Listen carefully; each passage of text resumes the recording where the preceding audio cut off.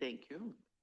Okay, it's 5:02 p.m. on May 19th. We'll call to order the village board work session. Brandy, are you keeping track of the roll tonight? Thank you.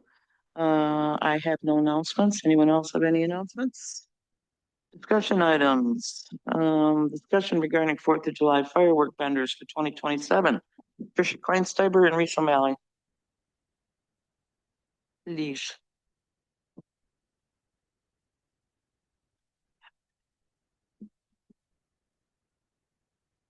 So a couple weeks ago, I was contacted by our current 4th of July vendor, and unfortunately, he is retiring after this year. So I reached out to a couple other 4th of July or other firework vendors and tried to get some price estimates for filling for 2027 or going forward. And I kind of shared that in the document that I shared with you guys. Some of them would not even give me a quote because they pretty much just emailed me or talked to me on the phone and said it would be approximately anywhere from like $1,000 a minute for the show. One of them did give me a quote for, I think, $13,000 for next year. So I'd like to try to get something booked sooner than later because there is not a lot of 4th of July or firework vendors out there to put on fireworks for us. So I don't want to be in a situation where we don't have a vendor for 2027. Some of them are about $1,000 per minute, and then the one quote that I have is for 13,000. And this year we're paying Chrome Firework 12,750. And that's about what we've been paying them this year and like last year. I don't know what the chamber was paying years previous, but I think that's about the average price that we've been paying them. Alicia. Quick question for you. I saw in there that you said the one for 13,000 was recommended from another area. Did they give any guidance like on the timing since everybody else, the other two bids bidded per minute? Did they tell you? Yep. I have the bid here. It would be about 20 to 25 minutes for the show. Thank you. And that's about how long our show is currently. Okay. So it'd be a cost savings from the other two, definitely. Yeah. Can you remind me, who sets off the fireworks? Is it the vendor or is it our fire department? It is a vendor. Thanks. But the fire department does inspect them when they come and set up. Anyone else? Bill. Hey, Tricia, we just want to confirm this is for July 3rd. Yes, for July 3rd of 2027. And July 4th would be more expensive. Yes. Our understanding. You just want discussion tonight? Yeah, I just brought it for discussion and then we would. Yeah, this evening is discussion only. I think we need another meeting here to prepare a resolution and a contract for approval. Well, I would say 13,000 is pretty close to what we were paying. It's far better than 25,000. That's my opinion. Anyone else? John? I would just say that the price seems fair. I just ask that you look into what they plan on or the number of and stuff, because I know there's a number of people that I've said are how impressive our fireworks are. So it'd be nice to know it's at least somewhat close to that. I did share with them the type of fireworks that we currently light off of all the specifications, and he shared in his quote what they're lighting off. So he said that we would probably have a better fireworks show than we currently have. So.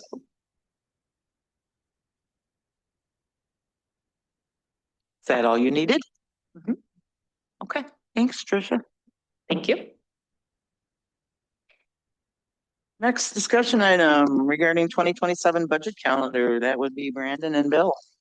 Thank you. So from our last work session, I had disclosed that we would be wanting to bring forward our annual budget calendar. So that is going to be on the screen right now for you as they were just pulling it up.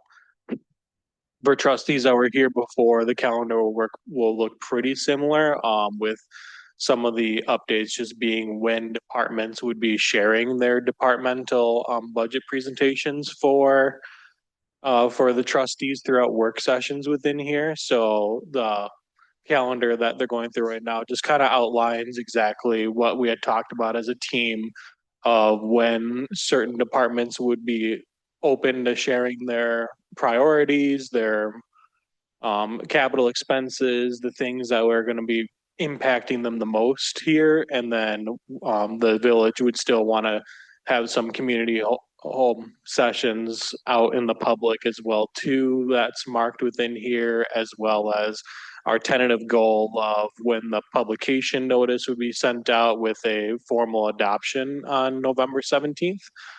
Again, just for tonight's discussion, it was just more of a feedback of how you've liked the budget process so far for trustees that have been in here, or if there's anything that you all might want to look at changing within here, another discussion perhaps, at least with talking with the department heads and the team members within here. This process has worked well for the team so far. So with myself just coming in and being less than a month in it, I didn't really want to shake it up way too much of what's been working so far, but at least this year I'd be being a little bit more diligent, taking some notes, getting some more feedback in, and perhaps there'll be some shake up of it for next year. But this is at least what's on the calendars, but what's being proposed by the team here as a tentative schedule, and just looking for feedback. So a couple of things to kind of keep your mind on here is we'll send a copy of the schedule out once after this meeting as we confirm some of these dates. We do intend to have, in addition to the public hearing, two public meetings, listening sessions, I would say. So when we first started having these public listening sessions, we did two, one very early in the year. The intention of that meeting was to solicit and hear from the general public on what some of the community priorities were. And then the second meeting we held generally later in the year when we had more information from departments, and we've actually had some of those numbers. Last year, we decided because of the participation in the first year to just hold one meeting, and we had a little bit more comments. But this year we're thinking about going back to the two meetings. And so as you see here, the initial public meeting is intended to be held in that July timeframe. And so if there's a particular date that you want, let us know, or works better for you, let us know, and we can then put that down. The second meeting gets pretty close to the public hearing. That's at the end of October. We have here on this agenda, and then the public hearing, of course, is in November. So if you think that's too close to the public hearing, also let us know. But that's kind of that testing of, hey, here are the numbers. The public's going to be able to see that. You're going to be able to see that. We would have had our discussions on a majority of the big items. And so it's a litmus test before we go into that public hearing. Again, if generally those work well for you, I'll work with Brandon on setting a date. That way we can, Stacy and I can work on getting communications out early this year. And we can then formalize that. We'll also look at, ways to be more interactive on Engage the Forest in regards to the budgeting process. But as I've told you before, we continue to build this process out so that it's something that works for not only the village staff, but yourself as the board, and then also the community. Thank you, Bill. Comment, anyone? Jim? I know I've asked for this in the past, and I guess I'm trying to look at the calendar, but I can't quite read it. But what I don't like about the process that we've had the few years that I've been here is that we have the presentations and they're very well prepared. and the desires and wants of all the departments. But I have a hard time, say, comparing that, say, to maybe a previous year, what I anticipate the budget to be, because it's one department at a time. And that can be okay, but I guess the ask that I'm getting to is that usually when all the departments are done, they get sort of packaged together in our draft budget.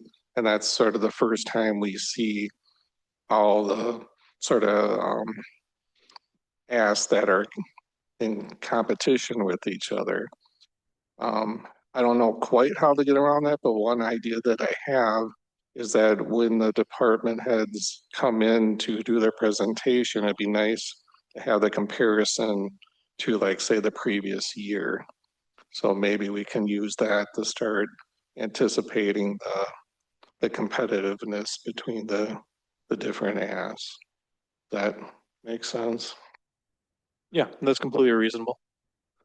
I think there's been some desire not to do that just because at that time there's usually so much unknown. But I think if we just make some estimations and all know that it's still very much in flux, that we can at least maybe move forward. Yeah, so that's always the concern with how early our budgeting process is when departments are making these presentations. Obviously, we can get quotes and bids and I'll be able to factor them in. And we can compare them to, per se, an analysis of what it looked like at this time or middle of the year last year, because those numbers will be skewed if you're looking at actual whole year versus what is projected, this year or next year. So we'll have to think about that. Obviously, it's going to put pressure on each of the department heads, and I'm looking at you guys to get your budgets in a little bit earlier, especially the numbers and where we expect there to be changes. And so, that's something that we'll have to coordinate as we come along here. Now, I'm okay with doing that as long as you can promise me that we're not going to be held exactly to those numbers, because those numbers can change in a short time span, especially given the market climate that we're currently in. The other comment I'd make too is I worry about having the second public meeting too close to the adoption, because I feel there's a reluctancy to change when you're getting that tight. So I'd prefer it to be a little bit further out, but I guess I'll let staff decide what's most appropriate. Thank you. Jeremy, you're talking about the second public information meeting in October.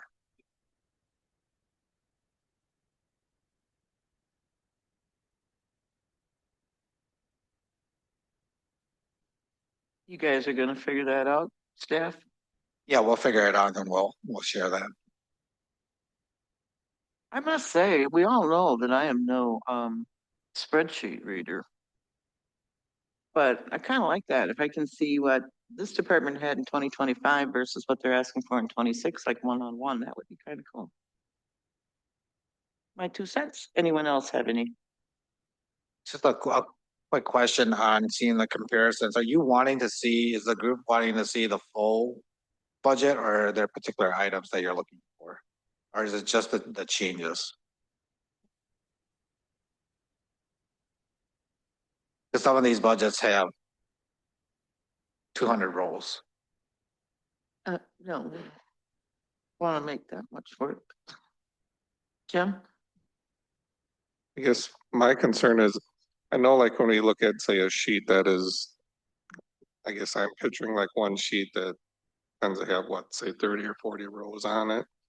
A lot of it is like human resources, I'll say. And I know preliminary, or say in the middle of summer, a lot of those numbers are going to change because it's based on like the insurance and things like that. But I'm looking more at, say, like the hard numbers, or say the number of trucks or drill, where else is being requested. I'm guessing there's some line items that can be set relatively early compared to the human resource. And So you're looking more for a comparison of just like capital items in more particular versus. so, Yeah, I think so too, the stuff.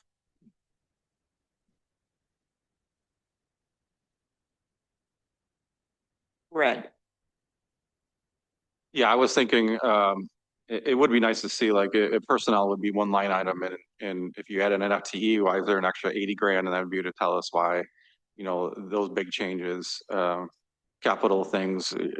I think I don't want to tell any of you how to budget for your teams, but if there's big expenses, big variances, just the explanation of why.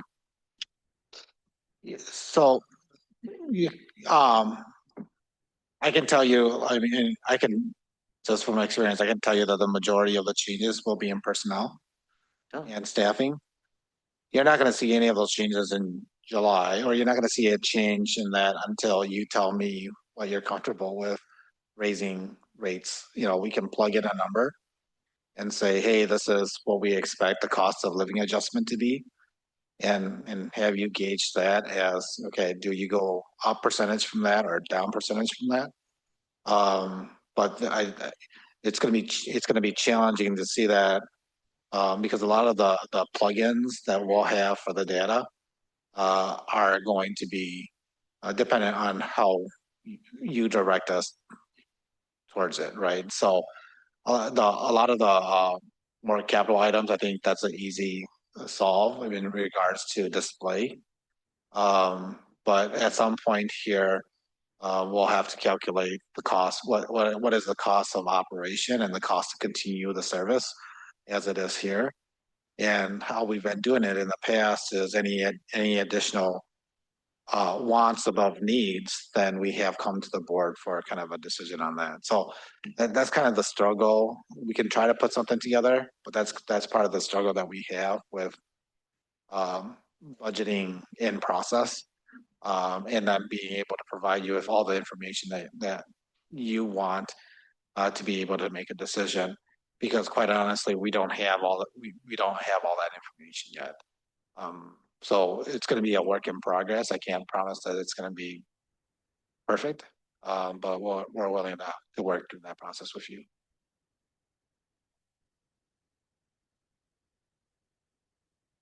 We good? Judd, you want to say something? We certainly can show you year over year the capital improvement, but it will be wildly different from year to year because a couple of years ago we asked for 2 new patrol trucks. They're 200,000 a piece. So that put our capital improvement number probably significantly higher than we would have done in previous years.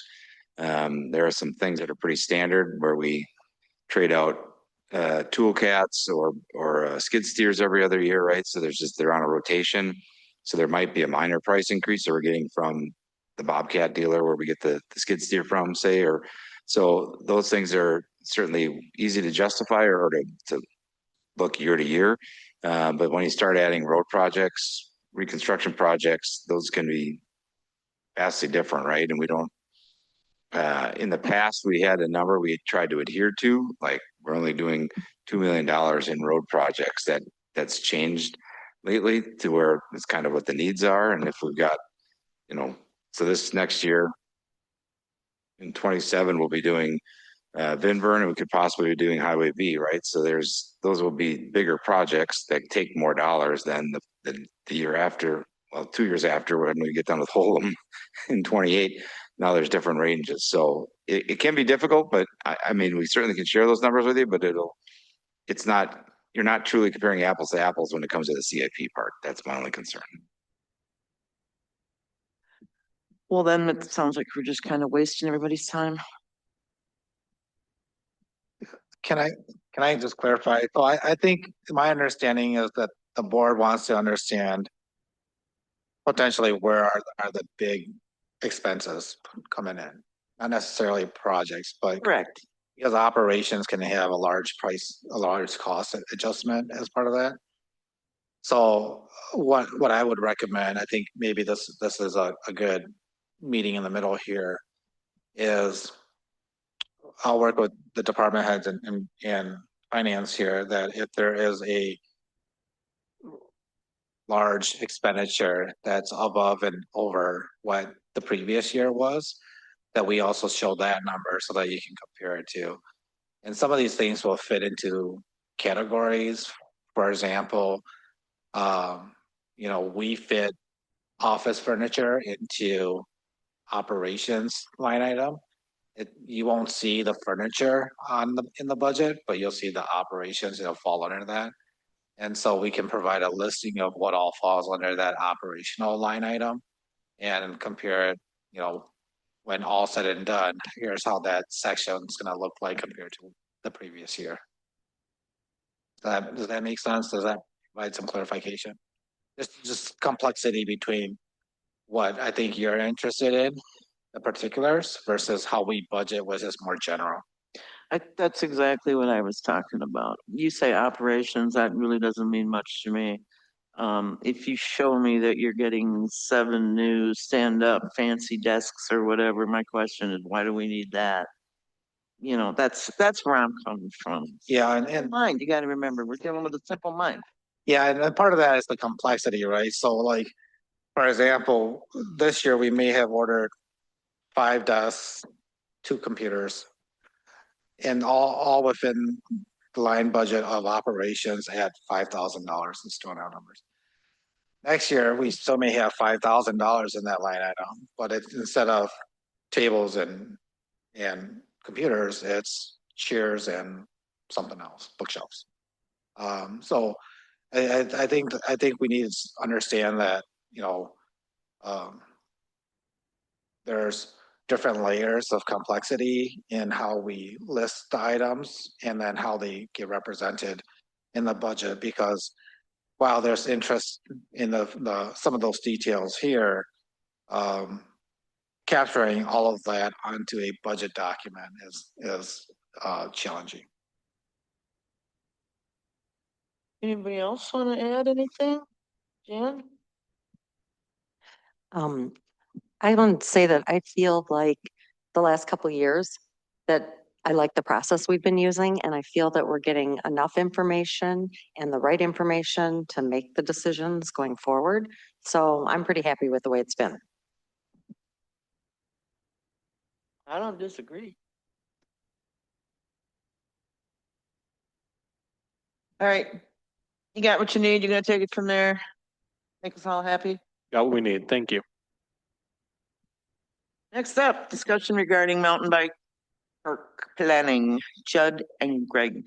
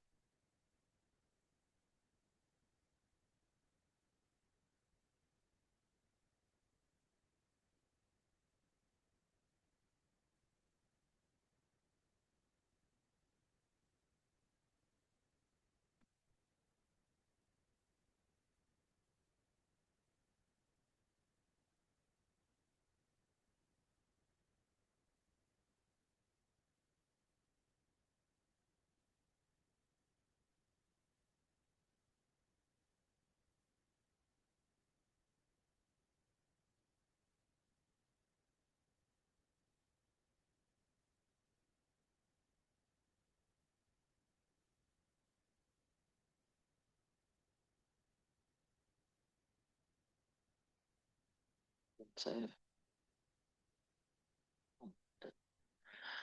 All right. So we wanted to bring wanted to start. Yeah, he's gonna share it. Want to start talking about our future possible mountain bike area that we've recently acquired down there off of Windsor Road. It's roughly 16.5 acres, mostly forested, couple wetlands locations. The forested areas can consist of mature pines, oaks, cherries, hickories, and box elders.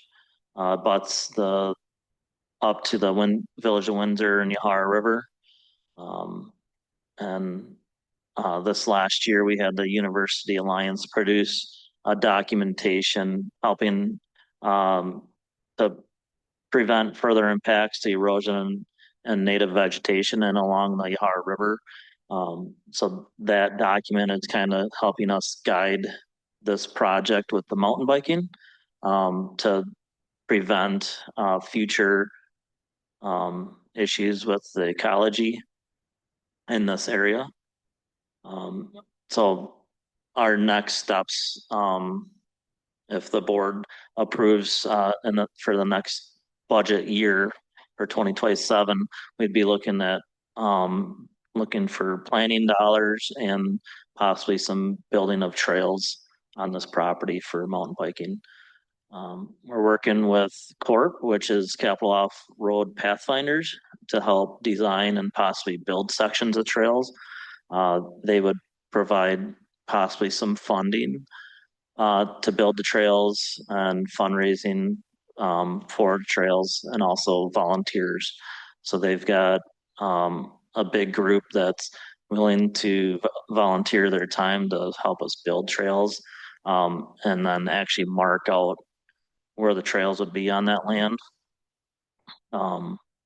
There's also, once we get there, but I guess so Corp estimates about 13.5 buildable acres for the mountain bike areas, but we think that's a little too much. Between Judd and I's calculations, we think there's 8.5 to 9 acres of buildable land for trails. So, and then rough sketches of trails, minimum would be about 1.25 miles up to 3 miles could be on that parcel. Corp would help with the engagement of communications with residents and build community ownership as well. There's school mountain biking club that is very interested in helping. They keep asking when are we going to get this mountain biking course, and some we're working on it. Possible routes. This is a drawn up, real rough plan that Corp came up with, just kind of showing, hey, it could look somewhat like this. But the outer orange area would be volunteer built sections. And those would be very easy, maintainable paths. And then the inner red areas would be professionally built trails, more skills based kind of paths there. So there would need to be some boardwalk, and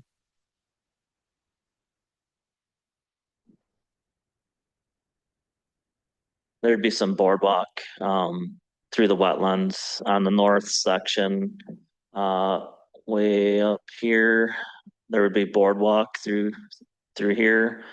And then Windsor, we would have to work with Village of Windsor to get access. They've got kind of a stormwater pond park area that there's nice high ground that maybe if we work with them, we could get access and not have to use as much boardwalk through that section.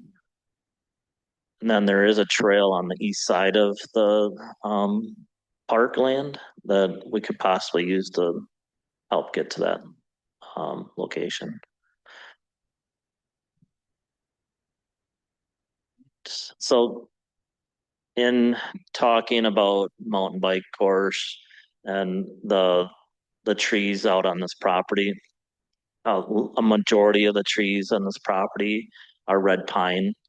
So we did an inventory, went out there and marked all the trees with GPS, and we've got 969 red pine trees, 13 hickories, 6 maples, 258 cherry trees, and 141 oak trees. Now, that just in the sections that are marked in the green and red and purple. I didn't mark, there's a area up in the northwest corner is mainly all white pine, which are really mature and really nice. And then in the middle section is a lot of oak, so a lot of thick, really nice oak trees there that we did not mark because there's no plans on there. Gonna go to the next page. So we would the shaded, we kind of talked about that. The shaded middle section is oaks, and then the white pines are up above. We'd be looking to thin out the red pines, which are all the red dots through there. And the reason we would be doing that is we'd be opening up the canopy. It would help the red pine with being able to grow because they're getting constricted now because they're so thick and it's never been thinned. So another thing that could happen is we could get an infestation, some sort of bug comes in and it'll take out all the trees. Whereas if we spread them out, they'll be healthier. They can maybe resist insect that comes, and then they can grow bigger, and we'll be able to get sunlight to the forest ground and put native grasses and flowers in there, and then start planting the future canopy. Like all of our natural areas, we're kind of converting to oak savannas. So I would recommend we'd start planting oaks throughout the pine plantation area. And when those pines start to die out or we need to cut them down or they fall down or whatever, we'll have some trees to replace them. We've been working with, talking with a forester from the DNR and try to get a forestry plan, and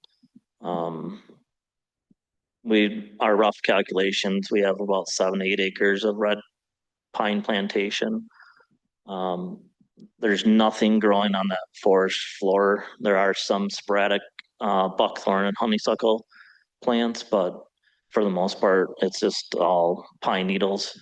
So opening up the pines would help that get the water and sunlight to the ground. We're working with the DNR to possibly set up a logging bid. So we would reach out to area loggers and say, this is our project, and the DNR is willing to help us through this process because we've never done that. So they said it could look like where these loggers would bid on the project. And then we just take whatever one feels right for us. Red pine is not very attractive to loggers because it's not worth anything. It's typically pulpwood that they use that for the logging business. There are projects that like the village or the school could use some of the red pine for, like if we wanted to work with, say, community, we'll have a day where we bring in a sawmill and then we can show people, hey, this is how we make 2x4s, and kind of making a community event, an educational event for the community. And the school district could use that lumber for like making in their shop classes for sheds or whatever. Village could use some of that wood for park shelters. So there's possibilities out there of educational components. We're also estimating the pine plantation is roughly 50, 60 years old. The typical plantation is 60 to 80, 90 years that they last. We'll go to the next one. So we kind of talked about the uses, the wood sale, possibly the community involvement and the benefits, educational benefits. So this picture kind of shows some of the trees that we've gone out and marked.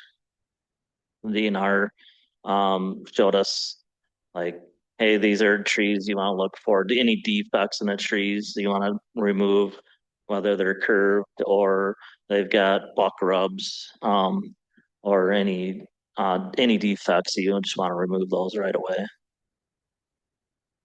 This picture is not deforest, but this is what it could possibly look like in the future with the removal of the thinning of the red pines.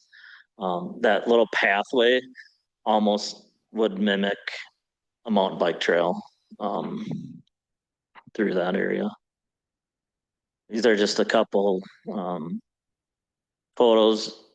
photos we took, so you can see the red pines through there. That's pretty thick. And then along the sides, that's white pine. And in the middle is all like oak, hickory, and some cherry trees. Desirable trees, you know. More red pine. On the sides are oak, nice oak stands. We would not be looking to thin any of the white pine or oaks out. And this is Windsor Road at the bottom of the screen. You got some red pine, and then on the west side of the picture, there's all really mature, nice oak trees. So there's the white pines, mature white pines. So some of the educational components of this could be, you know, when we do if we do the mountain biking project, we would want to do some educational components with the signage. You know, we could put some interpretive signs out there showing why we thinned the woods, what the wood could be used for, and what the benefits are, just to show residents and people that use the park, you know, why we're doing some of this stuff. Because not only will the park be used for mountain biking, but there'll be used for hiking as well. So I guess that's about it. I think Judd's got a couple things. We did share this last night at the Public Services Committee meeting. I think they were generally supportive of it, right? We're just trying to make sure this information is shared. We will have Stacy share.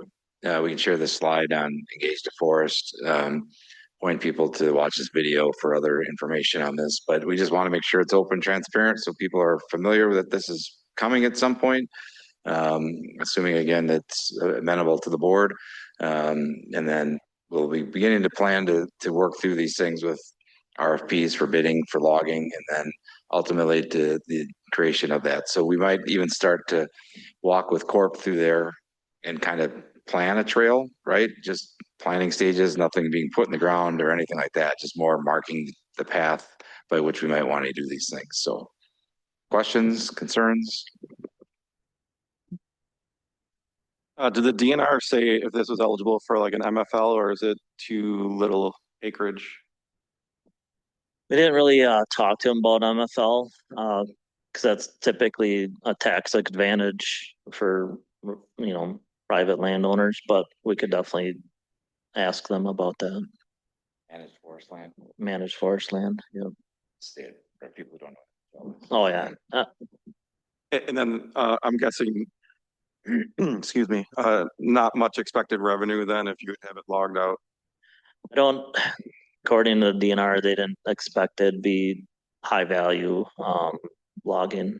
I mean, if we took the oaks, then you're talking a lot more money, but the red pine is not very valuable.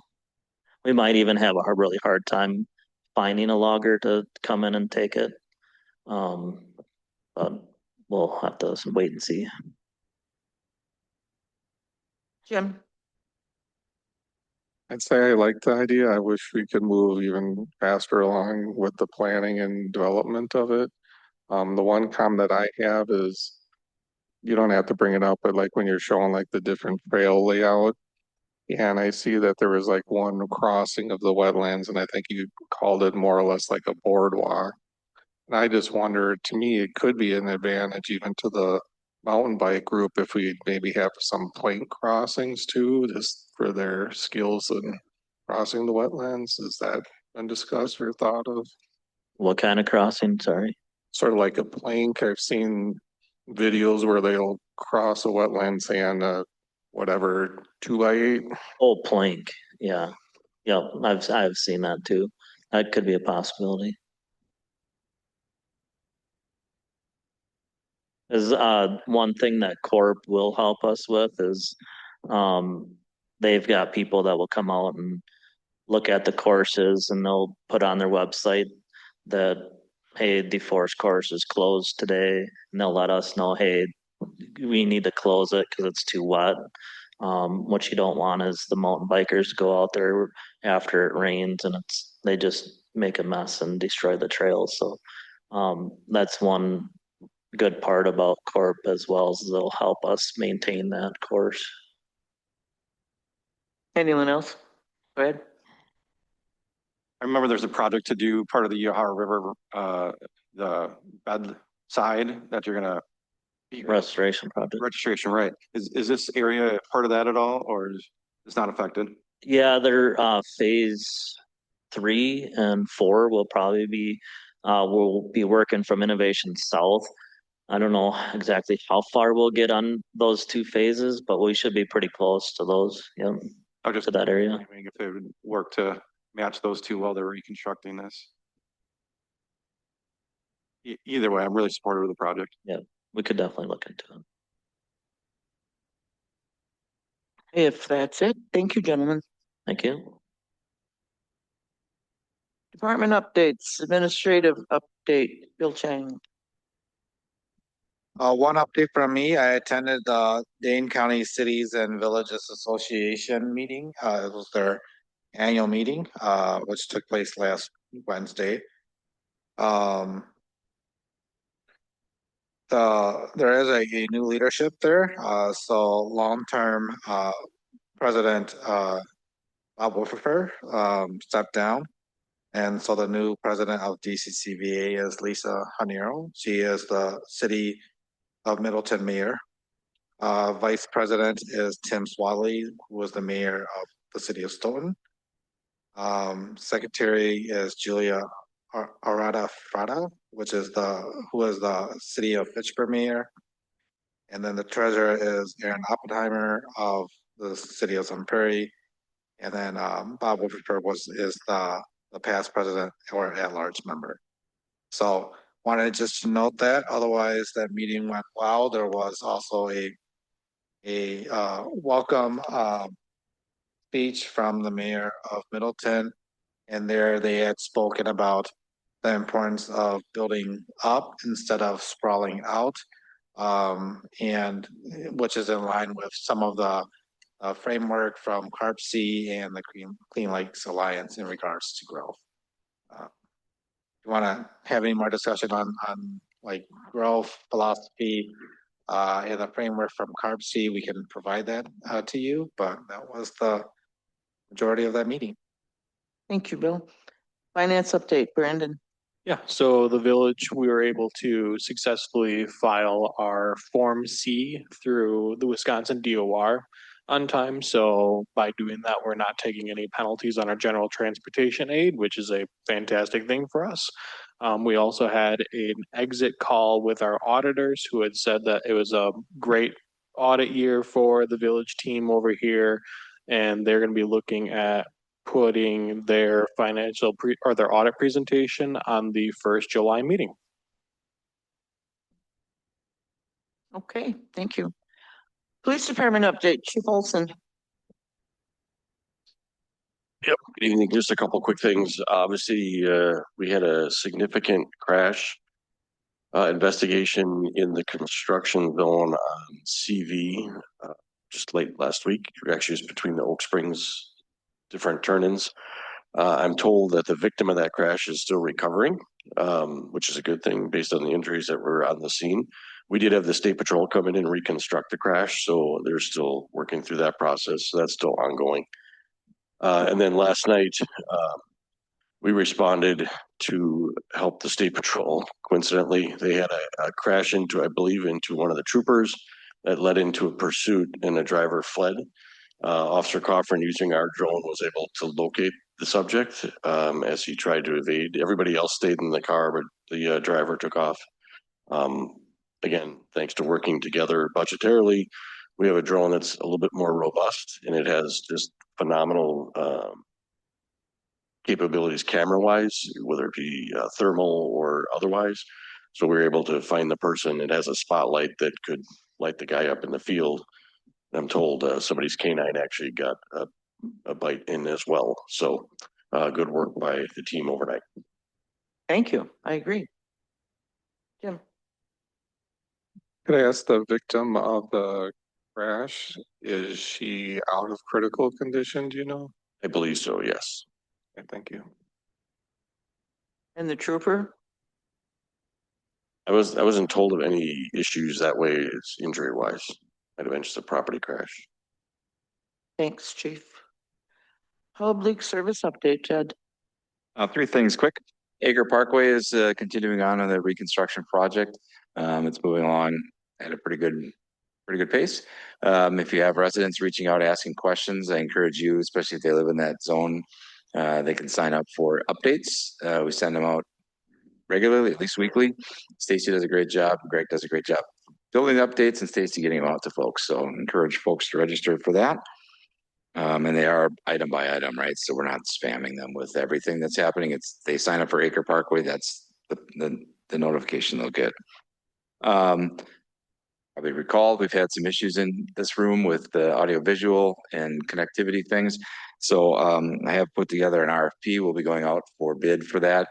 It wasn't a budget item this year. We did have dollars set aside in previous years for the upgrade of the audiovisual equipment in here. It's time for us to use that. So I think Brandon's probably been brought up to speed by that with Carol. But so we'll be looking for updates and quotes on that. So we're moving with that, as well as this is the last year for our current garbage contract with GFL. So we will be going out for an RFP for garbage services for another 5-year term. Typically that gets us a better rate than we might have if we extended the current contract. Nothing really wrong with GFL. I think they've done a better job than our previous one. But it also gives us the opportunity to see other additional things we can add in, change, and bring back before you, like recycling every week, which is the thing that I've heard from a lot of folks. The cost is rather great, but at least we'll have that price so you guys can make the determination if that's something you want to add in next year, which you could then see line by line what we paid last year and what the cost will be for the new year. Great. Jan? Did we have our current garbage contractor for 5 years, or was that switched midterm? The current one has been, this is the 5th of the 5-year That agreement. went fast. Thank you, Judd. Community development update, Alex. Just a quick one. As we mentioned before, tomorrow we will be officially accepting applications for the Home Reach Affordable Housing Program, which has down payment assistance and home improvement loans. Our team's been working to get that out in the community, making that known to realtors, various associations, the school district, our local employers. We've already been getting a number of inquiries via email, phone calls, particularly from our school district, which is exciting to see, as that was one of the main priorities. So fully expecting to get an onslaught of applications in the next week or two. Thank you. Administrative services update. Kelly's not here. You got anything, Brandy? No? Okay. Recreation and community enrichment update, Tricia? I'm excited to share that we have less than 50 tiles left for our America 250 mural. So we're moving along with that. Next week, we kick off our summer series with our first movie night in the bike rodeo with the police department. So that'll be one of our first summer events. And tomorrow we have a Touch a Truck event with the library and public works. So we'll be right outside of here. And then we just wrapped up our soccer season. So that was with, I don't know how many kiddos there were, but we had a bunch of kiddos that participated in soccer, and we've been busy out at the athletic complex already this season. So it's a busy time for the Park and Rec department. Things are popping. Thanks. Any other business that lawfully comes before the committee for discussion only? Anybody have anything? If not, next item is adjournment. Is there a motion? Motion to adjourn? Second. Motion by Alicia, second by Jan. All those in favor say aye. Aye. All those opposed, no. We are adjourned at 5:52. We will resume for the village board meeting at 6.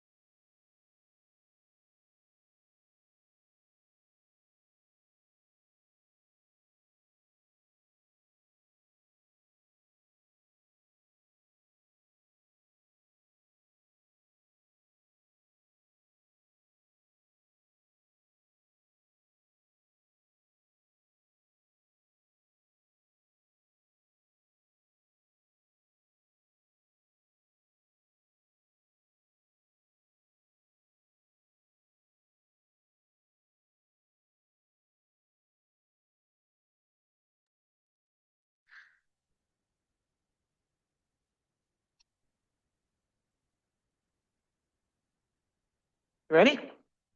Okay, we're good. Number 4 on the agenda is announcements. I don't have any announcements if anyone else does. Number 5 is the consent agenda. Approval of the minutes from the village board work session and village board meeting from May 2nd. I'll make a motion to approve the consent agenda. Motion by Jim, is there a second? A second. Heard Alicia first, second by Alicia. Motion is for approval of the minutes from the 2 sessions on May 2nd. All those in favor say aye. Aye. Aye. All those opposed, no. Motion carries unanimously. Also on the consent agenda, approval of resolution regarding approving an agreement for Windsor Family Dental for sponsorship. The Village of DePort's Quick Trip, I'm doing something. You approve that as part of the consent agenda. You're good. Oh, okay. Never mind. Public appearances. This will be public appearances for any topic that is not on the agenda for tonight. And I think I have Margie Hanneman wishes to speak. Pull the mic over there, Margie. Hit the button till the little green circle on the bottom turns green. You're good to go. Hi, my name is Margie Hanneman. First time, so. Your address, please, Margie. Or Miss Abbott. 513 Maple Street. And that's part of why I'm here is because I live on Maple Street. We were paid a visit by Alliant Energy yesterday, and the man at my door said, "I'm sorry, but we're going to end up decimating your tree." Those were his words. And we had a few more conversations, and I found out that I could refuse, which is what I did at the time, as did a number of my neighbors. I actually thank you so much, Ms. Little, for taking my phone call, and we had a conversation. And my purpose here tonight is to speak for the trees. So if you've read the Lorax, you know exactly what I'm talking about. I think it's time that we stop cutting down trees to make poles or lines that are easily buried. And I know after speaking to Mr. Blau, it's not as easy as saying easily buried because there's a lot of working parts. But I guess I'm here to say our neighbors want to have a conversation and start a conversation to burying lines in some of these older sections of town. It's better for the environment. It's better for our trees because we can replant and we don't lose the existing old trees. And anyone that lives in that area around South Street and up the hill that got decimated with that storm knows how many old trees were lost. I would hate to see mine have a 90-degree chunk taken out of it, especially when maples should never be trimmed unless it's before they bud or after the first frost. And the fact that Alliant Energy seems to not care about that really bothers me. So we want to set up a discussion. I did ask today, because there was a second Alliant person in the neighborhood, to speak with an engineer and to see why couldn't they just take a foot off above and below the line, not 10 feet. They're doing it so they don't have to come back for 10 years. It's from my understanding. But so I guess I'm willing to help write grants, done it in the past.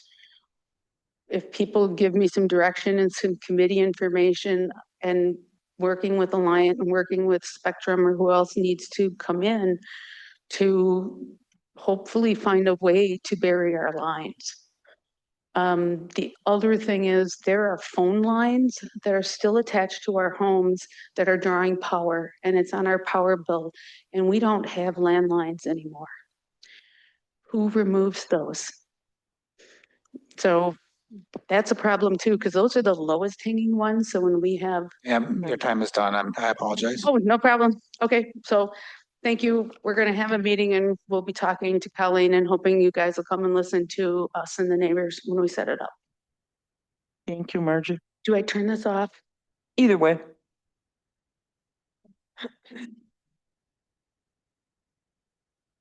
Okay, we have no one else wishing to speak on this topic not on the agenda.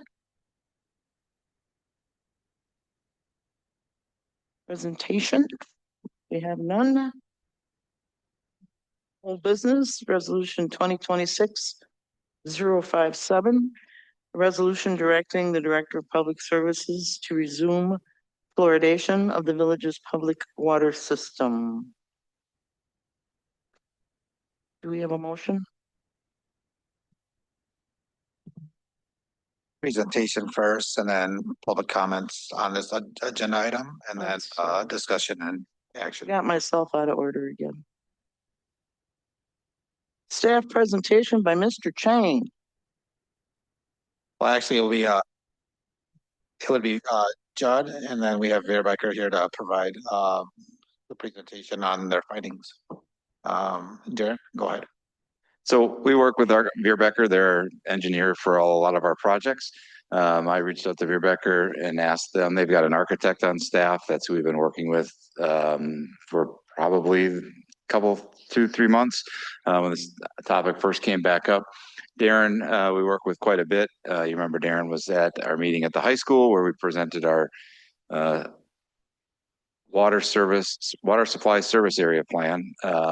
He had put that together, worked diligently to generate that. So we asked him to help us put together what would be needed if we were to add fluoride back into the system. So I've got Darren here. His memos was shared with you all, but I'll let Darren take it from here. Okay, thanks, Judd. I'll briefly go through the memo. So we were asked by Judd to prepare a memo that looked at what would be needed to reinstate fluoride at your well facilities. And so our memo, the first section looks at the required equipment and any improvements that would be needed to make that happen. And we just went facility by facility here. So the first one is well number 2. In that facility, fluoride was previously added, but there currently is no equipment there. It was removed when fluoride had been stopped being added. The well house there is one room where all the pumping equipment is, and the fluoride equipment was in that room previously. The current admin code, if you were to build a new pump house, would require that the fluoride be in its separate room. But according to correspondence with Amy Kubley at the DNR, they wouldn't require a separate room for for fluoride equipment at well number 2 or any other well facility that had previously had fluoride being added. But I noted in the memo that fluoride vapor is highly corrosive and it can etch glass and other surfaces and corrode metal components of the mechanical, electrical, and plumbing systems within the building. So that being a single room pump house, if you would put the fluoride in there, it can lead to premature equipment failure due to the corrosiveness of the vapor from the fluoride. And we've seen this happen at other well facilities where they've had just one room where the dials and windows the glass in those will be etched over, will be clouded over. So our recommendation is that if fluoride is added back at this facility, we would recommend constructing a separate room for the fluoride to be housed in. It would have a separate entrance, separate ventilation system, separate lighting system, so that there's no chance that the vapors could go from that room into the pump room where the expensive pumping and control equipment is. So in addition to that recommendation, when we were looking at that facility, we did note that there were some deficiencies, some things that needed to be repaired due to the age, and things that the ceiling was starting to sag. The roof probably needs to be replaced, and there were other items that were needing repair. of that. So the cost opinion that's in the memo also includes a line item for those repairs as well. And that is separated out from what cost would be needed just to add the fluoride equipment. So that's well number 2. And then well number 3, that was previously, fluoride was previously added at that well house as well. And the storage tank and the feed equipment are no longer there at that facility either. This well house does include a separate room to house the fluoride and the chemical feed equipment. So that feed equipment could be reinstalled in that room. There is an existing eye wash station. So because of the nature of fluoride, it's a corrosive chemical. And there was an eye wash station in that facility, but not a drench shower. And Wisconsin Admin Code, Chapter NR 811, requires that whenever you have a corrosive chemical, your employees could be exposed to corrosive chemical, that you provide eye wash and drench shower methods for their safety.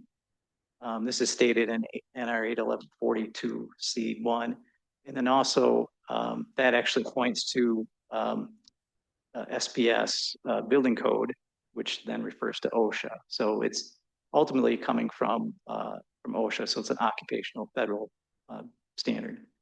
And then for those units, the eye wash and drench shower, the water should be tepid, meaning it should be between 60 and 100 degrees per an ANSI standard. And that's so that, you know, if you have cold water on you, you're not likely to stand in the shower or wash your eyes for a long enough period to remove that chemical. So for this facility, then we recommend that an emergency eye wash and drench shower be installed in addition to reinstating the chemical feed equipment. And then we have a cost opinion for that at the end of the report as well. Well number 4 is similar to well number 3 in that there was a room there in the you previously fed fluoride at that facility. So the equipment could be reinstalled. And again, there was not previously an eye wash and drench shower station. So we recommend that for OSHA requirements that you would add the eye wash station and shower and a hot water heater. And then at well number 6, fluoride has never been added at that facility. So in accordance with the current DNR administrative code, the fluoride tank and equipment required for that, including a drench shower and eye wash station, would be need to be put into a separate chemical room. There's space available in the existing meter room. And then also there is a restroom that's adjacent to the existing chemical room. And because of the proximity of the restroom to the chemical room, it would make it a better option to install the feed equipment in that restroom after renovating that into a new fluoride room. And then framing out in the corner of the meter room a new restroom facility. And there's a cost opinion for that at the back of the proposal or memo as well. So regulatory approvals would be needed for this. For the DNR at the facilities 2, 3, and 4 where you had fluoride added before, they would still require you to submit plans that show the extent of the feed equipment, and then they would need to prove that. If you were to add the chemical feed room to well number 2 and well number 6, and make the renovations there, those plans as well would have to go to the DNR for approval. There was a question from staff about if these buildings needed to go to the state Department of Safety and Professional Services for building plan approval. And we looked into that, and basically the volume of these buildings is, these are not public buildings. They're the volume is less than 25,000 square feet. So they don't need to go to the state for plan review. And there's citations in the memo there that explains that. And then the last part of the memo is the schedule. And I guess that's outlined there. I don't know if, I guess one caveat I would say that with the schedule that unfortunately well number 3 there, at the time, I didn't catch this revision that was needed, but the schedule for well number 3 should match that of well number 4. At first, we didn't realize that well number 3 did not have eye wash and dress shower in it. So the schedule for well 3 should match well number 4. I think that's all that I can mention at this point without getting too much into the details or the weeds. If you have any questions, I can certainly answer those. Melanie? I think I heard you say this, but just to make sure I'm understanding correctly, for well number 2, those additional repairs that you identified, like the ceiling and the roof, and I think there were some electrical items identified. Is that line item number 4, alterations to existing building, just to get an understanding of the cost Yes, of those separate items? That's correct. that 67,800 number. Okay. Thank you. Alicia? Looking at the cost for well number 2, are the costs for can they be separated from the maintenance costs, like the roof, versus like, is that necessary to fluoridate the maintenance? It is not. So yeah, so line item number 4 under the cost opinion for well number 2 is alterations to the existing building. And that is alterations that most are maintenance or repairs that we're recommending in addition. So line items 1 through 3 would be the ones that you would need, or just adding the fluoride back to that facility. Right. And so if we decided to move forward with it, I guess I was just asking, is line item 4, could that be put at another time, like moving or doing the roof on the building, or that's not necessary to refluoridate, right? Correct. Okay. There, I guess I should clarify, there is a couple items, or one item that would carry over from line number 4 into the fluoride feed equipment number 2, would be a new water heater for the fluoride room. Or if you don't do the separate fluoride room, you need to put it in the pump house. But that's about $3,500 to add the new water heater in the eye wash drench shower. And that would. And I'm sorry, I need to clarify too what I previously said. Not items 1 is the fluoride room addition. Okay. So item number 2 in 3 would be the line items that you would need just to add the fluoride, and then add to that the $3,500 for the water heater and the eye wash station.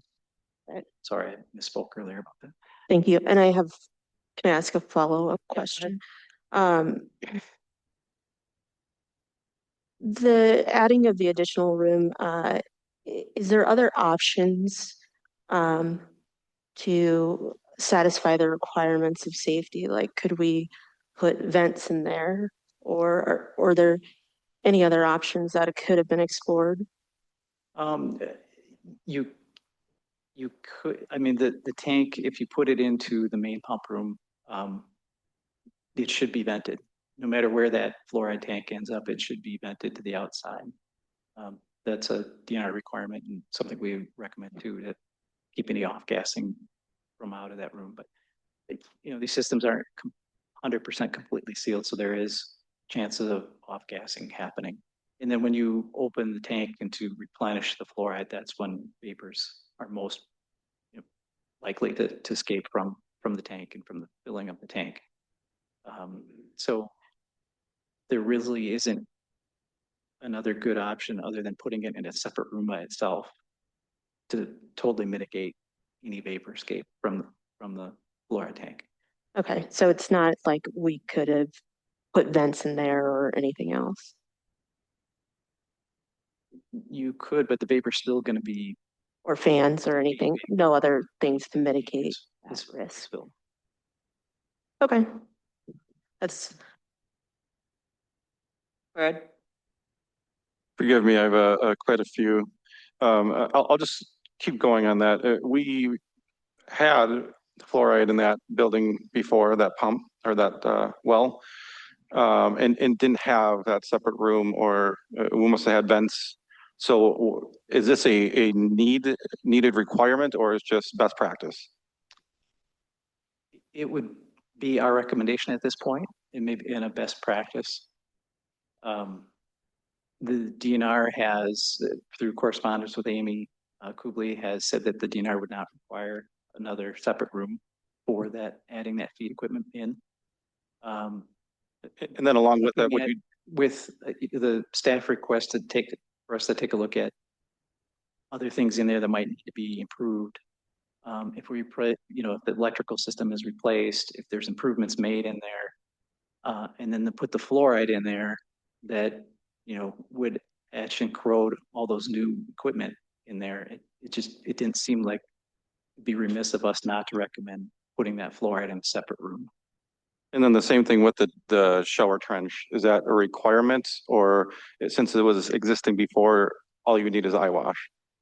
That's an OSHA regulation that you need to provide a method for eye wash and drench shower whenever employees are exposed to corrosive chemicals.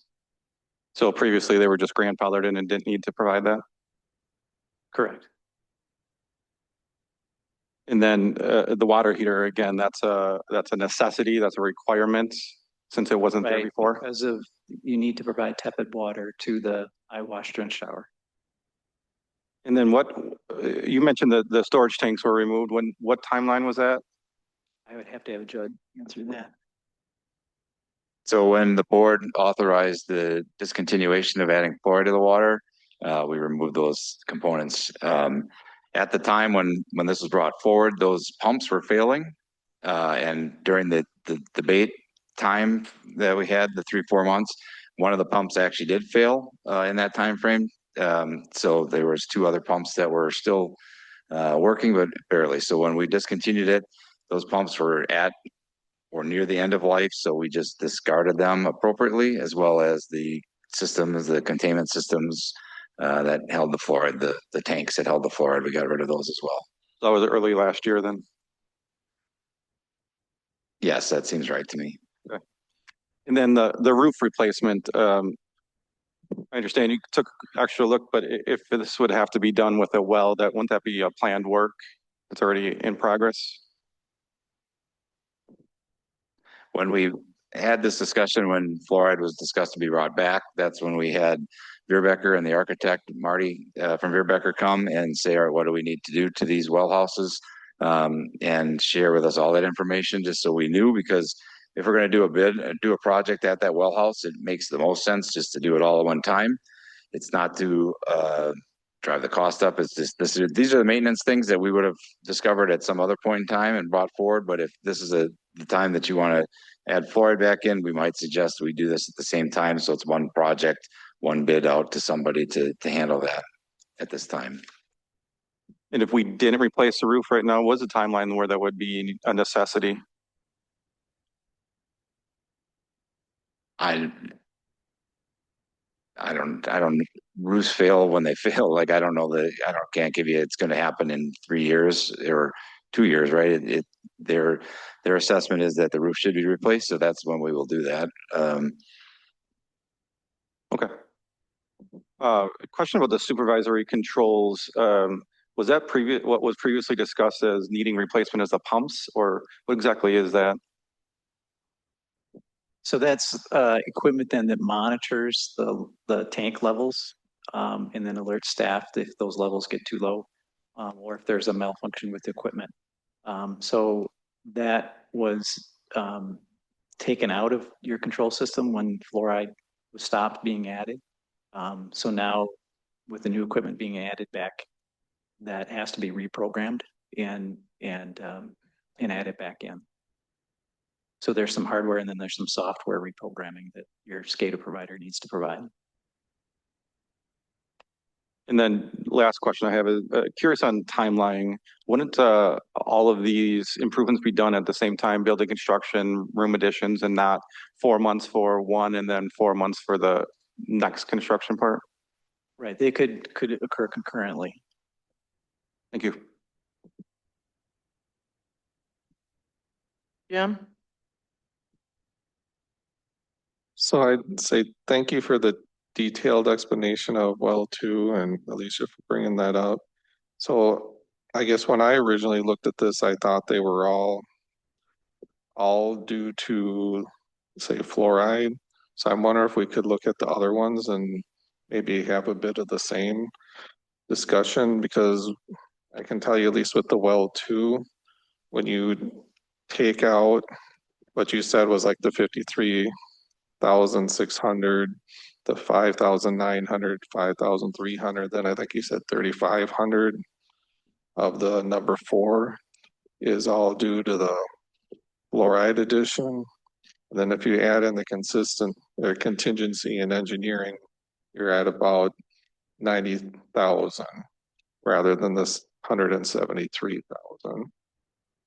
And I guess what I want to do is, if I'd like to get some round numbers of what really is, say, the fluoride addition with the other wells.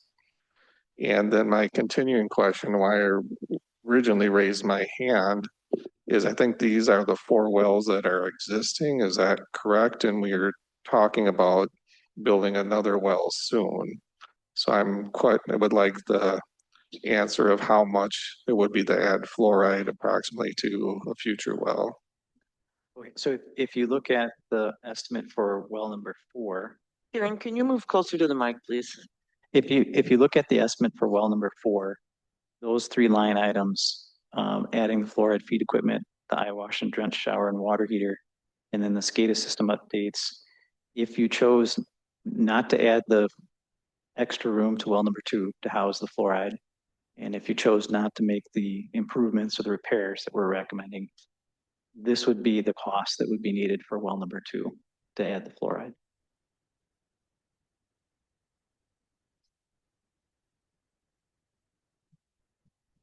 Hey, can you bring up the other 2 wells? Is it the same thing? 3 and 4 would be the same. Number 6 is different because at that facility you didn't add fluoride before. So the DNR is not willing to accept the plan of just putting fluoride into the chemical room there. They would require that a separate fluoride feed room be constructed at that facility. So that cost opinion for number 6, as it is presented with those 4 items, would be the cost that you need to add fluoride at that well facility. Okay, and then I guess the final question, in a future well, would that be somewhat similar to well number 6 then? That's, I mean, that's a little more difficult to estimate off the fly. For well number 6, we're doing some alterations to an existing room where a new facility, we would build that right away, purposed for the fluoride room. So there would probably be less, the fluoride related construction and equipment. Well, the equipment would be the same, but the construction would probably be less than what would be incurred for well number 6.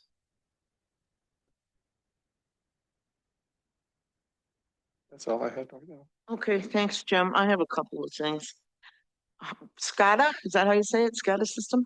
SCADA system, previously used. This is an update on the SCADA system.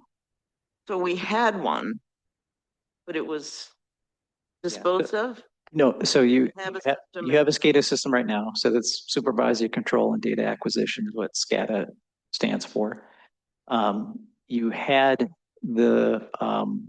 that at each well facility that fed fluoride before, you had it monitoring the fluoride feed equipment. So there's equipment that monitors the level in the tank. And then there's a small computer there that then transmits that information to the master control. So that the hardware that was monitoring the tank levels needs to be reinstated or purchased and put back in. Wiring connections need to be made, and then there's reprogramming that your SCADA provider needs to do to add monitoring those fluoride from those facilities back into the system. So is that system still there, but it's missing part of it? At the mass, Monitoring part, or yeah, so you're monitoring the chlorine that's being fed right now, that's being monitored, and the well pump operation is being monitored. And the elevated tank levels are being monitored. okay, so everything's being monitored still. Still, right, it's just the Okay. fluoride was removed. taken away. Yeah. What does that entail to take that away? To take it away? Yeah, is it just like out Yeah, the physical removal of the equipment. I think at that time we had scales that were monitoring the level in the tank. is that functional equipment? I'm sorry. Is it functional equipment? I presume so, yeah. And where did it go? 3 wells that had monitoring equipment, right? So the wells had 2x2 scales for different type of tanks.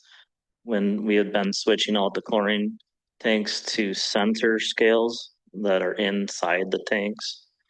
So now it's completely different way of weighing, calculating the use of the chlorine or fluoride.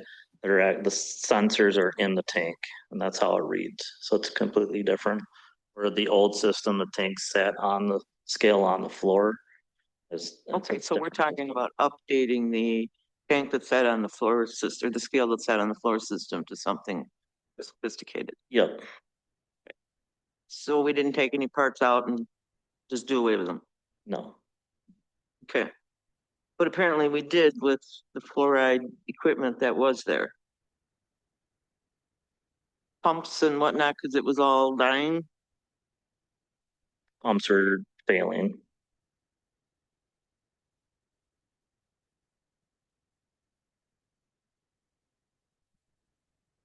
So everything was failing in all of the wells.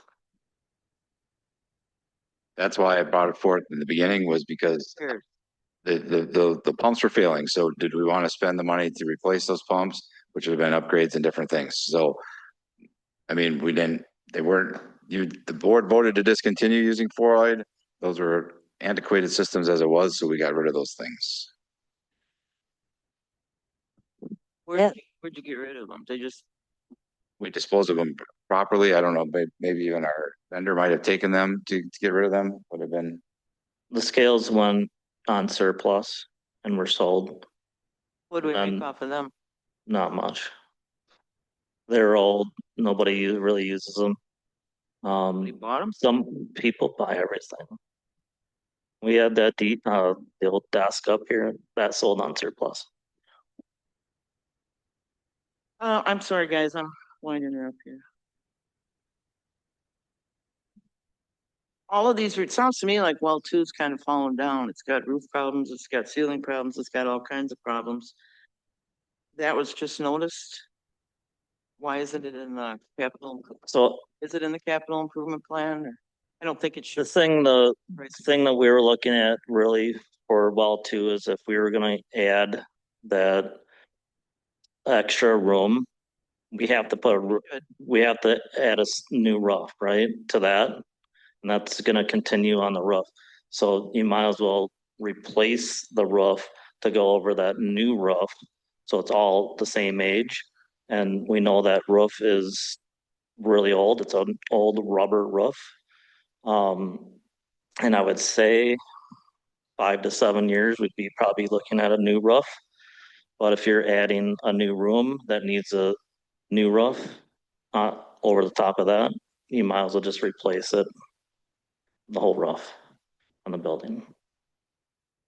That was my thoughts. Okay. Alicia? I think really just a point of clarification to kind of what Jed alluded to is the board had previously voted to remove fluoride in lieu of, basically, we would have had this conversation anyway if we would have kept fluoride in because of all of the repairs that needed. So these costs would have had need to been basically needed to bring us up to par with our system, right? Most of it, yeah. I mean, at that point, the DNR said we didn't, we had fluoride and chlorine in the same room, right? So we would have, I don't know if we would have broached the subject of putting in a separate room at that point or not. But yeah, otherwise, and at some point, well, 6, the DNR should have caught that. They didn't. It should have had fluoride. The second it became part of the village's water system when we took it over from Burke. Or especially when we interconnected the two, but that was overlooked by the DNR at that point. One more question, and really too, so I think it's the most important that we have like all the safety standards for handling with the eye wash station, and then of course we need the water heater, so it's tepid, but why did we have that lack in our standards being not up being the standard? I guess I'm saying, like, shouldn't someone have been checking that? Or it's just kind of like, we kind of opened the door to look at it, and so then we need to make sure everything's up into standard for OSHA? Sure, probably a little both, right? So we had eye wash stations in most of the locations. As when the door opens, then we start to look at, what's there, what should we have for, that to meet today's standards.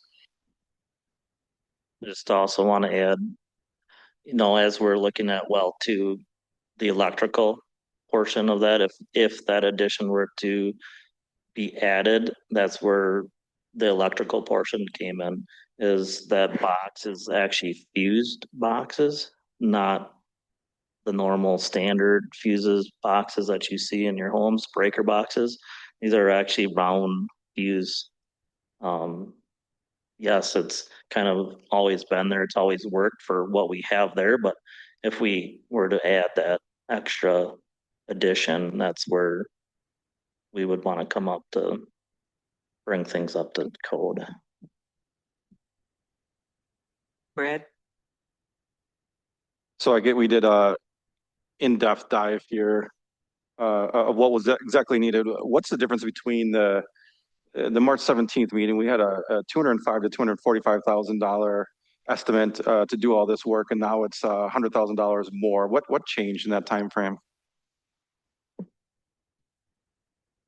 Well, certainly once we had them in and they did the actual analyzation, right? So, when did you guys come and tour that with us?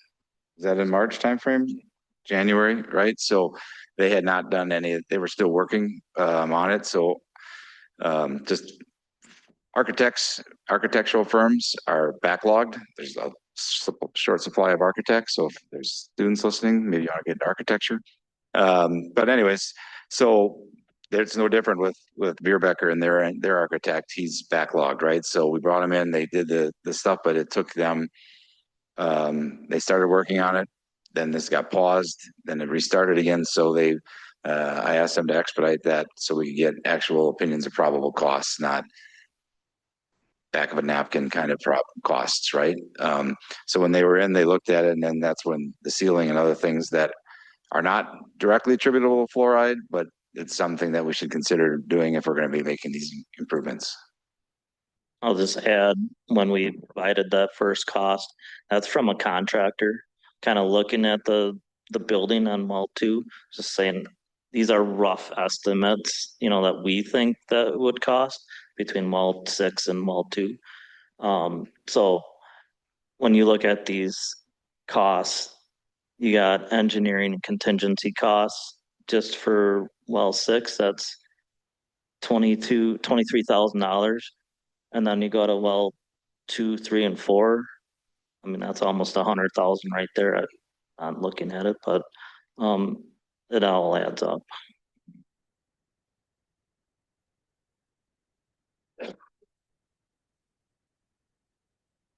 Just have one thing. So I think I read that the DNR confirmed that we can legally place fluoride back in all the wells. We don't have to do well 6 to get everything started, right?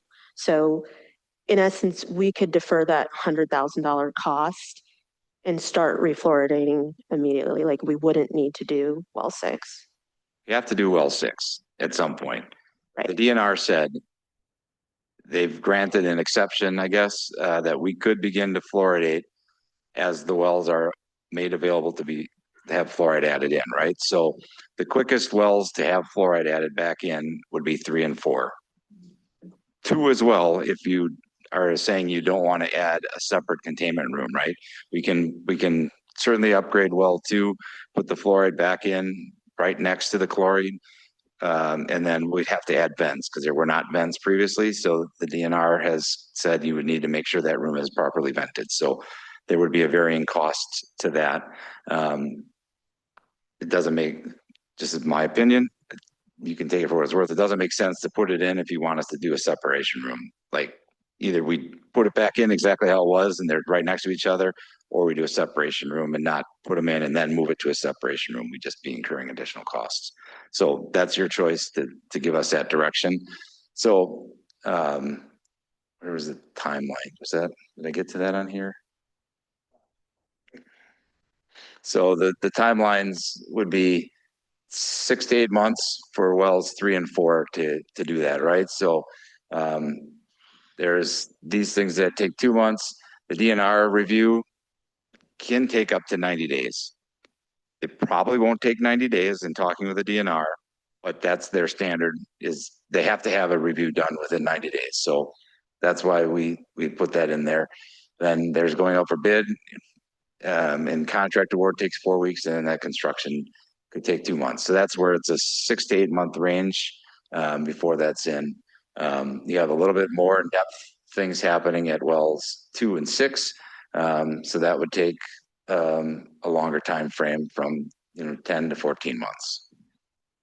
But the DNR has said we could start to fluoridate, and we would be under the amount, right? So the 0.7 parts per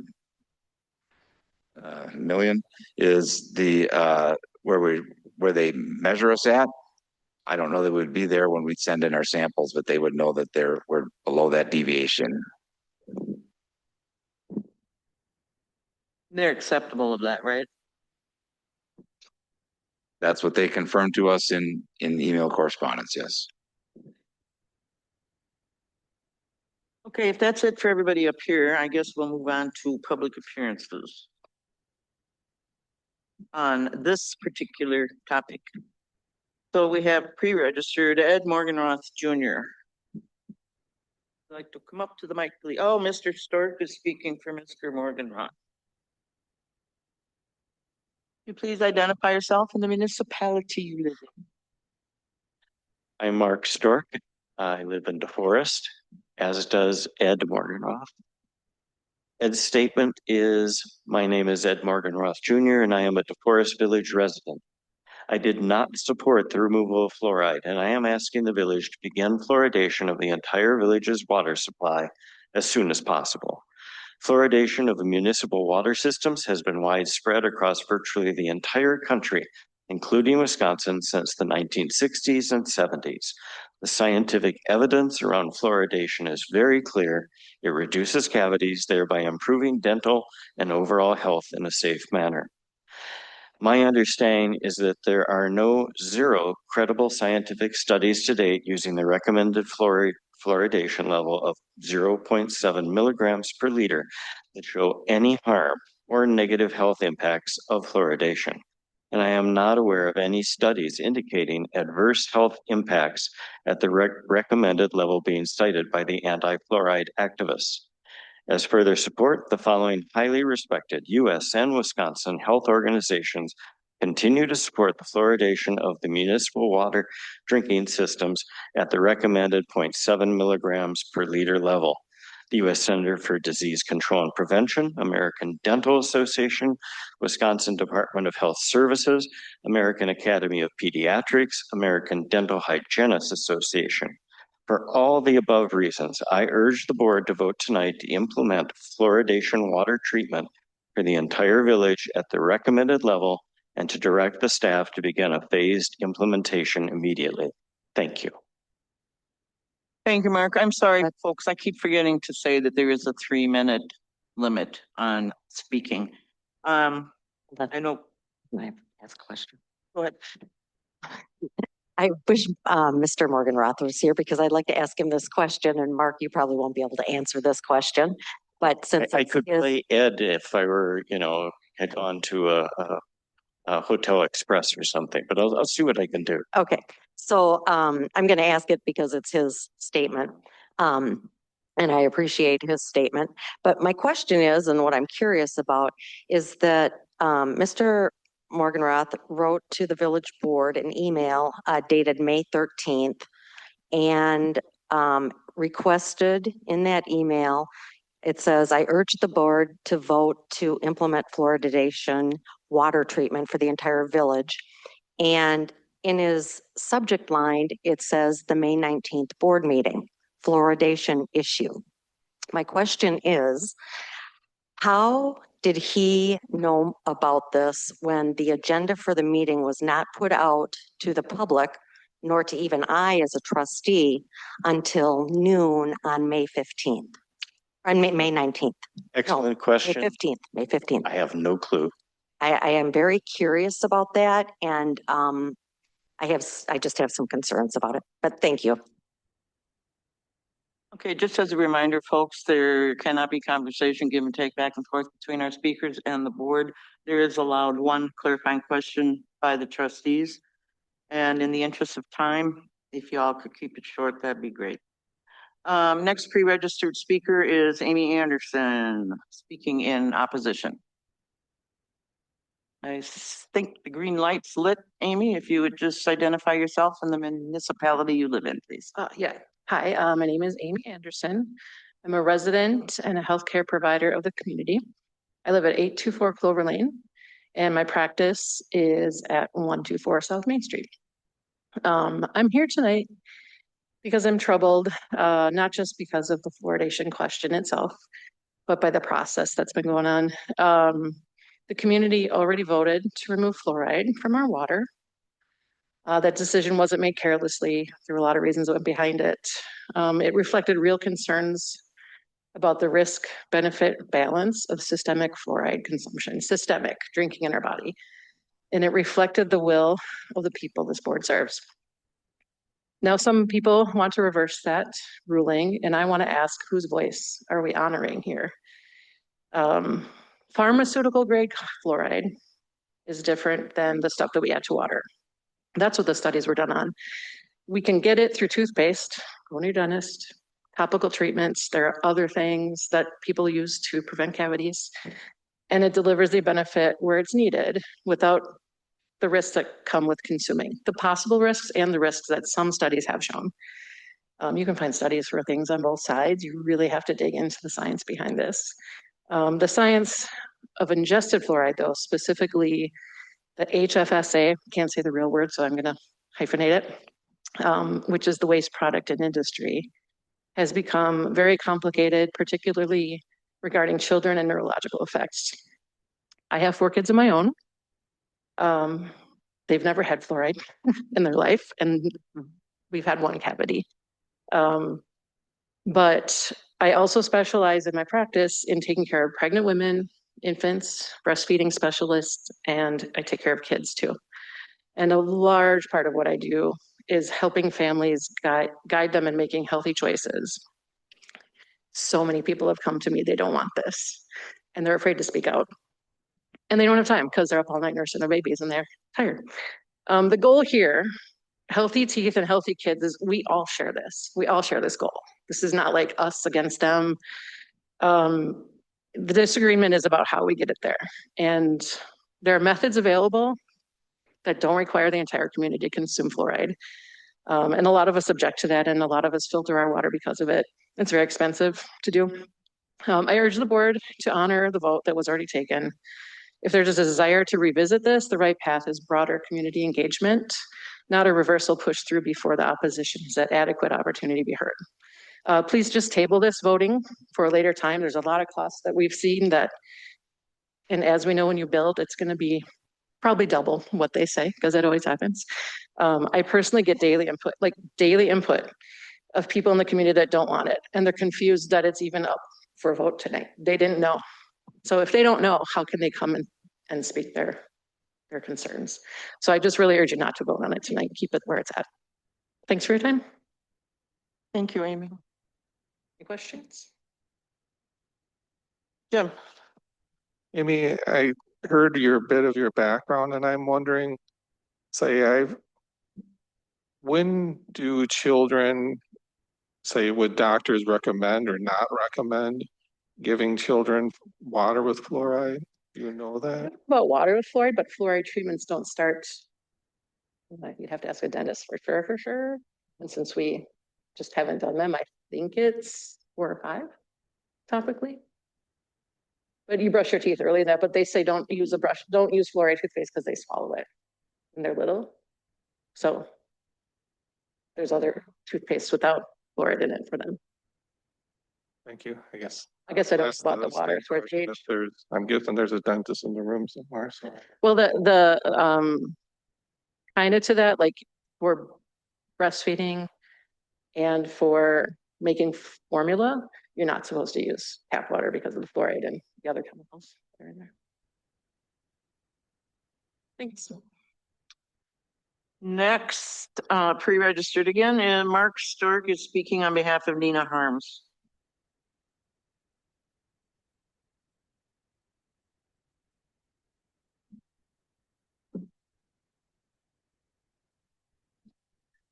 Mark Stork, speaking for Nina Harms, who lives in DeForest.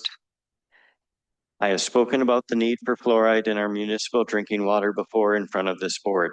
Unfortunately, I am not able to physically attend tonight's meeting, but Mark has graciously agreed to read my statement. As a former biology teacher, my first lesson to my sophomores was understanding the scientific method. We discussed what a fact is, what a hypothesis is, and what a theory is. We learned how scientists do exhaustive research, which is peer-reviewed multiple times. I think most adults today could benefit from a brief refresher on how the scientific process works, but I don't have the time necessary to teach tonight. My master's thesis was about the scientific literacy of Americans. Back in 2000, it was already abysmal, and it has only gotten worse. Science has lost the support of so much of this populace. This was exacerbated by the COVID pandemic, where the science was not communicated clearly. This is a common problem in the scientific community, the inability to make things understandable, while the voices of conspiracy theorists are amplified by our media. The exact same thing happened after the Spanish flu pandemic of 1918 and 1919. The public lost all faith in science, and it took the polio epidemic and Salk's vaccine to bring back confidence. I hate to think what it would take today with all the misinformation that spreads and breeds on social media in a world where one can live in a bubble and find the answers that support what they already believe. Facts lose their power. The facts are, fluoride in the municipal water system prevents tooth decay. Fact, the amount of fluoride in the water is carefully monitored to prevent overdose. Fact, fluoride is a naturally occurring mineral that is found primarily in calcium phosphate rock, from which it is purified and put in either a liquid suspension or in a powder form to add to water. If you believe that fluoride comes from industrial waste, you can find that information on many ridiculous blogs and Facebook posts that completely ignore reality, but that doesn't make it true. In a world where facts seem to matter less and less and crazy debunked ideas run amok, I fear that this dilemma is much more far-reaching than this debate over fluoride. I shudder to think what it will take for people to re-embrace the facts of science again.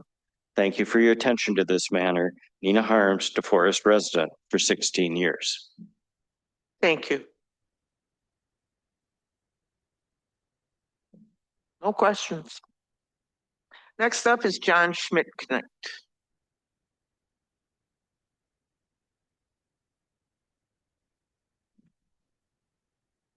Am I on? I'm on.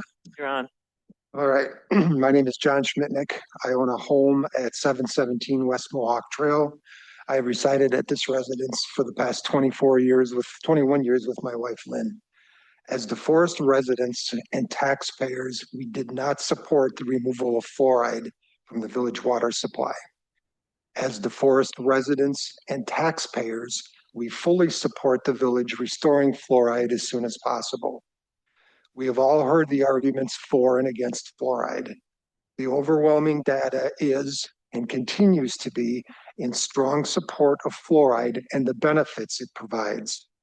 As a community, we owe it to our most vulnerable residents to provide this protection.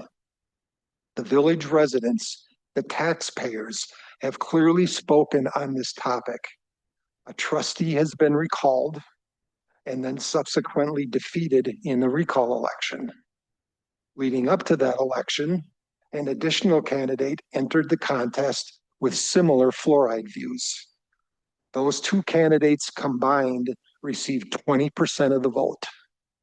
The taxpayers sent a clear message. Shortly after the election, a board member with the same views abruptly resigned. The spring election produced a similar outcome. The anti-fluoride incumbent received just over 12% of the vote. Once again, the taxpayers sent a message. At the end of the day, the results speak loud and clear that the DeForest taxpayers were not happy with the decision to remove. It's time for DeForest to get rid of the black eye. Please vote to restore fluoride and direct staff to begin phased implementation. Thank you. Thank you, John. Excuse me. Next, and I apologize, Becky Gearseth.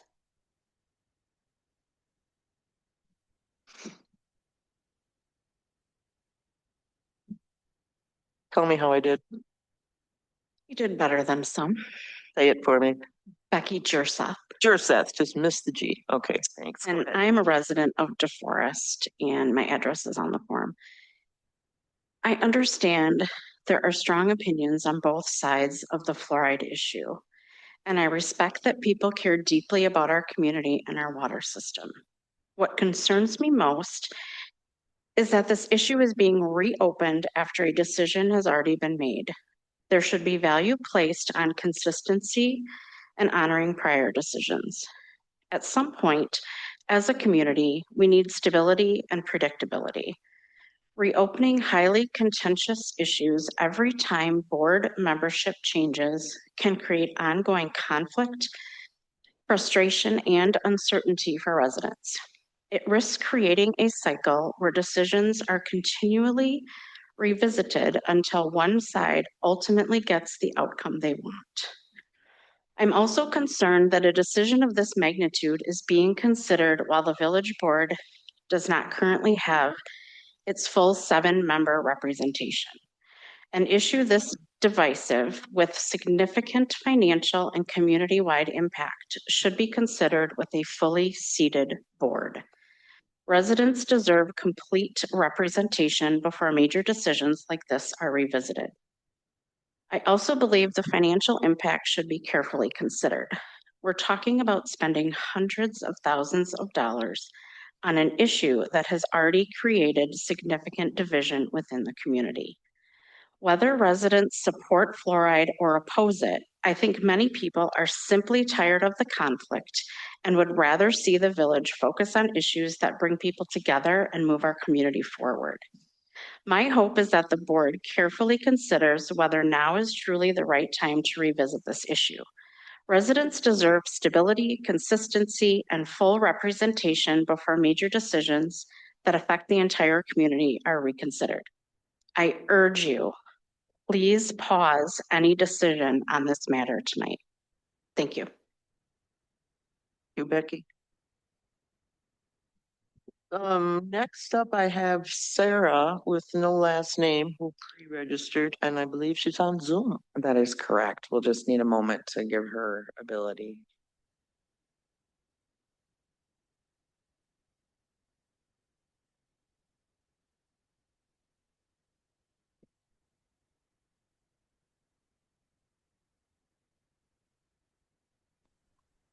All Hello, right, can you? Sarah should be available now. Yes, can you hear me? Yes, we can, Sarah. Go ahead. You have 3 minutes. Thank you so much. In 2024, a federal judge ruled water fluoridation poses an unreasonable risk of injury. In 2025, the FDA chose to protect children from fluoride by banning the drug for all children under the age of 3. Moreover, the state health department acknowledges that ingesting fluoride causes disfigurement in children in the form of dental fluorosis.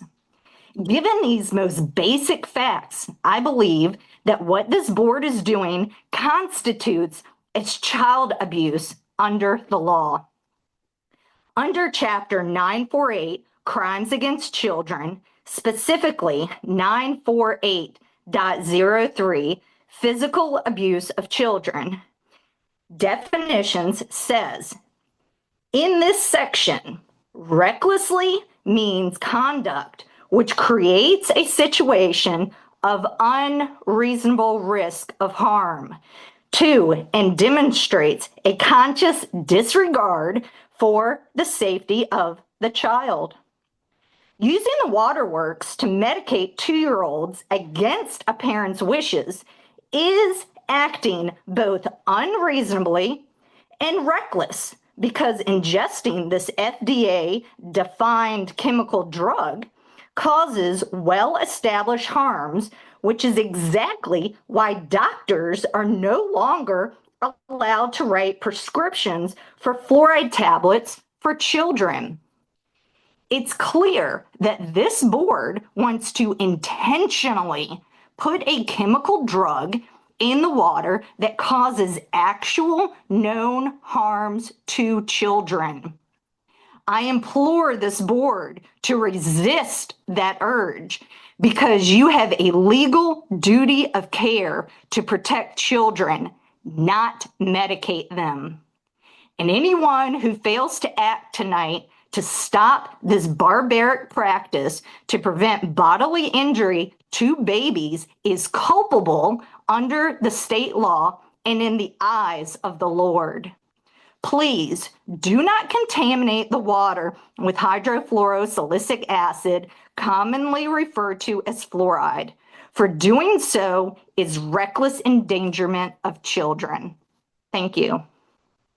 Sarah, for the record, I don't have your last name, the proper spelling of Sarah, and what municipality you live in. That is compelled speech, so I will not be giving that information, but thank you for asking.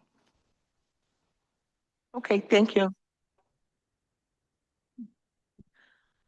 Next is Carrie Spencer, representing the Wisconsin Department of Health Services, also on Zoom.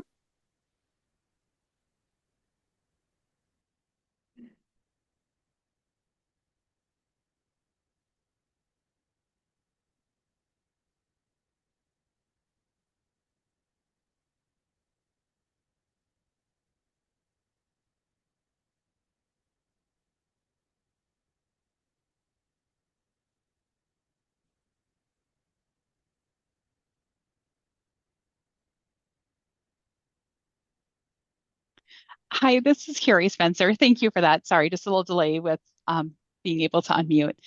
Good evening. My name is Carrie Spencer. I work for the Wisconsin Department of Health Services in the Oral Health Program. The Oral Health Program received a request to provide information on community water fluoridation equipment grants to the DeForest Village Board this evening. Each year, the Department of Health Services has funding for community water fluoridation equipment grants. This funding allows community to upgrade, install equipment that will make fluoridation systems easier to operate, provide more accurate dosing, and increase the safety and environmental conditions inside chemical storage rooms. This grant opportunity is currently available until June 5th of 2026. Applicants awarded will be notified by June 1st of 2026, and communities awarded will have from July 1st to June 30th of 2027 to purchase and install equipment. Information to know about this grant is it's a non-matching grant opportunity. The allowable project expenses for this grant include chemical tanks and ventilation, pumps and valves, fluoride testing equipment, scales and radar sensors, personal protective equipment, emergency eye wash and showers, room exhaust and ventilation, and equipment calibration. If the Village of DeForest decides to resume community water fluoridation, the information on this grant has been shared with you for your convenience. The information provided has what I shared tonight, as well as how to contact the oral health program and where to apply for funding. Thank you for your time this evening and allowing me to share this information with you. Thank you, Carrie. Oh, I'm sorry, Jim has a question. Yeah, thank you for attending tonight, Carrie. I'm curious, or I'm wondering how much you can share as far as the grant. Is there a range that we would anticipate, or a high or low, or anything else you could share for the dollar amount we could expect?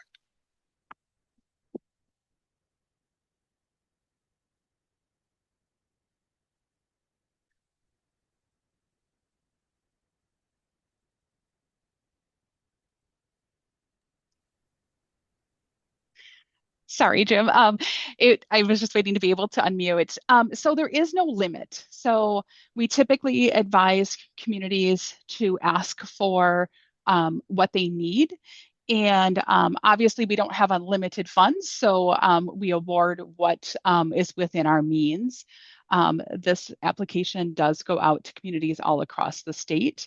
So I would say ask for what you need, and we certainly can review it and determine what seems appropriate and what our funding is available. I hope that answered your question. Hang on a second, Carrie. Bill Chang has a question.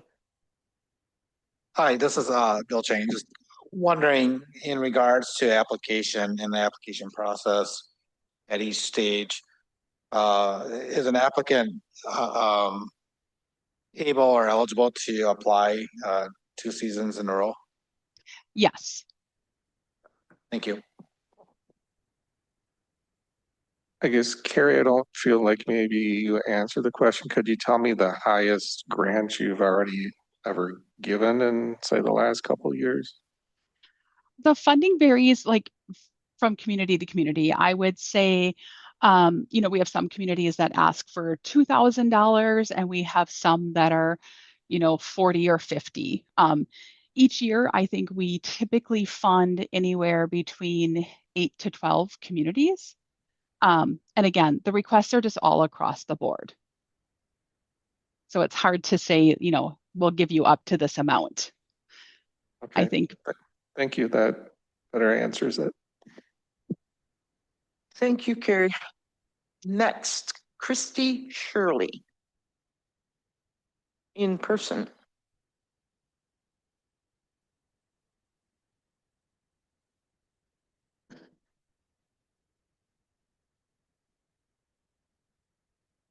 Just give us your name and what municipality you live in. I'm Christy Shirley. I live at 301 Riverwood Bend here in DeForest. So first, I'd like to ask you tonight to keep fluoride out of our village water. Not because everyone agrees that fluoride is harmful, but because every person should have the right to decide what goes into their own body. We live in a time where my body, my choice has become a powerful principle in our society. And we're told that personal medical decisions belong to an individual.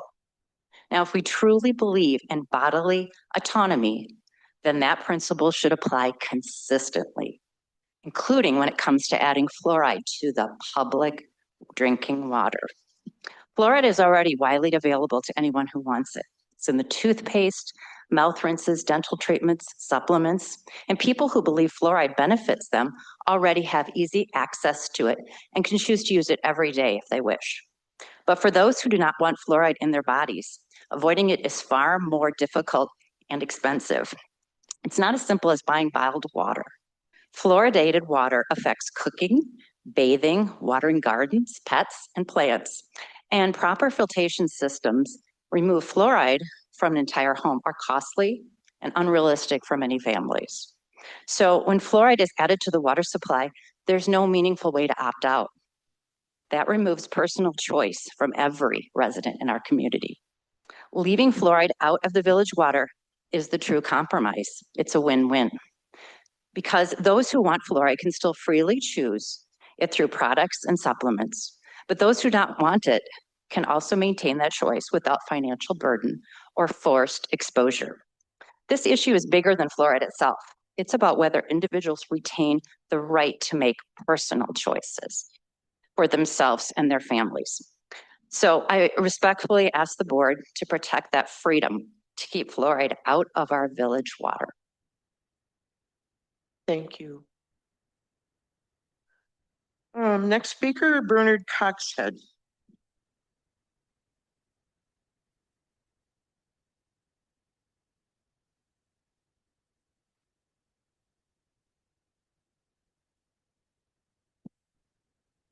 Good evening, Bernard Coxhead, 809 Liberty Drive. I've been a resident for 30 years. Over the last year, the citizens of the village have watched fluoridation policies swing back and forth, not because science suddenly changed, but because political makeup of this board changed. One board removed fluoride, another attempted to restore it, and it failed. Now, after another political shift, the village is preparing to reverse course again while projected costs continue to escalate. Residents were told this project would cost around $200,000. Updated engineering documents now exceed $300,000. I continue to believe true term loan costs ultimately will approach $500,000 to $700,000 when the bill's done. All the infrastructure engineering, SCADA integration, facility modifications, operational expenses are included. That should concern every taxpayer in the village, because this is no longer a public health discussion. This is also a fiscal responsibility issue. It's tied directly to what constitutes protecting all citizens' health and safety. I'm not a scientist and I'm not a toxicologist. And with all due respect, neither is this board nor the staff are positioned to independently resolve complex fluoride health and safety questions currently under EPA and court review. Yet the board continues to move forward as though the questions are already settled.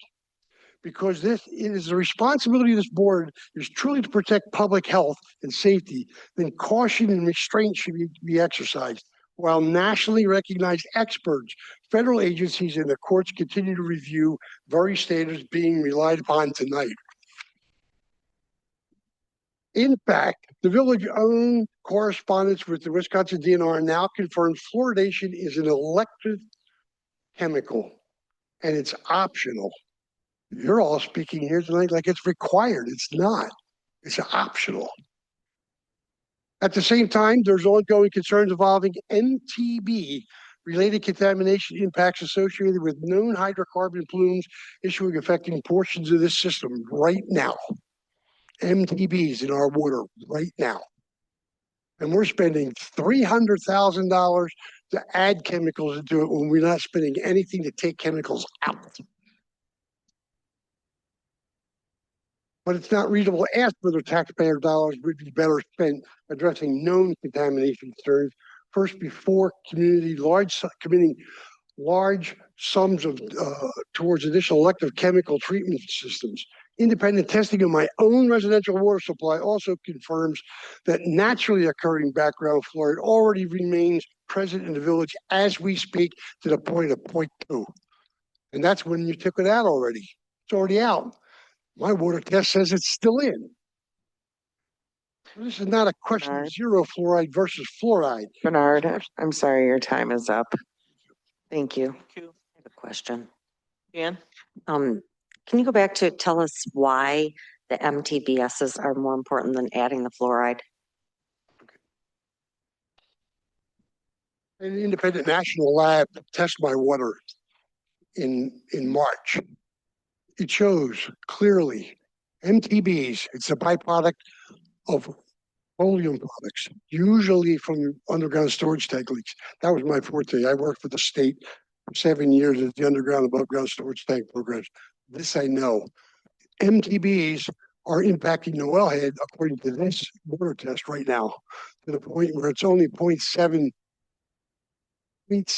underneath the legal limits before we have to take any type of legal actions.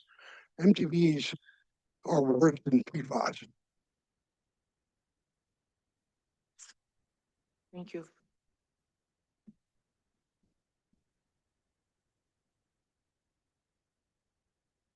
Next speaker is Rebecca Witherspoon.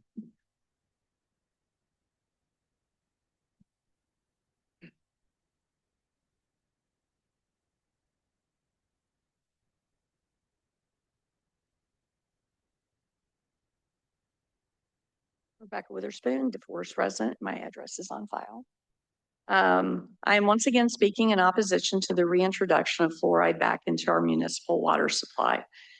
As this board knows, I previously submitted an ADA accommodation request related to this issue, and I am currently working with my physician to provide the medical documentation the village requested. During that process, blood testing has revealed that I have significantly elevated arsenic levels in my body, a serious medical concern that my doctor and I are now actively addressing. And yet this board appears determined to move forward with adding a chemical to our water supply that is known to contain arsenic and other toxic contaminants. This is no longer an abstract policy debate for me. This directly impacts my health, my safety, and my ability to safely access a public utility that I'm forced to pay for and cannot realistically avoid. Some have unrealistically suggested I should simply buy bottled water or install expensive filtration systems. But why should residents be forced to both pay to have a substance added to our water and then pay again to remove it in order to protect their health? Also of concern is the repeated claim by some trustees that there is zero scientific evidence showing potential harm from fluoridation. Those claims are simply false. There is ongoing scientific debate. There are numerous recent studies raising concerns about neurotoxicity and cumulative exposure. And in September 2024, the federal court found sufficient evidence of an unreasonable risk of harm to health to require further EPA review, which is currently under review. You may disagree with that ruling, but you cannot ethically pretend it does not exist. There's also pending litigation involving this issue here in our own community. My understanding is that dismissal has not occurred and that lawsuit was only being discussed because previous attempts to reintroduce fluoridation repeatedly failed. Now the political numbers may have changed on this board, but the unresolved scientific, legal, fiscal, and ethical concerns have not. And that is exactly why this board has a moral responsibility to slow down, not accelerate.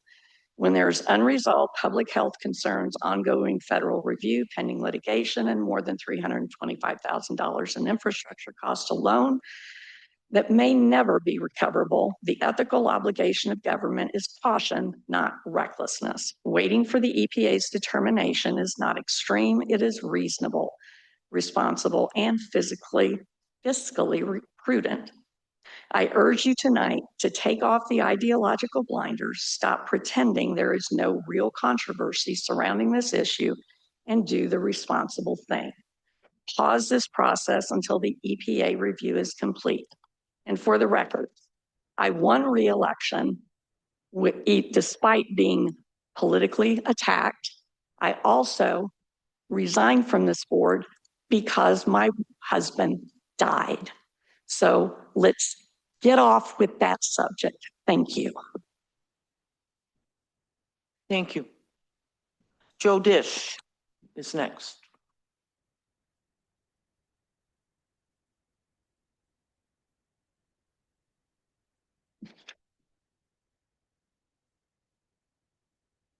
Hi, my name is Joe Dish. I live at 213 South Main Street here in DeForest. This is first and foremost a civil rights issue, and DeForest already made the correct choice when we ended the practice of water fluoridation, and again when we resisted an attempt to begin it again. People have the right to decide what goes into their bodies.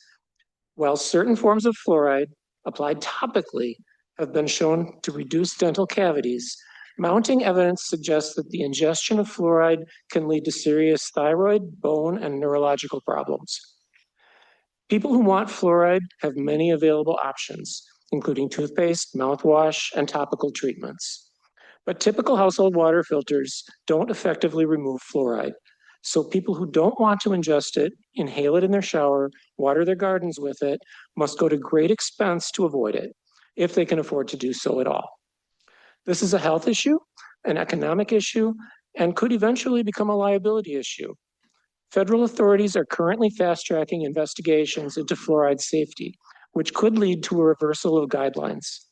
So far, 2 states have banned the practice, and 10 more have introduced legislation seeking to do so. It's entirely possible that after spending considerable tax dollars to restart the pumps, a change in policy or outright ban at the federal or state level could force us to again change course and perhaps face legal liability for harm. We should honor the decision to keep fluoridation a personal choice.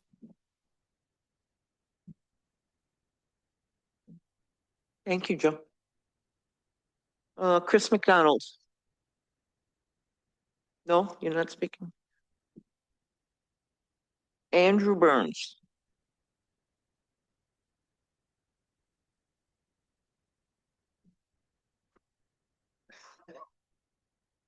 Hello, my name is Andrew Burns. I live at 456 Sunset Drive. I'm here this evening to speak on behalf of myself, my wife Kelly Fox, and our 6-month-old daughter Grace. I'm here this evening to voice my support of the resolution 2006-057 directing the Director of Public Services to resume fluoridation of the village's public water system. As a constituent of DeForest, it's important to me that our elected officials wisely manage the money raised by taxes to facilitate the greater good of our community. Early last year, my family was disheartened to learn that the decision to discontinue fluoride addition to our water supply. Since that initial decision, there has been a lot of community engagement on the topic. Some of the loudest voices are from outside of our community. They don't drink our water or pay our taxes. Since the decision last year, there have been 2 decisive elections. I can only speak directly to the motivations for the votes of my family. Our votes were informed by a desire for the resumption of public water fluoridation. I believe many other DeForest residents shared this motivation. The U.S. Centers for Disease Control, a federal government agency, continued to support public water fluoridation. From their public-facing website, quote, "Fluoridated water and fluoride toothpaste work together to prevent cavities. Together, the 2 sources offer more protection than using either one alone." Last fall, I spoke in support of your reconsideration, and I thank you for bringing us to this point. I am more confident in the board today than I have been since moving to DeForest 2 years ago. I also want to take a moment to commend and thank the board and village staff for their handling of the potential QTS data center. You made the right decision and saved our community a lot of heartache. Thank you. Thank you. Nancy Quirk.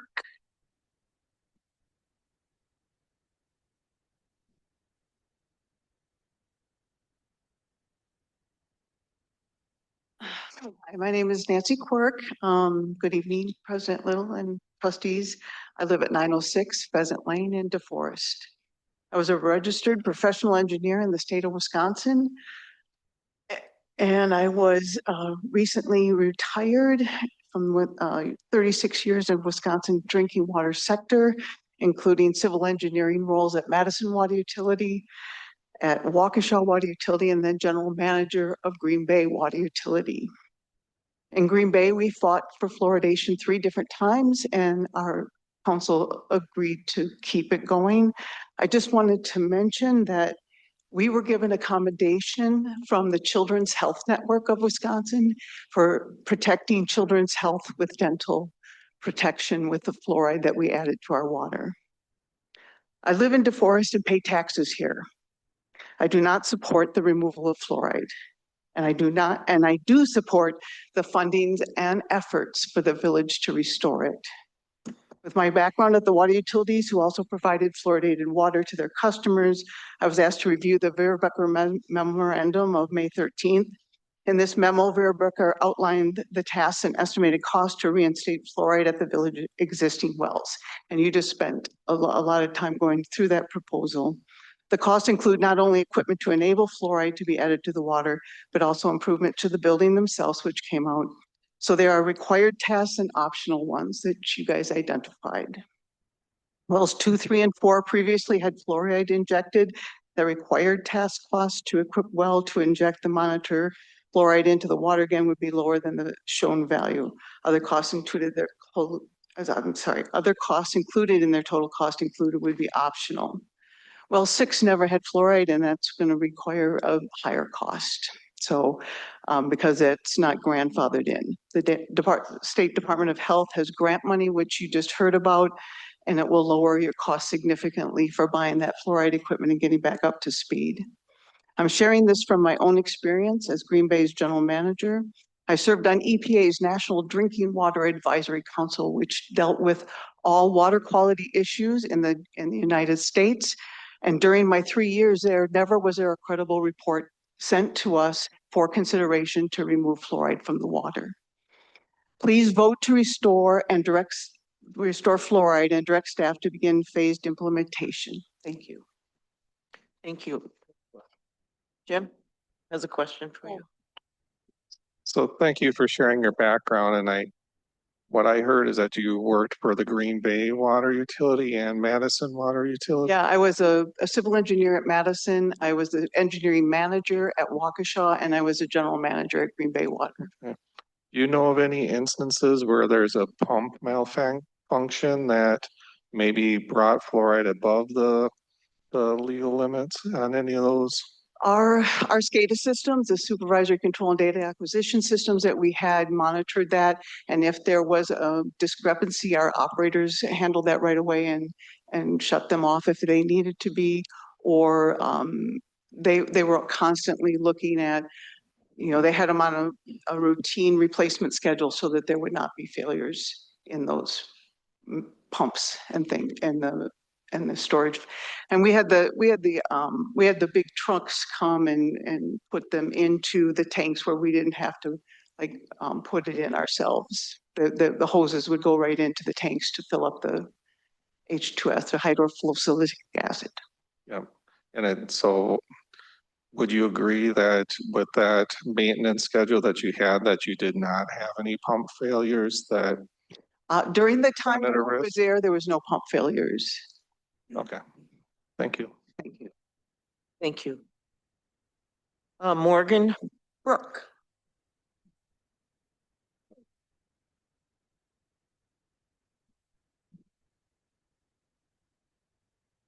Hi, my name is Morgan Brook. I'm a registered dental hygienist. I've owned my home at 920 Liberty Drive here in DeForest for about 12 years.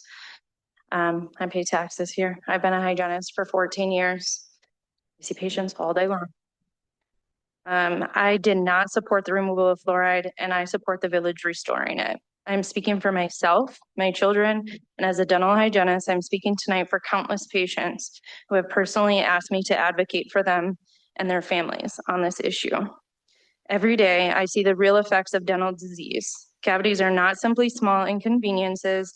They are preventable infections that cause pain, miss school and work, difficulty eating and sleeping, and costly treatment that many families struggle to afford. Community water fluoridation is a public health preventative measure. It is one of the most researched and widely supported public health interventions in modern history. For decades, major medical, dental, and public health organizations have continued to support fluoridation because the evidence consistently shows that it safely reduces tooth decay and improves oral health outcomes across entire communities. As a healthcare professional, prevention is always the goal. It is far more effective and less expensive to prevent disease than it is to treat after damage has already occurred. Water fluoridation is one of the most cost-effective ways to improve public health because it benefits everyone, regardless of age, income, or access to dental care. Not every family can afford routine dental visits, prescription fluoride products, or extensive restorative treatments. Fluoridated water helps to provide consistent protection to all residents, especially children, seniors, and the vulnerable populations. My patients are concerned about losing this protection. They are asking for their voices to be heard, and tonight I'm helping bring their voices forward.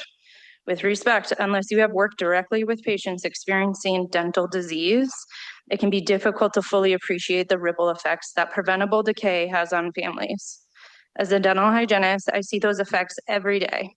Pain, missed school, financial stress, and children needing treatment that may have been preventable. As both a taxpayer and a dental hygienist, I strongly support restoring fluoride to our community water supply. Please vote to restore fluoride and direct staff to begin the phase implementation. Thank you. Thank you. Any questions? I can assist with questions on what is recommended for toothpaste if you need it. You like to answer a question that I have about when, say, an infant or a child can Sure. fluoridated Yeah. water? So we follow what the ADA recommends and what pediatricians recommend. So currently, pediatricians do apply fluoride treatments until children start seeing a dentist. So they usually apply every 6 months, as most dentists do. That's what the ADA recommends, and pediatricians. So like currently, if your child is under 2, it is recommended once they get their first tooth. So it's dependent on age of child, but usually around 6 months is when they recommend the first treatment. And then once they've established dental care, every 6 months for fluoride treatments. Thank you. What I heard is the fluoride treatments, say, starting at when they have teeth, and then that is also, say, the recommendation of ingesting the potential ingesting of fluorinated water at that time also. Correct. And also fluoridated toothpaste. The ADA recommends a rice size amount, actually. Thank you. It was previously that they recommended not using it, but our diets have changed quite a bit. So they do recommend it a pea size amount, or a rice size, excuse me, for children as soon as they get a tooth. Thank you. Anything else? Thanks. Mark Stark, speaking as Mark Stark this time. And it's the last time you see me today up here. I hope so. Yeah, me too. My name is Mark Stork, 616 Jefferson Street. I live in DeForest. I pay taxes here, and I did not support the removal of fluoride, and I support the village restoring it. Over the past few weeks, I've seen several times people asking, well, why don't we have a referendum on this? And when you first, at least the village board, not all of you, voted to remove fluoride, at that point in time, I sent an email to all of the trustees asking, why didn't we have a referendum? And I got nice responses, except for one where I was informed that the trustee was elected to make decisions. They made a decision, and I should be happy with that. I didn't feel that was quite the answer that a trustee should give, so I began to explore things a little bit more. And at that time, I found there were other troubling aspects regarding that trustee. And because of that, I was happy to add my name as the lead on the recall effort for that trustee. We garnered well over the number of signatures needed from DeForest residents over the time period, and actually quicker than was required. And the recall election occurred, and I am very pleased to say that that individual lost by a margin of 79% to 21%.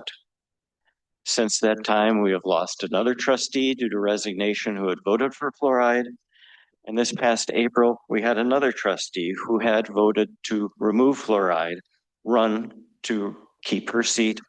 And at that point, they received only 12% of the vote compared to 81% for the other 3 individuals running.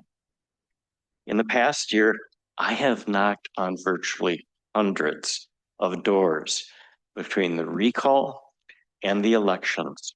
And in that time, I have had one person state to me that they were glad that fluoride had been removed.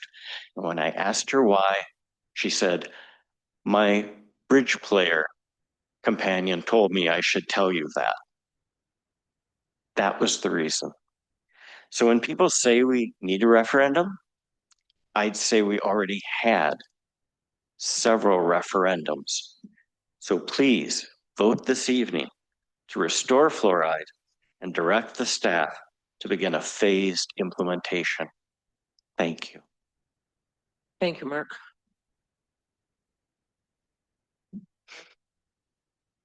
One question, just to clarify the percentages you use. You talked about the last election. I think you said 12.5 for one candidate, and then you said 81% for the other. I grouped the three other together. They had substantially more than the one candidate who did not. But it fight the wasn't election. It was 81% of the total votes, not necessarily 81% of the individuals that voted. Is that correct? So of the percentage of all voters, there was 12% approximately that voted for that trustee. There were 81% that voted for the other three who gained their positions. And there was a small amount that voted for write-in. Okay. But you added the three numbers together. They were approximately all equal. Okay. So you used that one number. Okay. Yeah. That makes sense. Thank you. Thank you. Thank you. Macy Bueller.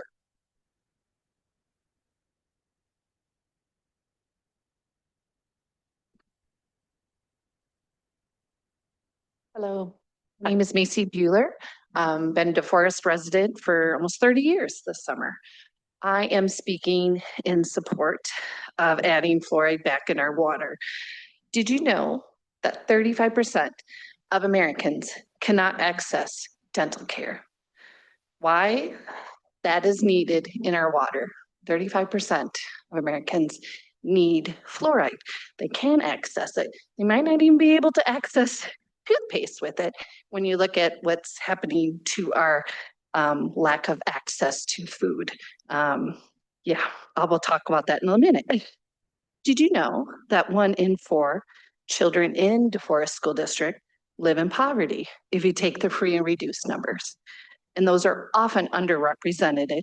So typically there's more than 25% in our area. Since they last took fluoride out, DeForest, we haven't had anyone step up to offer free fluoride treatments to children. I haven't seen anyone offer free toothpaste and toothbrushes to children. This is a public health issue, and why in the 60s and 70s we added this in. And so I hope DeForest does the right thing and they see, yes, it is a choice, but 35% don't have that choice. And so you're doing the right thing by adding that back. For DeForest, for 25% of our children, it will make a huge impact. So going forward, I want you to think it is a choice that we're going to help our children. Thank you. Thank you. Jonathan Bronk.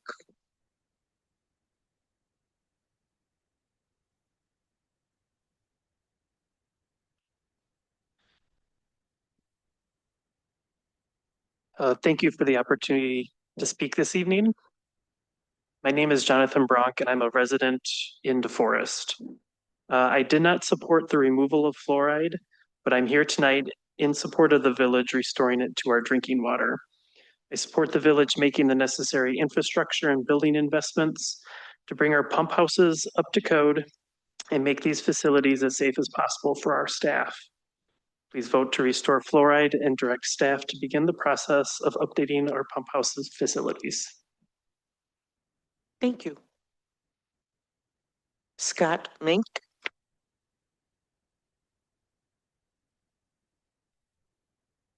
Hi.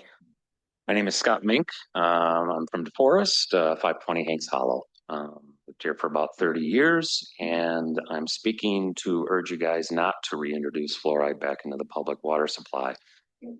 And I was just going to go off script just a little bit and just talk about being online recently and seeing all the forums talking about fluoride. And there seems to be a big assumption that people that are that want fluoride removed from their water are kind of right-wing Maha movement kind of folks. And I proudly wear a granola crunching liberal patch. And so I just want people to know that there's another side to that. I eat organic whenever I can. And, we don't put any pesticides or herbicides on our lawns.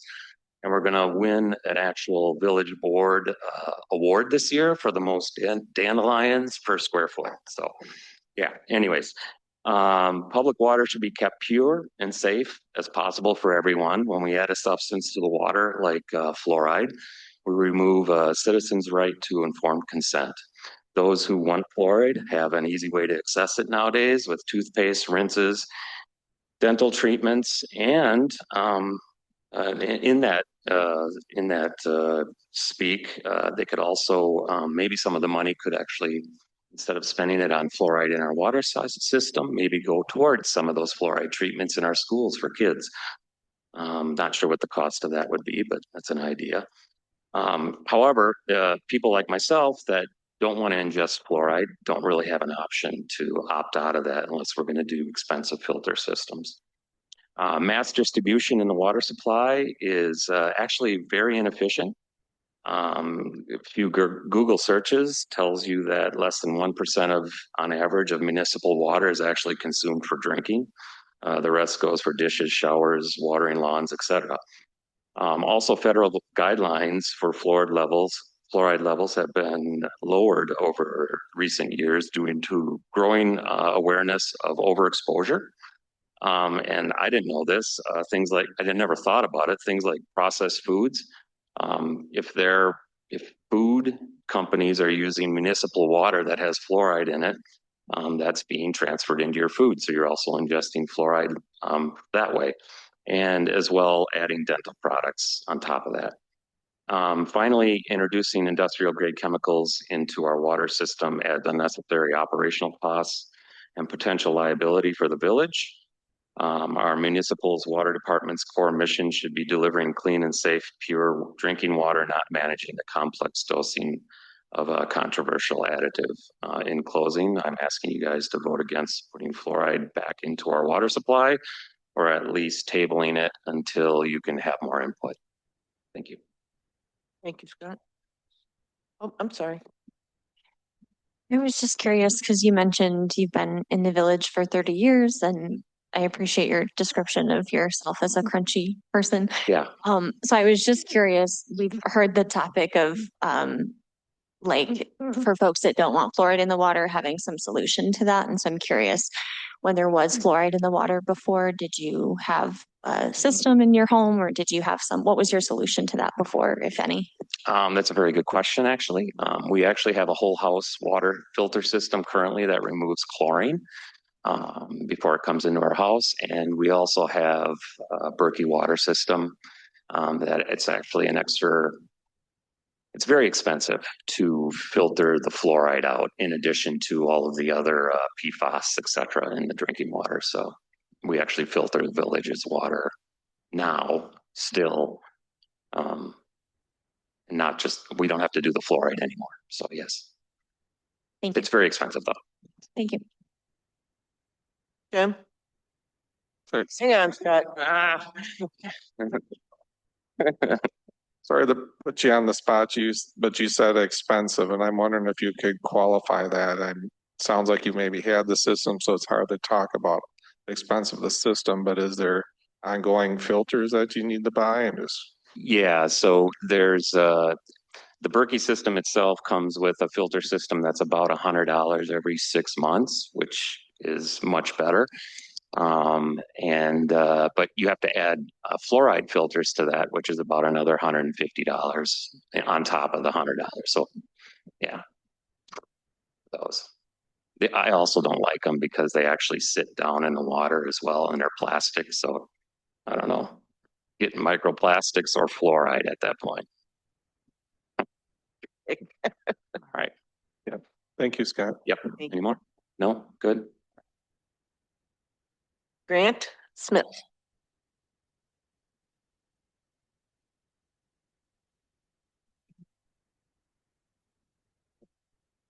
Hi, everyone. I'm Grant Smith. I live at 432 Windy Street, and I've lived here in DeForest for 3 years. First of all, I want to thank the board. Your questions are amazing tonight.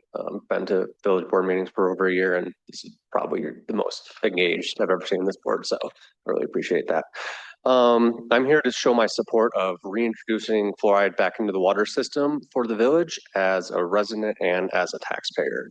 The Center for Disease Control under the current leadership supports fluoride on their official website. It states community water fluoridation is the cornerstone strategy for the prevention of cavities in the U.S. It is a practical, cost-effective way for communities to improve the residents' health, regardless of age, education, or income. And also states that communities of 1,000 or more, so even smaller than DeForest, see an average estimate return on investment of $20 for every dollar spent on water fluoridization. So actually, this is a way to save money in the community, and the reason that is that for an average cavity costs between $150 to $450 without insurance. That money, as opposed to going towards the cavities, can be reinvested into the community by these families who don't have access. Whether that's being able to afford to go to eat at local restaurants, being able to pay for a child's school clothes or supplies, gear for sports, participation fees, instruments, private lessons, etc. We can be investing in our children on money not spent on cavities. And again, if parents don't have to take time off for work to take their kids to the dentist's office, that's another 2 hours that they're not receiving pay. At scale, imagine how much this would provide to the entire village of DeForest. It significantly outweighs the cost of putting fluoride in the water. Fluoride in the water makes our village a healthier and better place for all residents to live. Again, I'm Grant Smith, and I live in DeForest. Thank you. Thank you. Anybody have questions? Kayla Popke.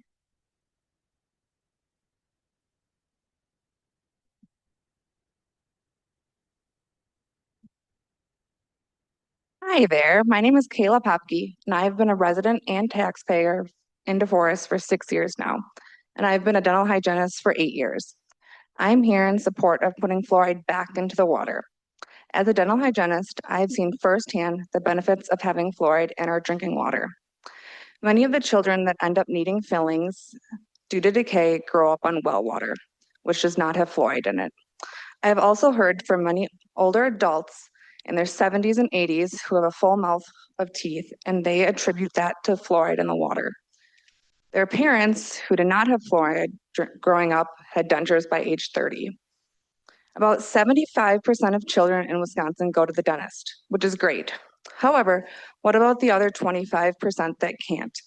The reality is that not all children are able to get to the dentist yearly and be able to receive fluoride treatments and just general dental care. Fluoride in our water is something small and relatively affordable that has an impact on the whole community.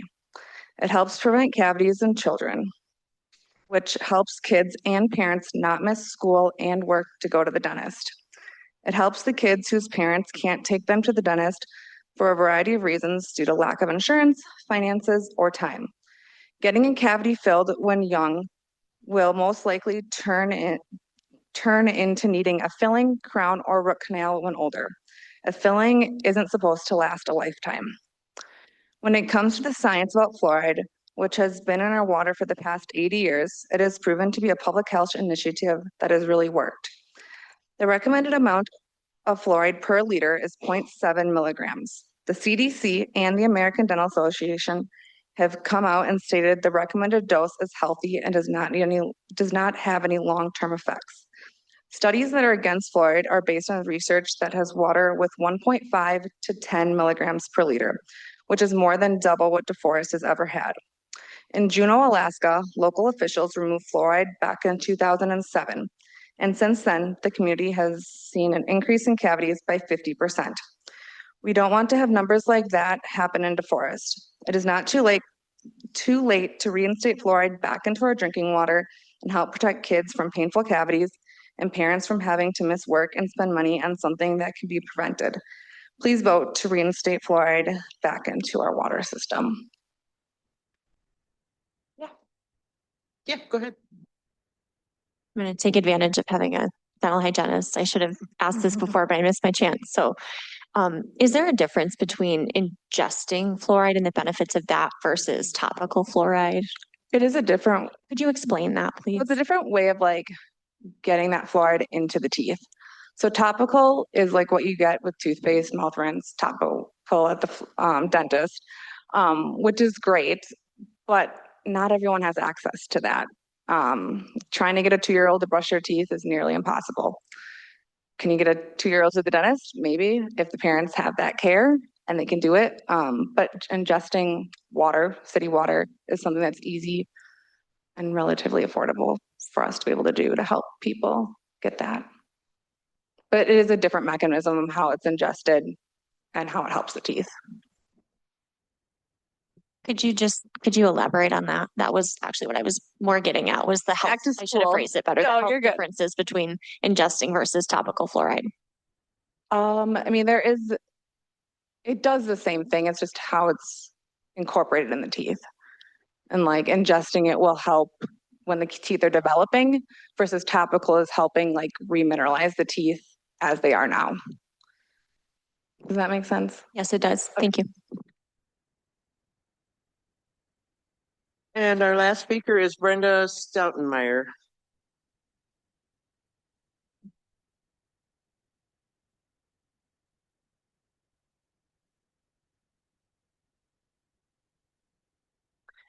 Thank you. Brenda Stoudemire, 1278 Doty Street, Green Bay. Sheila Howe, the DeForest resident with the giant dragon on her porch, has invited me over this past year to speak because she viewed me as the most qualified and knowledgeable to discuss fluoride. I'm the Wisconsin mom who sued the federal government over fluoride added to public drinking water and won after an extensive 7-year federal case. I've worked in the Wisconsin water industry for over a decade. I hold a degree in environmental engineering focused on water and wastewater, and I've completed nursing prerequisites and attended college for cellular molecular biology. Human health in the environment is my interest. My day job is training water professionals across Wisconsin on O&M, safety, state and federal compliance. Despite social media attacks last year from Patient Smith and others, I was training thousands of operators, engineers, and DNR staff statewide. My work gives me access to industry discussions, emerging concerns, and changes happening behind the scenes. Since the lawsuit victory, fluoride manufacturing and supply in the U.S. has quietly started shrinking. Plants have shut down or stopped selling fluoride chemicals altogether. I believe the reason is simple. Fluoride's neurotoxicity established in our lawsuit is no longer a fringe issue, and there are concerns of liability.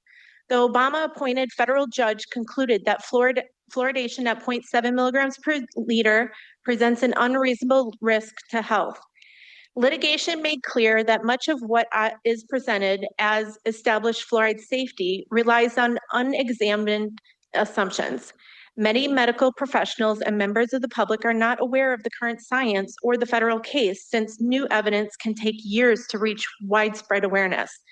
Trustee Little noticed that many pregnant women she spoke with had never heard these concerns, which highlights the responsibility on those informed in these meetings to consider and protect vulnerable populations.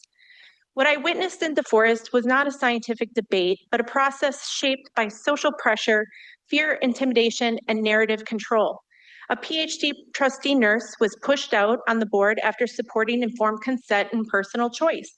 Meanwhile, residents were repeatedly giving outdated talking points that dismissed legitimate science and concerns about arsenic, lead, and aluminum contamination in the flow-silicic acid chemicals.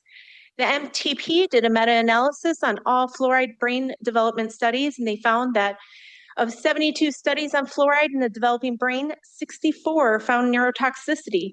Of the 19 studies they concluded as the highest quality, 18 found developmental neurotoxicity.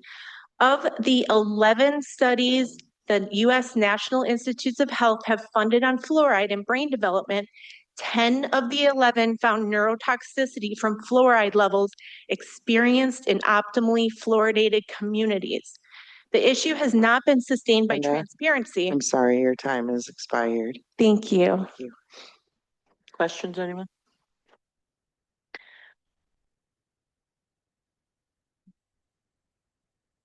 Okay.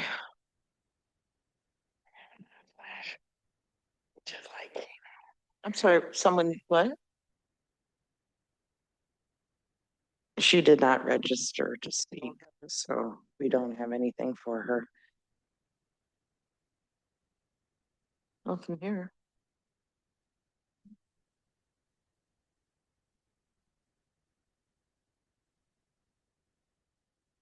Okay, that is everyone who has registered to speak tonight on that topic.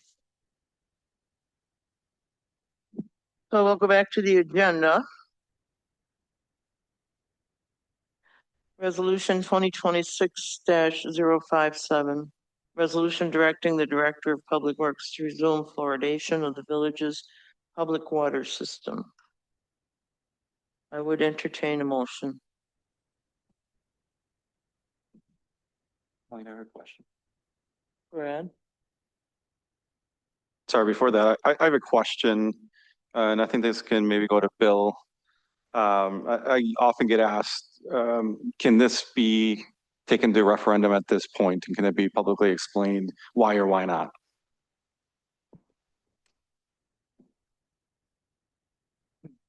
Yeah, I was preparing for this, so I'll let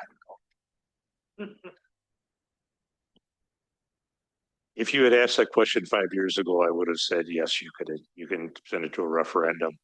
In 2023, the legislature enacted a statute that prohibits municipalities from holding advisory referenda except in certain specified situations. Most of them are situations where another statute requires an advisory referendum. Sometimes in response to a petition, sometimes automatically. The only other exception is for approval of capital expenditures that are coming from taxpayer dollars. Because this is a project that would be funded through water utility revenues as opposed to general taxpayer revenues, it doesn't qualify for that exception to that prohibition.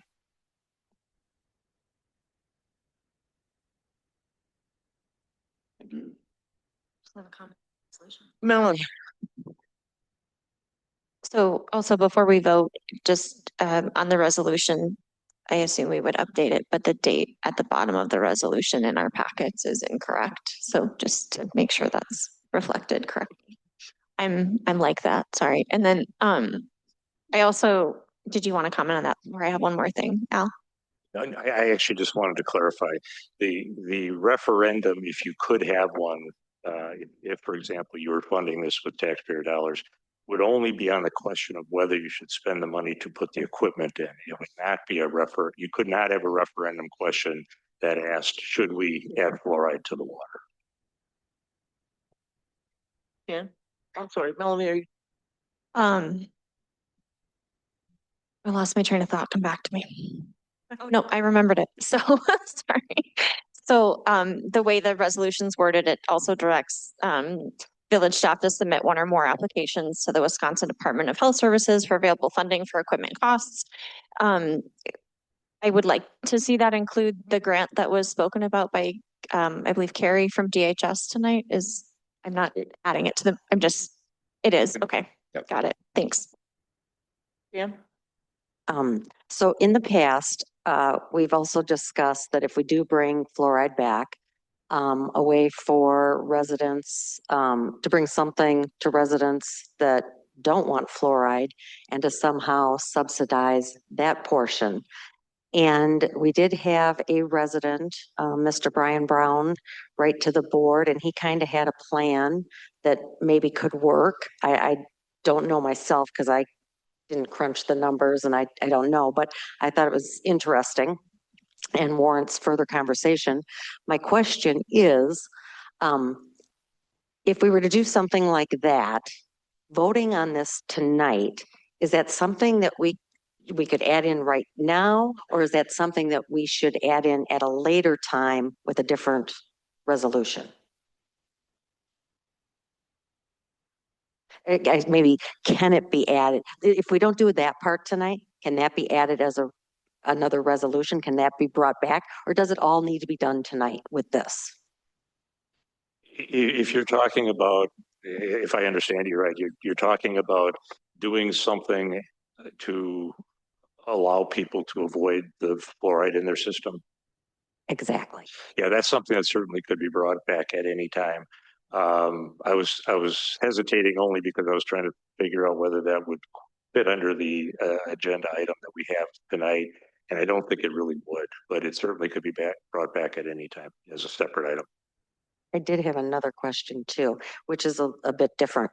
So I guess this is probably for you, Al. I'm just kind of unclear as to, we're voting on this tonight, but we still have that pending, there's that pending lawsuit or whatever that we're waiting for a judge to rule on. How does that play into this, or doesn't? From a legal standpoint, that lawsuit doesn't have any meaning to what you do tonight. In other words, there's nothing stopping you just because there's a lawsuit pending from you voting whichever way you want to vote on this particular resolution. If that lawsuit were successful, the relief requested in that lawsuit is an injunction against implementing the fluoride system. My sense is that that decision will be made long before any fluoride is ever going to see the inside of one of your pipes. So if an injunction were entered, we would then have to stop the process of going forward with fluoride. Okay, so you're saying that even if fluoride gets re-implemented tonight, that lawsuit gets won by the person that brought it, that we could stop midterm and not spend the money? Or would we lose? I guess I'm wondering, how does that come into play? Do we lose the money? Well, there's a process. So if the board approves the resolution, you're providing direction for staff to implement the process. As part of the process, depending on whether it's a phased approach or a whole approach, will indicate that there's some time in between there, whether it's 4 months or 2 months, to prepare the documents, to prepare the plans, before it's even bidded out, whether it's equipment or construction. So I think what Al is saying is that he believes that there's going to be a response from the court before, definitely before there's fluoride in the pipe, potentially before we even spend any money or go out to a bid or issue a bid at this point. Thank you.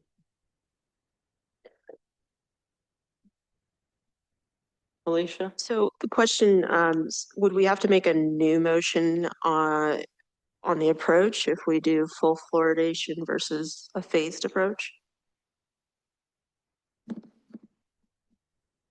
Al can correct me if I'm wrong here, but I think if you want that to be a part of the motion, you can amend your motion, or you can vote this one down and vote on a new motion, or you can provide further direction.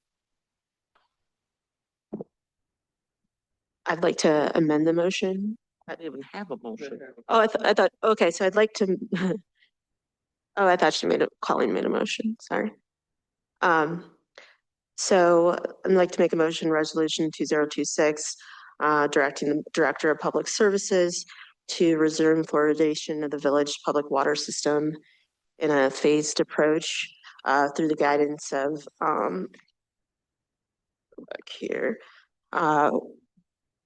what is legally allowable within the DNR with wells 2, 3, and 4. I don't know how.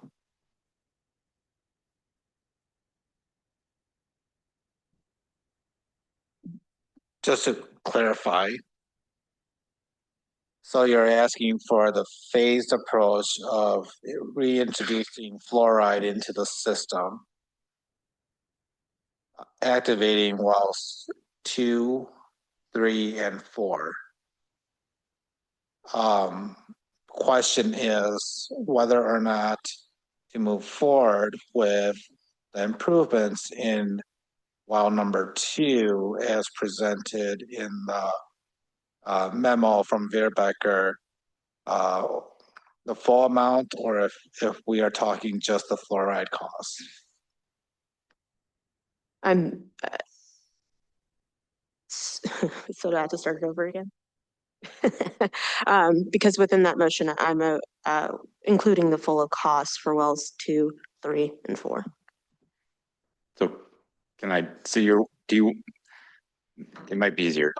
If you want fluoride, you're asking to have fluoride back in. Do you want a separate containment system at well 2 where we add on to well 2? Or are you asking me to put it back how it was prior where they're all in one room?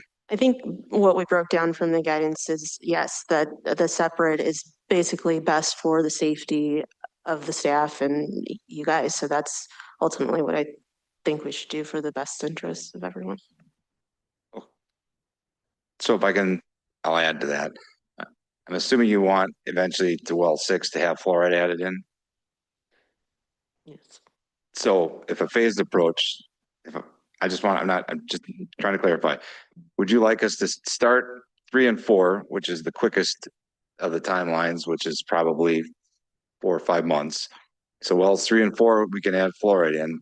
Well, 2 and 6 are going to take up to 14 months, if I recall correctly. So those would be the fluoride to be implemented when those wells are done.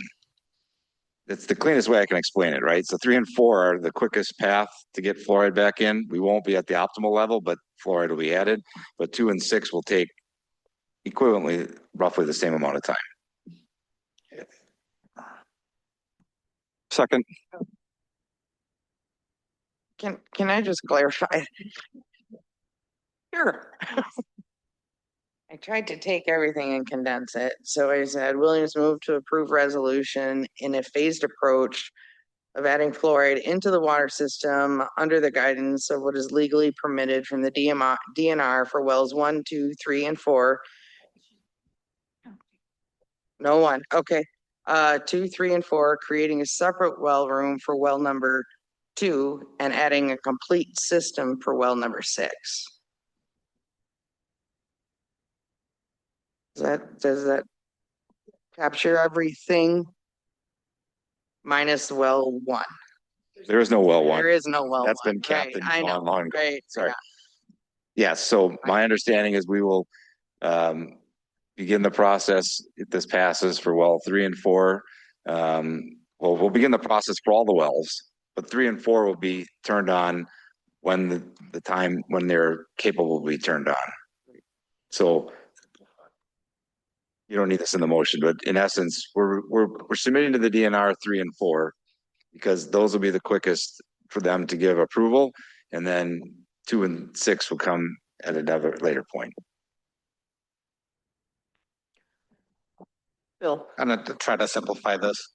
So it's my recommendation that the motion language reflect approval of the resolution with a phased approach, wells 2 and 3 first, and then wells 3 and 4 first, and then wells 2 and 6 in the second phase, all starting at the same time.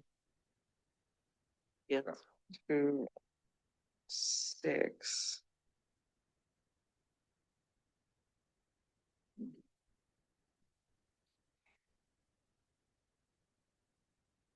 Okay, so we have a motion. And we have a second. Oh, I missed my second.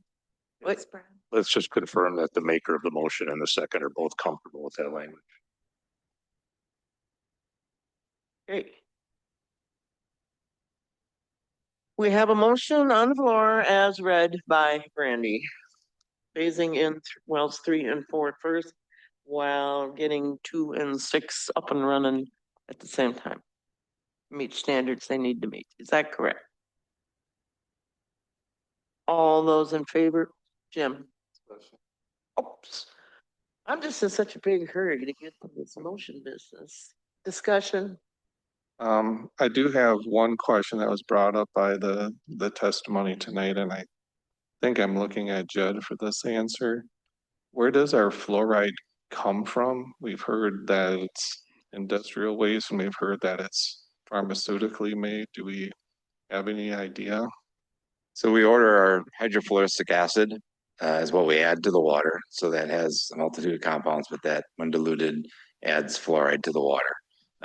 We order that from Martell and our salesman there, Jim. I could ask him where it comes from. I don't know that I've ever asked him that, but it's certainly not a powdery mix or the actual fluoride mineral. It comes through hydrofluoric acid.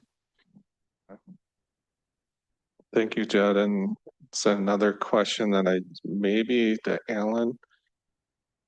There's like the EPA's looking into different questions. Do we know any timeline when that's expected? No, as I understand it, the last time I checked, that case that was referenced was on appeal, and the EPA was challenging that order that they look into it. I imagine they're probably looking into it anyway. I just don't know what their time frame would be.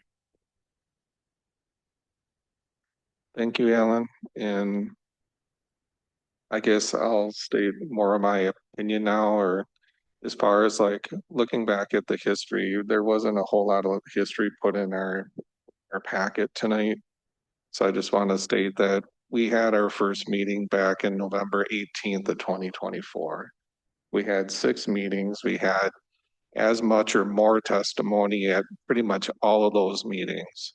And on February 4th, 2025, there was a vote of 3 to 4 on a very controversial topic, the topic that's in front of us tonight.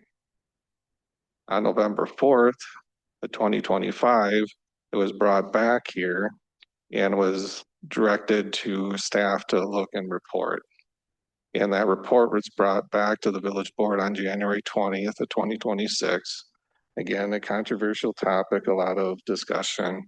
And in that packet, there was 814 pages provided for trustees to review. And I know some of them reviewed it because I remember Brad commenting how difficult it was to review that many pages. At that time, it voted 3 to 3, which became a failed vote because of the tie. So we had multiple nights with lots of testimony. And I just feel that coming in tonight, when we had 2 different failed votes or votes to keep fluoride out of our water, that now with a matter of one meeting, we're voting to introduce it again. I think that's a disservice to the people that made those votes and the testimony that we heard over those 8 meetings. I question the timing. I think we're implementing it too fast because I do think we had other committees do inquiries. Personally think before we should vote as a village board, it should be sent back to the Public Services Committee because they were the original ones that looked at this. We should be getting their input. I think there's opportunities for grants and subsidies. I think the resolution leaves room for that because it's direction for the Director of Public Services to resume fluoridation. I think with that wording, there's opportunity to discuss the level of resuming. So that level could be partial of including money for grants or subsidies for osmosis and water cleansing systems for individuals. I think it would be good to delay a vote till we have a 7-member board. I'm a bit concerned that some of our board members are appointed and even the 7th one will be appointed. It'd probably be better to wait even till it was all people that were voted in. But at a minimum, we should have a 7-member board. I'm worried about the EPA reviews that I would hope we get back soon, but we just heard tonight that we don't know when. We have studies that could be coming in and litigation that is pending. I think there's other opportunities that we could use this money to provide fluoride to our children through fluoride treatments, toothpaste at the different food pantries and things like that. So I'd be very much for delaying a vote or not even doing this at all. But really, the not doing it at all, to me, that speaks to my choice and why I voted against putting fluoride in twice already, is that I feel it's a personal choice. We heard tonight a good word of body, I can't even say that word, anonymity. Thank you, Colleen. And I think it's physically irresponsible to be putting that in right now. And it should be part of a budget process if we want to move forward with this. So that's everything I have to say. Thank you. Anyone else have anything? Jan?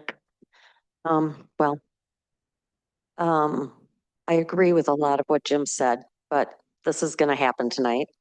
And I guess I just want to move on to the next step, saying that this has been a highly controversial issue and there's a lot of emotion on it.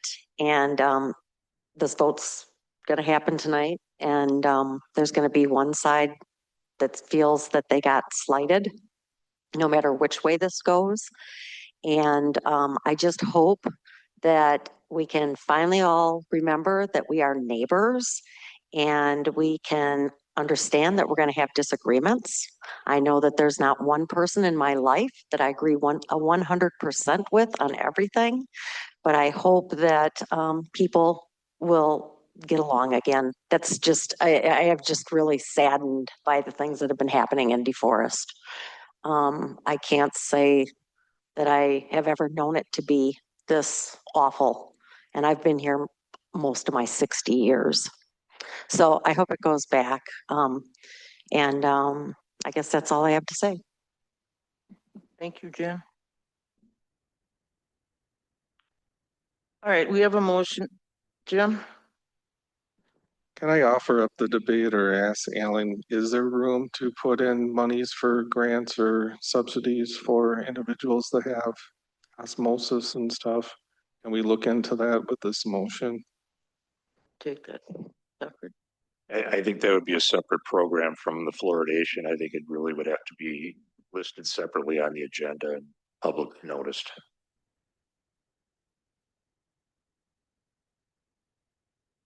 Certainly. Roll call, please. Randy.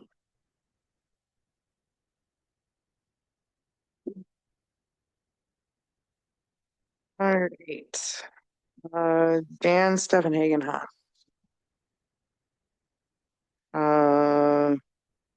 Alicia Williams.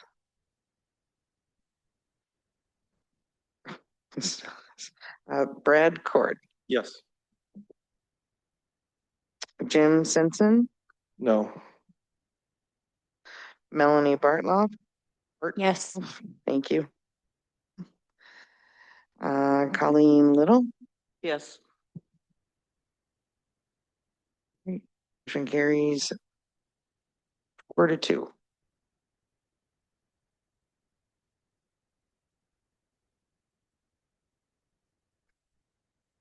Okay, thank you. I think at this point, we're gonna take a break. Let's resume about 8:30, please. Huh? 10 minutes. Got it. That's fine.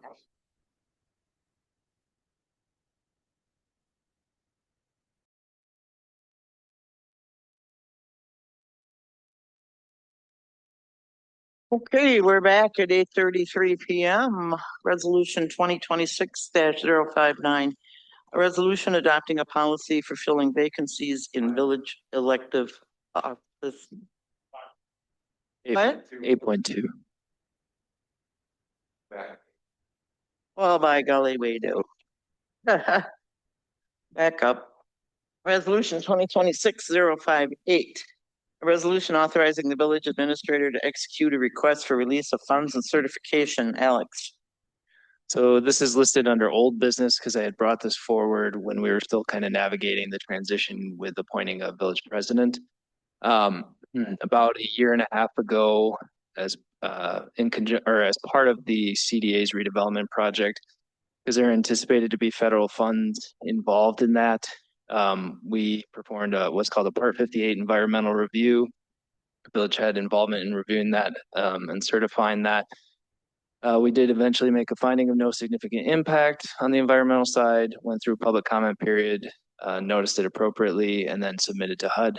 We were since advised that HUD, being the Department of Housing and Urban Development, acronyms, that the recipient of that actually should not have been the CDA. It should have been WIDA, because they're the ones that would actually receive the federal funds, and partnering with the CDA to project-based housing choice vouchers in the new development. So we reissued the public comment period, or the notice went through the public comment period, did not receive any public comments, and now would be looking for a resolution to authorize a submission of the request for release of funds, which was included in your packet as an exhibit to this resolution 2026-058. Happy to answer any questions. Anyone have any questions for Alex?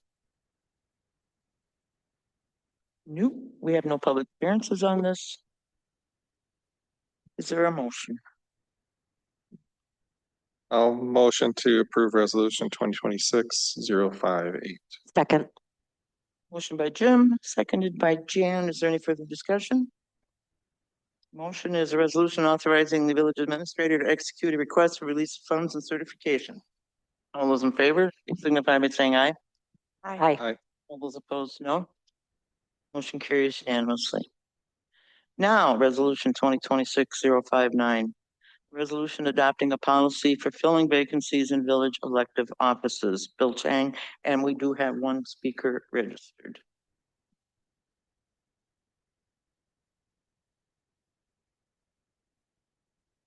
Yeah, so this policy was discussed, I believe, in the previous meeting and the meeting before that. As you know, we've had a couple of vacancies in our elective offices. And so this policy sets forth the process for appointment to the village trustee seat, and then also to the village president seat. Happy to walk through the policy. Do note that the policy is intended to take action upon the village board deciding to appoint that office. So if you remember, state statute says that you can either appoint or leave vacant, or have it go to the special election. Again, the policy is intended to take place once you've made the decision to appoint that position.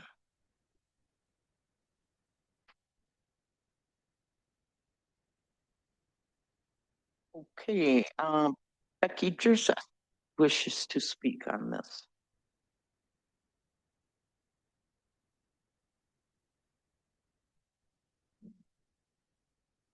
I still live in DeForest. I understand there is a need to fill the vacant trustee seat, and I recognize that the board has a responsibility to keep moving forward and ensure that village business continues uninterrupted. However, I am concerned that allowing 6 current trustees to select a 7th member concentrates that decision in the hands of a small group rather than the community as a whole. Residents elect officials with the expectation that those serving on this board would ultimately be chosen by the people they represent. Voting gives residents a voice and creates accountability. It also provides confidence that those making decisions on behalf of our village have earned the trust and support of the community. My concern is not directed at any individual who may apply for this position. I'm sure there will be qualified and dedicated applicants willing to serve. My concern is with the process itself and whether it reflects the values of representation and transparency that residents expect and deserve. A trustee who is selected by a small number of people rather than through community input, may begin their service without the same level of public confidence or support. I ask the board to consider how public input can be included in this process so residents feel represented and heard, whether through public forums, opportunities for community feedback, or other measures. I believe involving the community would strengthen trust and ensure the process reflects the interests of the entire village, not just the preferences of the current board. Thank you. Thank you, Becky. Anyone have anything? Brett? Bill, I just had one comment on section 4, number 8, for how to get a president's office filled. It says the village board may then determine the method to fill the vacant trustee office. I think that should just basically relate back to the process for filling vacant trustee office that's stated above. Yeah, so you're talking about the last sentence there on the policy. I think that's intended to say once that village president's seat is filled with a trustee, that trustee seat is vacated. So then at that point, the village board has a decision to make of whether or not to have that go to election or special election, or leave it vacated or automatically appoint it. We're conservative in that we left that option open, but surely you as the board can make that option to automatically go to the appointment process for that position also. Okay.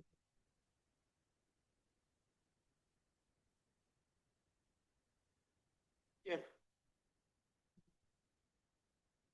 So I apologize. I wanted to call you, and so I guess I'm apologizing to everybody here for taking more time than I think maybe could have been taken, but I got rather confused as far as the timelines of when we do appoint somebody or not. You know, I'd say it was having to do with like the general section, I think, or they had that too. Because I don't know if that was necessarily following what I was hearing. I think what I heard last time, and I guess I'm maybe looking at Brad and Alicia, because I think you guys are the ones talking about it. If it was close to an election that we didn't want to appoint somebody because we wanted, say, the fully elected or fully as elected as possible to appoint. But the question I have is, say, if that happens, say, maybe December, we really want to go through the effort of appointing somebody if they're just going to be elected month after they're appointed. Yeah, so I think I've had a couple of questions on this. So remember that before making that decision to appoint, if it's within 45 days or 60 days or whatever amount of days that you consider maybe too short for someone to serve, you can simply leave it vacant instead of appointing. Then this policy would not apply. Or you could choose to go to wait till election to fill it. Again, this policy only applies once you as the board have made the decision to appoint that position.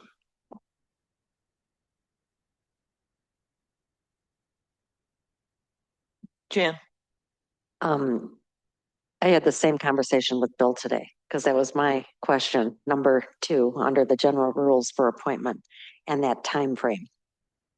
And he kind of, and I guess that kind of answered the question that we don't have to fill the position. But should the number of days be changed anyways? I don't know how everyone else feels about it, but I'd be open to that, but it's just my 2 cents.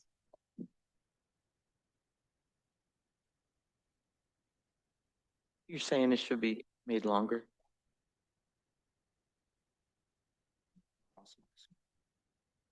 Al? Yeah, I just wanted to point out that 30 days was suggested by the board at the last meeting. It doesn't reflect a recommendation by either of us. I remember right, that was recommendation by one board member? Yeah, okay.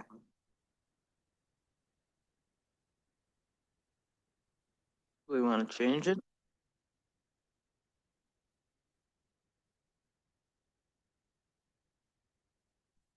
We have any discretion in there? I don't know, my comment is I feel it's okay. I don't know. What are you thinking, Jan? Lower? It's okay if that's what everybody wants to do, but otherwise I'd be open to changing it to like, say, 90 days. Fred? Yeah, the reason I suggested that is because I know a lot of people had angst and we even waiting 30 days to appoint a president. So I thought not extending past 30 days would probably be prudent for us to make that timeline and a quick, change if we were doing a president spot, for instance. So I didn't want to wait 90 days if the current board didn't even want to wait 30. So that's why I came up with that number.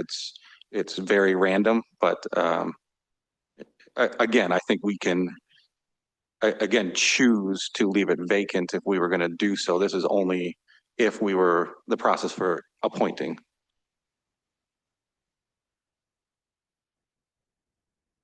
I think you're right about that. I probably wouldn't want to wait 90 days on a president. Yeah. I'm fine with it the way it is. What else you all want to do? All right, we'll take a vote on it. Make a motion to approve resolution 2026-059. Motion by Brad, is there a second? I'll second. Second by Jim, discussion? Discussions or comments? Pardon me? I have what I believe some minor comments that I don't know how much discussion is warranted with them. But the section 3(4), item 4 in section 3, it noted that I think it said that it needed to be a regular meeting. And I thought we could strike the regular meeting in case the future board wanted to make it a special meeting. I didn't see any reason why it needed to be a regular meeting. I'm sorry, I'm not able to hear you well enough down here. Sorry, I'll speak. So on item 4 that we have on the screen right now, it says on closing an application, the village board will review an application at a regular scheduled meeting. I thought we should remove regular to leave the option for the future board to do a special meeting if need be or wanted. And I had a similar comment for that in the 3(5) that it called out as a special meeting. Because I thought, again, that the village board or administrator at the time wanted it to be a regular meeting, that should be available too. So we'll just say village board meeting. Yep. Yeah, I mean, again, the policy is up to the board. I mean, we put the regular meeting and the special language in because it's based off of what we're currently doing for this appointment process, but that can be changed. I guess as the second, I would ask the motion to strike that and just make them regular or board meetings. Yeah, that's a friendly amendment. Thank you. Okay, so the amendment is to strike any reference to special meetings. Yeah. And regular. Yeah. And So just say village board. Yeah. Yeah. And then sections 3, number 7, it talked about ranked choice. And I personally don't think that's the correct definition of ranked choice. And the way I was reading the 3(7), I don't even know if we need that line. Yeah, it looks like you're grabbing. Yeah, I just wanted to point out that that is a typo. It's not a rank choice, it's a ranked choice. Unless you've got really bad candidates. Can you repeat the section? That 3, it's section 3, item 7. It says votes shall be determined by ranked choice voting, or it should have been ranked. Should say ranked. But when I looked up the definition of ranked choice, it didn't seem to be what we're specifying in here. So I think maybe we just leave that whole line out and just spell out what we're doing.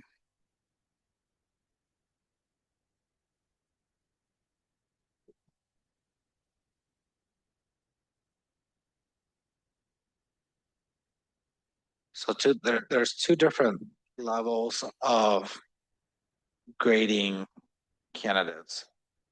First is the grading of applications, which is by the point system highlighted here.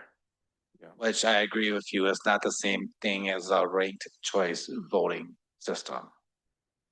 Where the ranked choice voting system applies would be following the interviews, so that we can get through what potentially could be a tie.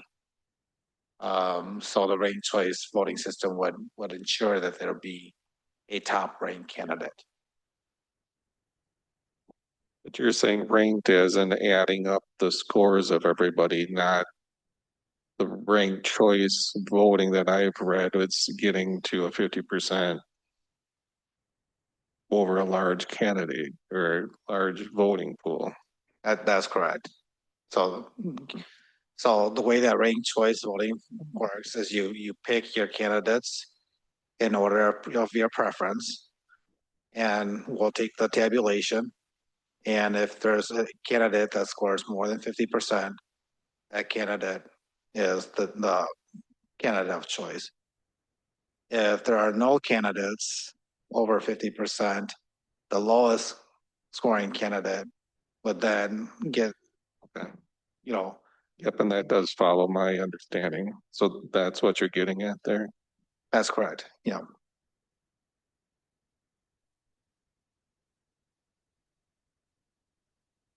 Hey, Colleen. I just would point out the ranked choice voting though needs 3 or more candidates. If you have 2 candidates, you can always end in a tie, because I had that when I sat there, when it was between Chip and Dick Josephson. And it was 3-3 each way. So if you did a ranked choice, each candidate would have been at 50%. There would have been no lower candidate to bump out. So ranked choice needs at least more than 2 people. How many did we say we were bringing it down to? Candidates? Up to 5. To 5. So do we need to change something then? Coin flip? Pardon me? Yeah. Coin flip, that's the default, right?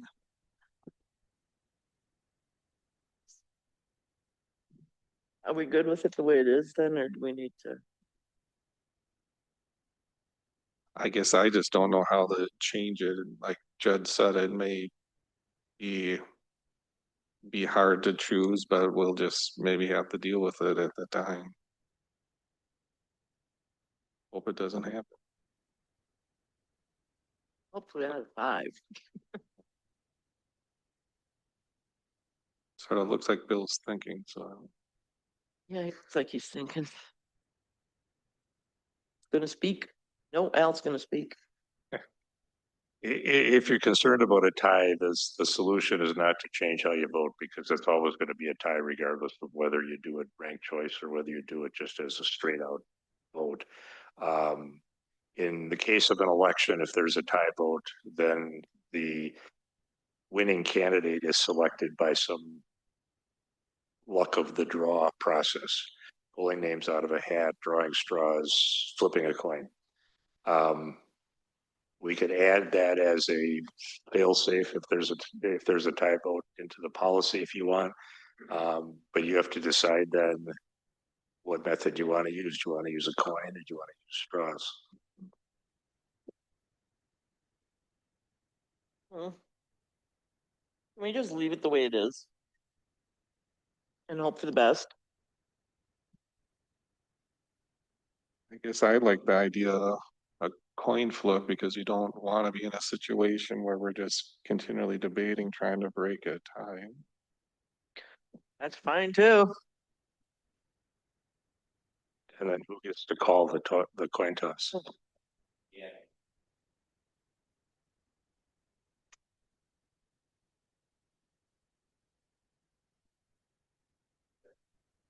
Yeah, you're the maker of the motion, Brad, right?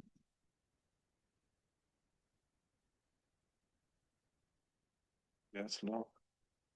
I'll amend the motion to include a coin flip with the person with the earliest name in the alphabet for last name is 1, and the second is 2. Heads or tails?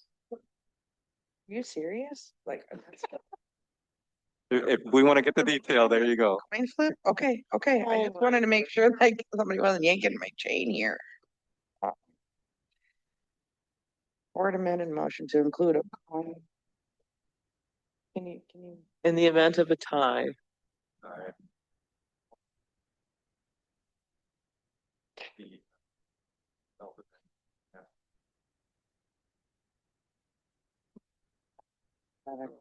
Now imagine if we had imagine if we had a debate this when it was contested. Hey. What if it's a woman with a hyphenated last name? Do we use the first of the hyphenated or the last? Okay, so I have court amended the motion to include a coin flip in the event of a tie with the earliest alphabetical last name being heads. Makes sense to me. It's government. Okay, we're all good. Let's take a vote. All those, I think we are, aren't we? We're all good with the amendments and whatnot, okay. All those in favor of 2026-059, adopting a policy for filling vacancies as it has been read, indicate by saying aye. Aye. Those opposed, indicate by saying no. Motion carries unanimously. Resolution 2026-060. Resolution adopting core values for civility and conduct in the village of DeForest. We have one person who would like to speak, Rebecca Witherspoon. Yeah, please.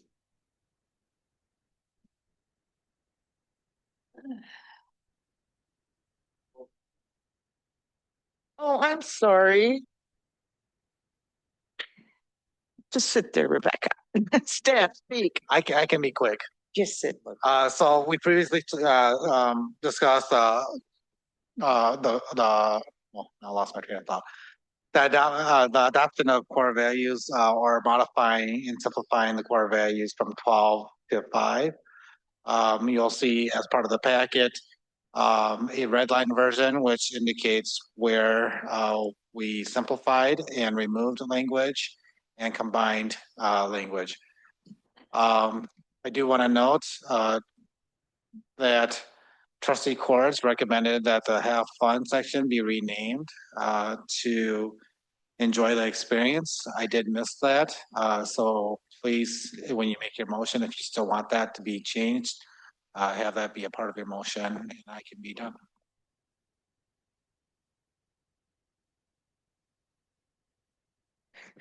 Okay, Rebecca, you can talk now.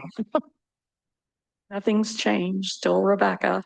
I support the adoption of the resolution adopting the core values for civility and conduct for the village of DeForest with a caveat. In today's political climate, at every level of government, professionalism, respect, and basic civility matter. They matter for this board, for village staff, and for the residents who place their trust in you. But I also want to respectfully say that this resolution does not go far enough. A code of conduct without enforceability is ultimately just a piece of paper with pretty words and good intentions. If there are no meaningful consequences when those standards are violated, then the public has no reason to believe the code actually means anything.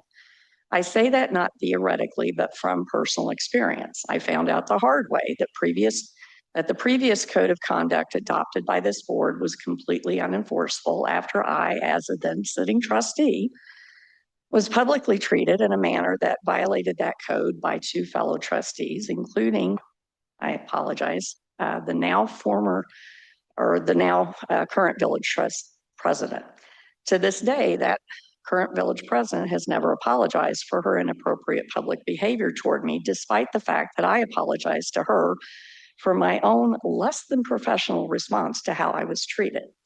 That experience taught me something important. Standards without accountability do not protect civility. They simply create the appearance of civility and allow discord to fester and grow.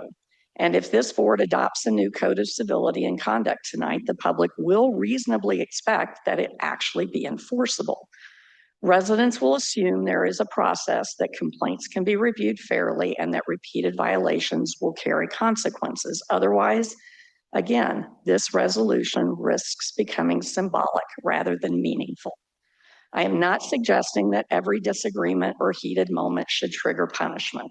Healthy disagreement is part of public service, but there must be some codified process for accountability when conduct repeatedly crosses the line.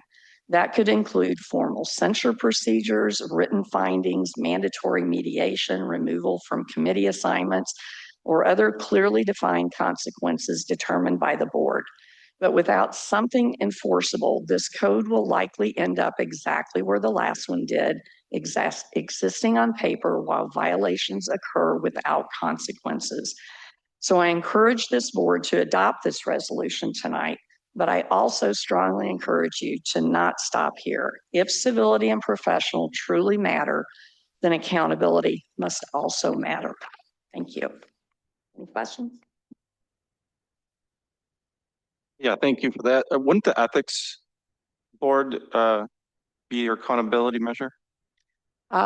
If there's no enforceability, the ethics code is related to financial stuff. It's not related to behavioral stuff. At least that's what my understanding was back in the day. I tried going that route. I was told that was not an option. I think the problem we've always had is that being elected officials, wasn't it? How do you take action? Al? Oh, okay. You're going back a lot of years to something that I didn't think was that big a deal, but I will apologize right now. Thank you. I appreciate that. You're welcome. Yeah, and again, I do apologize for my reaction. It was very inappropriate. But yeah, just some kind of either make it very clear that it is something that is a standard you're adopting, but is not enforceable, so that the public doesn't think it's enforceable and that fellow trustees don't think it's enforceable. I get it. I just don't know how we're going to enforce it. Exactly. That's a tough one. Thank you. Mm-hmm. Okay,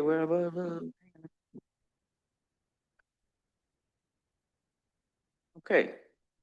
What, did you have something to say? I forgot what you.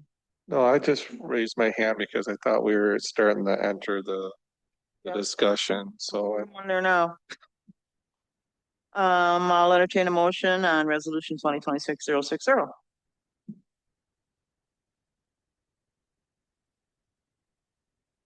Okay, I'll make the motion. For a second. Second. Discussion. I guess I'll start the discussion. That to me wasn't my discussion, but it was talking about, is there any way to make it enforceable or anything? In my opinion, no. These standards are written as basically a commitment that you are making to each other and to the public as to how you behave. The First Amendment lets you say whatever you want. Okay, with a few narrow exceptions. You can't yell fire in a theater. You can't defame people. You can't incite a riot. Short of that, the First Amendment protects political speech. It protects non-political speech, and it especially protects unpopular speech. We don't need a First Amendment to protect speech everybody wants to hear. So there's just no way to make it enforceable when the conduct that you're regulating is speech. And that's when most of the complaints come in. I don't like what that person said about me. That person's twisting what I said or whatever. People have a right to twist what you say. They have a right to say bad things about you. And especially when you're a public official, you have to be thick-skinned and accept that. That's just part of part of the way things work. So any kind of a governmental sanction on somebody for speech is going to be very suspect and is probably not going to survive. Jim? I thank you for that, Al. I can tell you, well, two quick things. I do think we should add to the motion the change the half fund to was enjoy the experience or whatever it was. I personally, I mentioned that I'd like to have somewhere added into the wording, probably not a title, but have a difficult conversation.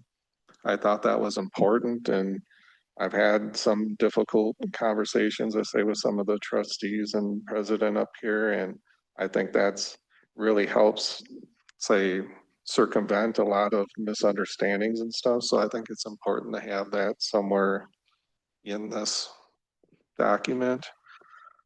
The one thing I want to say, and it, I guess does go to a little bit what you mentioned, Alan, is that I think we all have different definitions of what we're really reading, because I can tell you tonight, I'll read it right here in the resolution.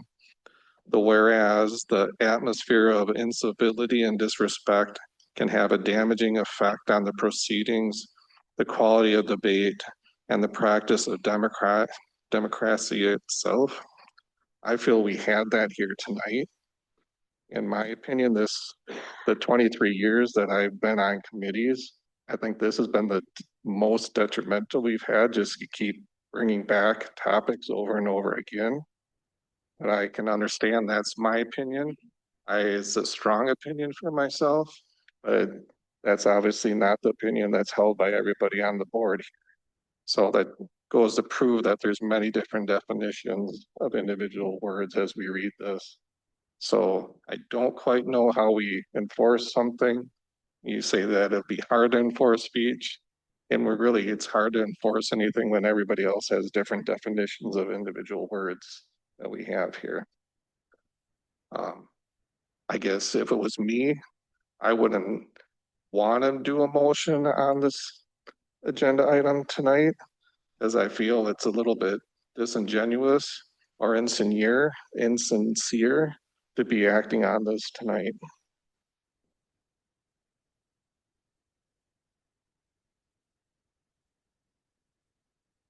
Anybody? Well, then why don't we just forget even having core values in our resolution?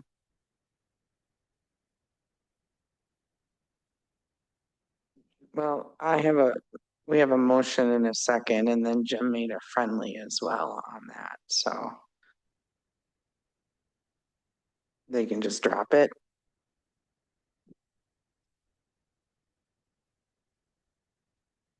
I'm sorry. We're still in discussion, right? Yeah. I think we took the time to discuss this at the last meeting and put our input and not taking away from the sentiments of the other trustees. I think that we can move forward with this, and the staff has also taken the time to do this as well. So that's my opinion. That's fine with me. It's too bad we even need to have something that talks about civility and conduct when it should just be good old decent human behavior, but. Do we have a motion in a second?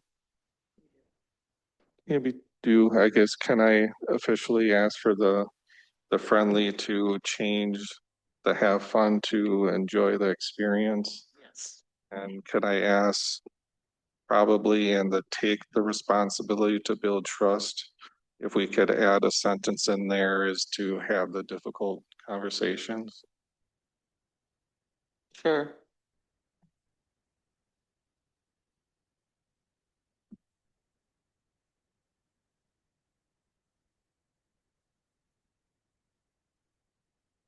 Got her, Brandy? I do, thank you. Do you want me to read it back? Oh, God, please. Okay, I have a motion by Little, seconded by Williams, and then I have Simpson made it friendly to add the motion to change have fun to enjoy the experience. And under take responsibility to build trust, add have the difficult conversations.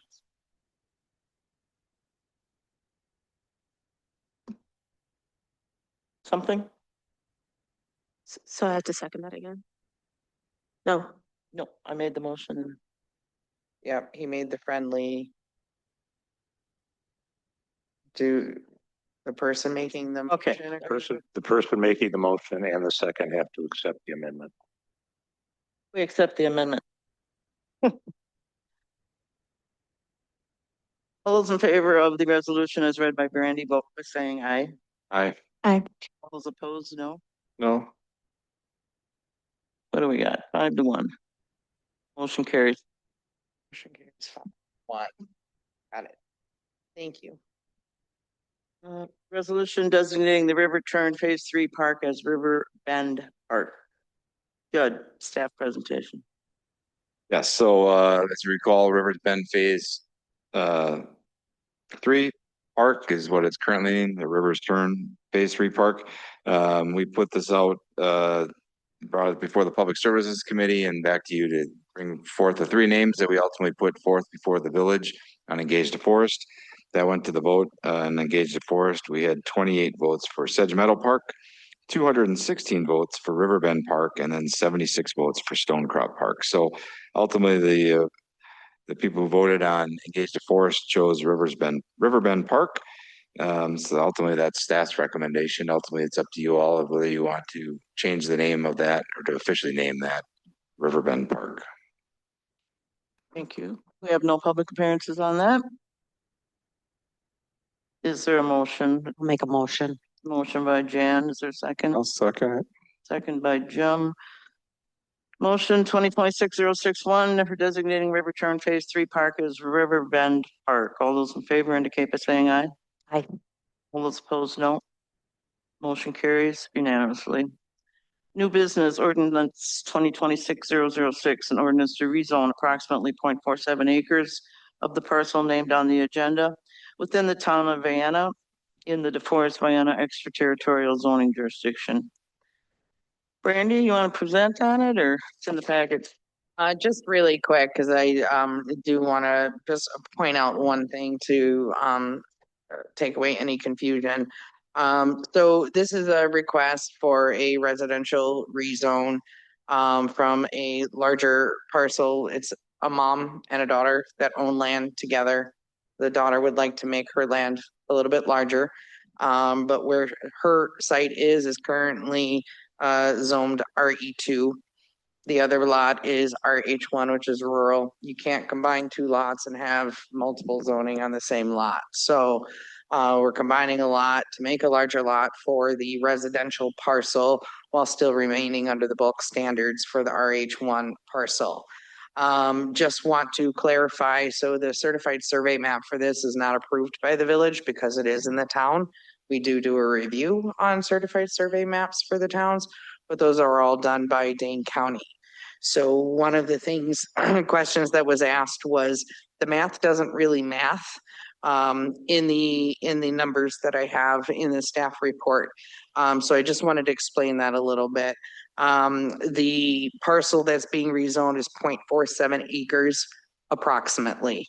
That's based on aerial dynamics, things like that. It's not going off of the certified survey map at this point.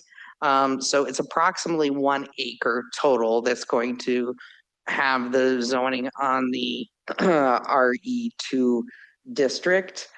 We just don't have the exact pinpoint how many square feet, acres it's going to be with the right of way and everything else that's included with the town approvals. So just wanted to clarify that for you guys. But that is basically it. So I will be quiet. Thank you. We have no public appearances on that. Is there a motion to approve 2026-006? Motion to approve. Second by Brad, seconded by Melanie. Any discussion? All in favor indicate by saying aye. Aye. All opposed, or those opposed, no. Motion carries unanimously. Ordinance 2026-007.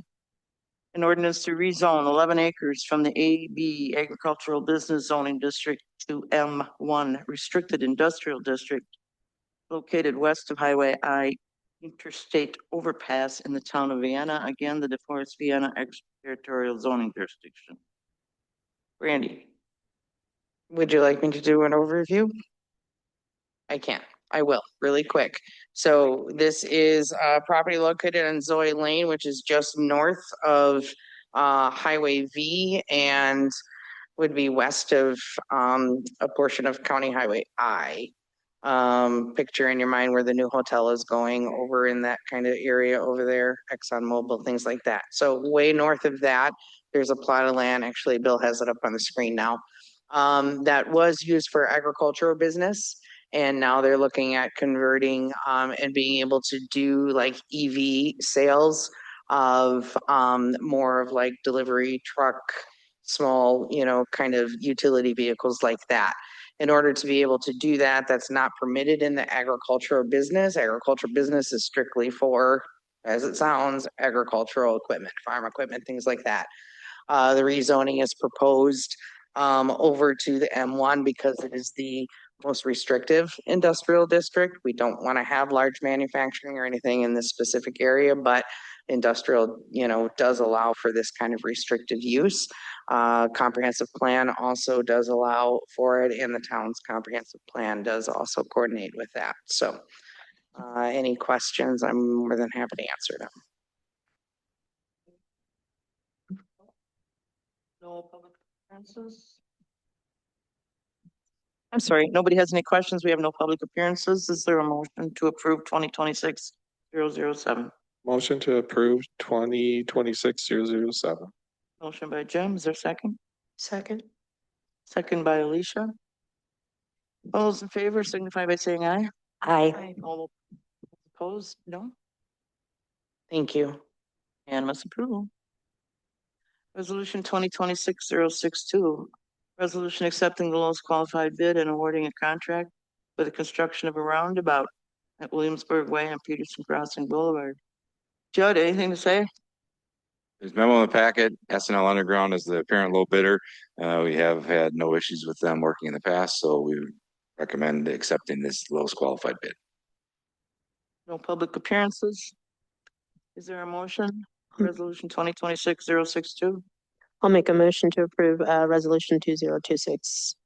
Is there a second? I'll second it. Any discussion? Jim? I'm wondering if you know who the roundabout designer is? Just curiosity. We worked with KL Engineering for the design of the roundabout. Okay. Thank you. Anything else? All those in favor indicate by saying aye. Aye. Those opposed, no. Resolution carried. Ordinance 2026-008, an ordinance to approve 7th amended preliminary development plan for the Conservancy Place planned unit development. Do we have Mr. Rothford? Oh, Mark dropped off about 2 hours ago. I don't blame him. So I'll pinch it here. This memo in the packet is helpful to kind of paint the picture here. And this is an amendment to the PDP associated with the Conservancy Place planned unit development, which is out by the athletic complex by the ball fields there for orientation. Driven primarily by a proposed senior housing development that P&Z had a concept presentation. I forwarded you the recording for that. Mark helpfully in the exhibit here had sort of a pseudo track changes where he highlighted in yellow the amendments that were related to that development, in green the amendments that were related to an addition of unit counts for owner occupied duplexes, and then in blue sort of miscellaneous cleanup amendments as well. High level, this would increase the overall housing unit cap from 1330 to 1368, an increase of 30, and that would allow for the addition of those condo units in what is deemed the Knolls. I don't know if anybody's got GIS up on the screen here, but I can highlight where that is off of River Road. Yep, vacant land through there. And then the PDP amendment also exempts institutional residential use up to 140 units for this sort of senior continuum of care facility from the unit count as well. It also includes a use restriction of that, so it has to be senior or elderly housing for at least 30 years. That development would eventually have to come in for a conditional use permit, and then would have to comply with restrictions around that too. I guess I can kind of pause the presentation there. I think there may be some questions. I think Mark also referred to a master development agreement, which governs the entire Conservancy Place PUD. That is something that is currently being negotiated, and I'll probably lean on Bill and Al for a status update on that, but I'll pause there and then we can get into discussion. So regarding the master development agreement, that is the tool or document that ties this approval of the PDP to the right of first refusal for the land and the property that is immediately adjacent to the athletic complex. We are currently negotiating that master development agreement and have not yet received the response to our most recent red lines to them.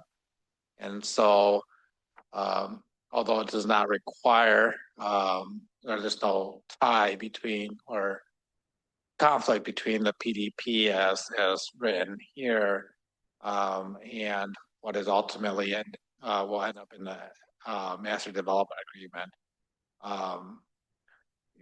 This board could potentially confirm the MDA, ensure that the MDA gets to an agreement by conditioning this ordinance upon approval of that master development agreement. Sorry, it's getting late. I'm struggling to my words. Oh, I'm sorry. Brad, go ahead. Yeah, a couple questions. Was this restriction on the number of units for Conservancy Place specifically or the village? Conservancy Place within the planned unit development. Great. And then the second one, the video you sent, it was great. I appreciate that. The only thing I saw them show though was the development on the north side of Innovation, not the south. Is that all included or just the north we're talking about right now? So it would just be whoever's got the cursor, it's just along those parcels now is the senior development, which I will just to clarify is separate from this.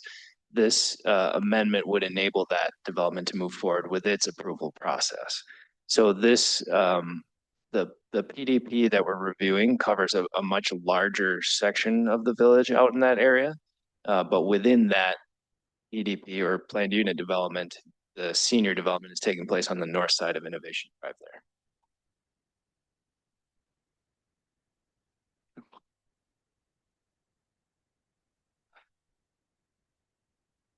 So if the village board were to consider this amendment as is, it sounds like what Bill and potentially Al would be recommending too would be to add a condition of approval that the master development agreement also be approved. And I'm assuming the right of first refusal as well, Bill? The right of first refusal is an exhibit to the master development agreement. So upon approval of the agreement, we would be agreed to the right of first refusal and would just require execution. And so both of those documents, or I guess that document with its accompanying exhibit would come before you all for review at a future board meeting as well.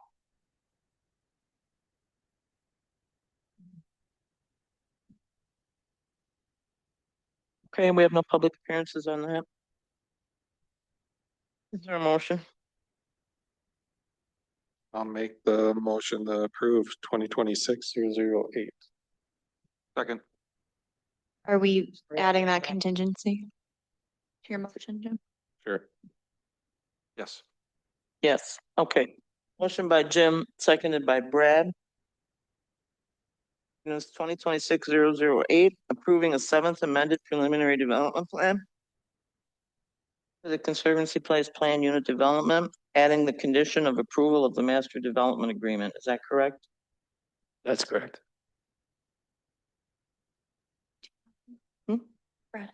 Brad, you have? Okay, all those in favor indicate by saying aye. Aye. Aye. Those opposed, no. Motion carries unanimously. Passing.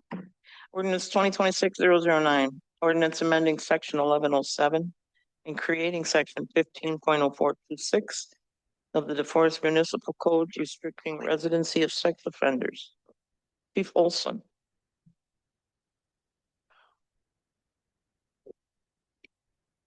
Yeah, let me just open a quick PowerPoint. I know there's probably a few questions about these. Whenever you hear the word registered sex offender, it generally causes some angst. So I do want to clarify a few things. And I may have to rely on our house of legal wisdom to my right, just in case there's some questions I don't really have for you, or answers directly for you. So this ordinance was adopted about a year ago. I don't even think it's that long, but it set the area where a registered sex offender could live 1,000 feet from a safety zone. It basically creates a safety buffer around certain parts of the village. And now this comes to you as originally like an enforcement. A better place for it to live is in the zoning code. And we'll kind of walk through a little bit of how this all came to be. So it sets a protective zone, and here's some of the places that it protects, right? Schools, public parks, private parks, park facilities, playgrounds, conservancy area, recreation areas, childcare centers. So basically, whatever the distance, and I'm recommending 750 feet from the edge of the property line, creates a buffer. I'm going to show you some photos or some maps that Greg created for us here to hopefully add a little bit of clarity to it. But that's the purpose of this, okay? It's where a registered sex offender can reside. They can't reside inside that safety zone. Now, with that, the other thing that we have to consider is when you look at the linear distance, one of the other parts of an ordinance like this creates the lack of clustering. In other words, you can't restrict so much of the village housing that a sex offenders all live in like a square block and they make, like their own little neighborhood. It's not exactly the best either. So those are just a couple of things to consider. I did take this to public safety, I think last week. Days are blending, I'm sorry. We had a robust discussion about it there. They unanimously approved the 750 feet. The other considerations that we looked at were 500 feet and 1,000 feet. So just to put it in context, if you think about a village block, it's about 500 feet. Okay, so 750 feet about 1.5 blocks is a safety zone where that somebody can't live. So I asked Greg to create a bunch of maps. Thank God Greg created a bunch of maps. I probably have like 30 emails full of maps right now, but they do kind of add some context. So one thing to consider is you have to have available housing. I'll also anecdotally throw out this. Before I came to DeForest, one of my last command at MPD was sensitive crimes, and one of my duties was our sex offender unit. And we had an ordinance that was so restrictive, we got sued for it. Okay. Mount Pleasant has also been sued previously because they tried to rule out their entire community, and that's not going to work, right? So part of this is also trying to mitigate the risk of lawsuit and things like that, because you have to have available housing. You can see when you look at Yahara Elementary at 500 feet, because of the different corners of the property, some of the circles look a little bit oblong, and that's because it's from the property line. Okay, but you can see there is housing around, but there's also a park that kind of skews it. So there's some darker shades of blue, lighter shades of blue.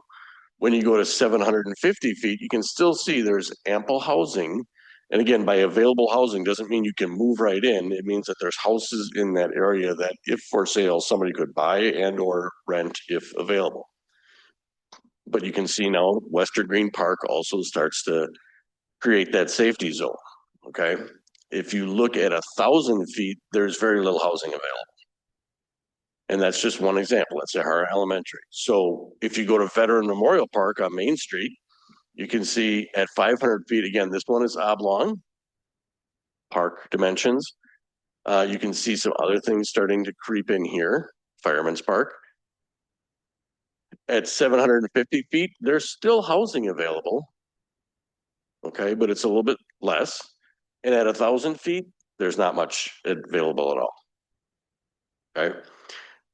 I can't give you a percentage. I asked Greg if we could pull it out of GIS, what percentage of housing is available. It's not able to do that. And I thought it was much ask him to count rooftops and do percentages. So we looked at, I throw in here just for your view, Stargazer Park, which is just down the road here off of Yorktown and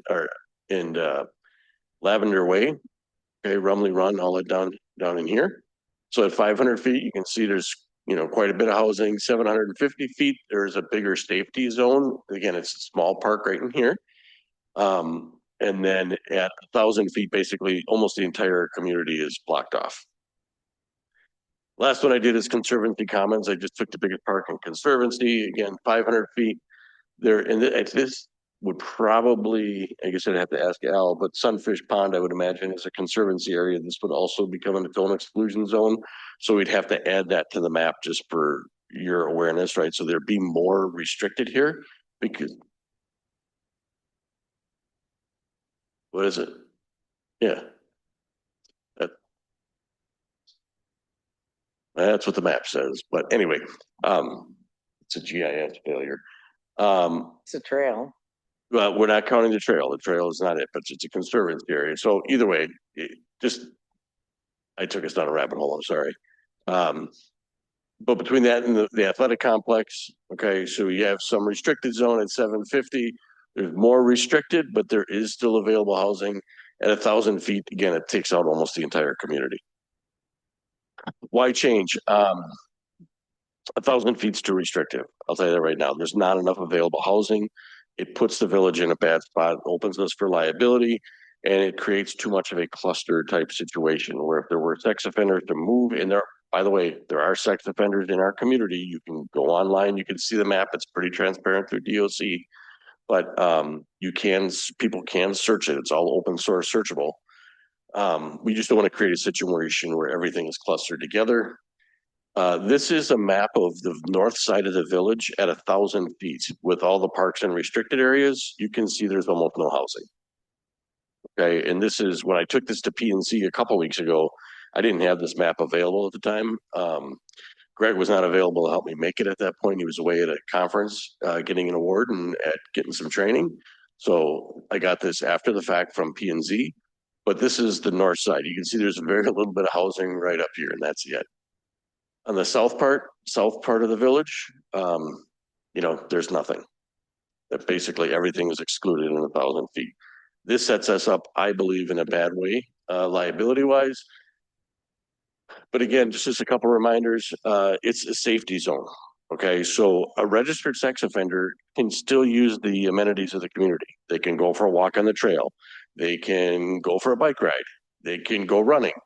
They can't do things like loiter on the trails, take pictures of kids, have a telescope in their window and all that kind of stuff. Okay. But we have to have a housing available. And again, by available, it's just got to be not in a restricted zone. And then again, 750 feet to me is the right distance. It has enough available housing, but at the same way, it's does create a good safety buffer. You figure, 1.5 blocks basically on every side of the property. It's a responsible place for the village to be. And again, this is my professional opinion, and it does create that adequate safety area for residents. So with that, I don't know, Al, am I missing anything or that you can think of? If not, I'll answer whatever questions I can. Well, I guess Done. We have no public appearances, Jim? Yeah, I'll bring it up as a question. It might be, is Colleen, Brandy, Chief, correct me, but this is brought up at the planning and zoning. I believe we passed it forward with the 750 with the understanding that we're leaving it up to the board to adjust it if needed. So they seem to be comfortable with whatever we chose to do here. Yeah, thanks for reminding me. That was my recollection as well. And P&Z had another robust discussion about it as well. The commissioners did. Melanie? I just have a couple things on this one, and thanks for your presentation. That was really informative and I think answered a lot of initial questions that many people probably have when they saw this on the agenda, like I did. This one initially really took me aback, and it's been a struggle for me, but I've understood through conversations and through this presentation the reasons behind it. So I just want to clarify for the record that the change from 1,000, which is the current safety zone, to 750 would not displace anybody that is currently within a safety zone and then would be out. Correct. Yep, it's Just grandfather. clear. So that wouldn't be a concern of displacing any current people. You gave a really thorough overview of the village and that 1,000-foot safety zone and what that actually looks like. So I appreciate that. My last question, I guess, I also just, again, coming as like a parent, I want parents in the community to really understand the reason behind this. And you've talked about those liability concerns, which are extremely important for us to consider. But I noted in the packet, my understanding is there's an existing appeals process. And so like if someone was seeking housing within a safety zone and then was denied because it's within a safety zone, they could appeal and it could be reviewed on a case by case basis. And so someone might look at this and say, well, if we have that appeals process in place, then why do we need to change the ordinance? And so I was wondering, I know we don't have a lot of historical data in DeForest because even the 1,000-foot safety zone hasn't been in place that long, but just generally with your knowledge over the course of your career of these appeals process, are you like, what's your knowledge of those appeals generally, I guess? And like, can you just speak to that question that people might have? Sure. Yep. I'm aware of some appeals that happened in my previous department, and I can tell you that in appeals, nobody really wins because they've got to be public hearings. And then now you're basically airing everything to neighbors. I would say for DeForest specifically, our Public Safety Commission is very balanced and pretty reasonable. There's none of the people on that commission, and two of them are sitting right next to you, would allow somebody to move in next to a park, right? Even on a thing, but you have to publicly notice everything. So you're basically opening up a story to an entire neighborhood. I can also say that people that are convicted and placed on the sex offender list, well, absolutely 100%, it's not a light sentence to make somebody an RSO. There are some that are for offenses that you would think, underage sex, for example, you're two people in high school and it's all prosecuted by parents. So it could be a consensual act, but not consensual by age can get you on the registered sex offender list. There's a lot of different reasons. There's a different process if somebody, we would always refer to them as 980s, or they are violent sex offenders, somebody like you think of a home invasion, sexual assault type case, that is a special circumstance. If DOC was going to try to place somebody in the village of DeForest, they have to legally notify me and they have to have a public hearing. So that's not what we're talking about in this process. I just want to make sure you understand the delineation because it gets very convoluted. But as far as appeals go, I'm aware of some, they generally aren't pretty, and they sometimes lead to lawsuits. And again, I know we're not going to get rid of lawsuits totally. That's not ever what I'm trying to say. But I think if we have a balanced ordinance that meets the needs of what it's designed for, creating a safety zone, but at the same time allows opportunity, there is that equal protection on both sides of the thing that we have to look at. Our department gets notified of sex offenders placed in the community. I have my investigative sergeant is detailed to keeping track of all that, making sure staff is aware. There's other things that happen around like Halloween that they can't participate in, so we monitor that as well. Hopefully that answers your question, probably way too long, but. It does. I appreciate the length of that though. Thank you. And the detail.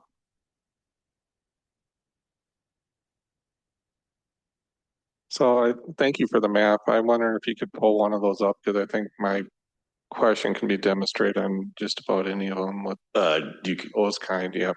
So like if you go to the 750 rather than the 1,000, and like this one, maybe not the best example, but I want to say in the ordinance it talks about conservancy too. Conservancy places, space, yeah.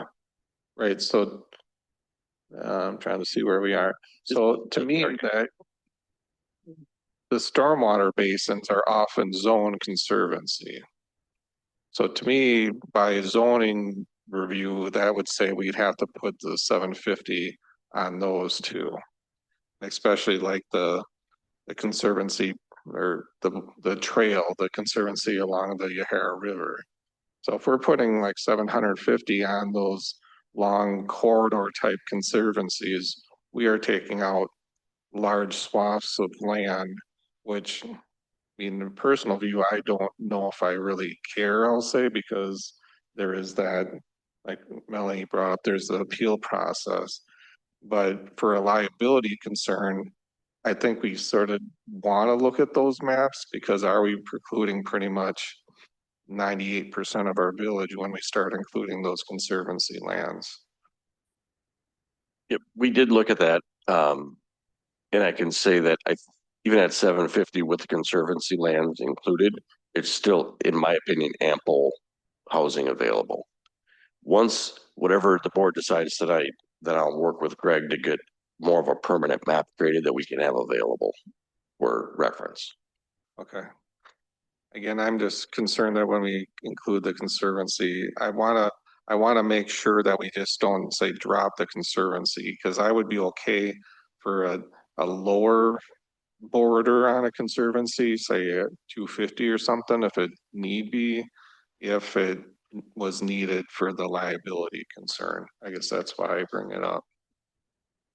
If you are okay with the 750 for the conservancy, I'll lean to your expertise and thank you.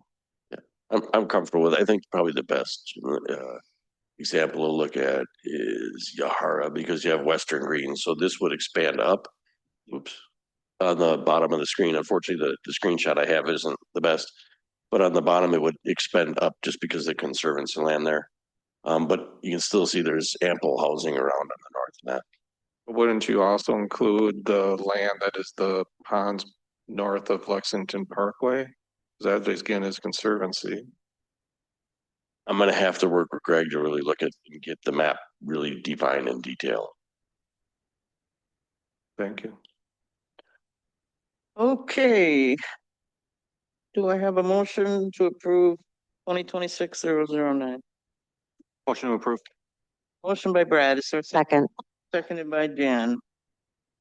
Discussion has been done, I do believe. All those in favor indicate by saying aye. Aye. Aye. All those opposed, no. Motion carries unanimously. Convene into closed session. Thank you, Chief. Resolution 2026-063, a resolution determining the claim of Tyler Katsy. Village Board may convene into closed session as authorized by Wisconsin statute 19.85, parent 1, parent G. Conferring with legal counsel for the governmental body who is rendering oral or written advice concerning strategy to be adopted by the body with respect to litigation in which it is or is likely to become involved. Village Board may reconvene in open session and further discuss or take action on the subject matter discussed in closed session.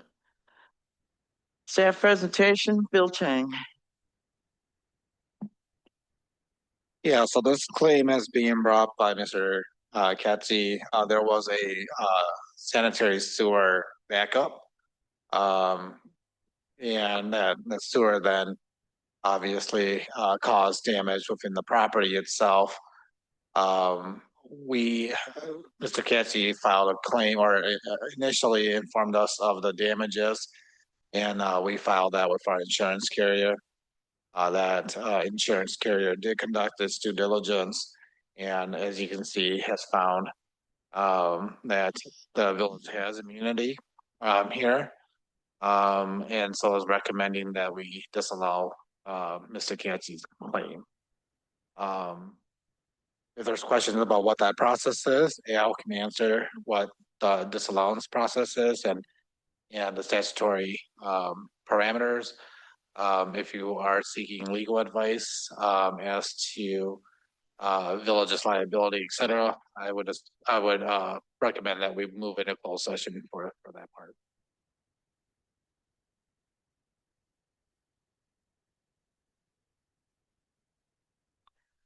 We have no public appearances on this. Uh, The insurance company says to disallow the claim. I guess that's pretty standard stuff. We need to go into closed session for that. Anybody need any more details beyond that? What are you pointing at there, sir? Yeah. I guess I just don't know what to think. I know when I lived in Madison, I had sewers back up and I just accept that as a stormwater thing that happened and we put in a check valve. So I can see the point that it can maybe go either way, so I don't know if I'm questioning the legality or if I'm questioning if we should pay him or not. So Well, Speak. I can only answer from a legal standpoint. Eh, First, I want to start with just disabusing people of a common misunderstanding, and that is whenever something bad happens to somebody else is responsible for it. So somebody's got to pay for it. Liability in this case would be based on negligence. Was the village negligent in maintaining its sewer system? Based on the investigation, and I have not investigated this myself, the insurance company was handling it, but they came up with no indication, and I'm not aware of any, that the village had any way of knowing that there was going to be this backup prior to it occurring, given that they find no basis for liability, and neither do I.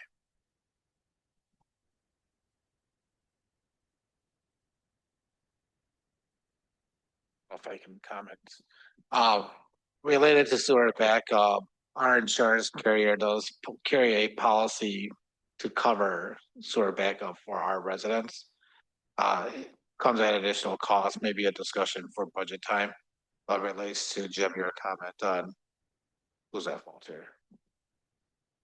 I guess I'll just speak to my history. When it backed up, I was upset about it, but lucky for me, I knew that there was always a stormwater issue, so I didn't put anything down there. I mean, it's different when the sewer backs up.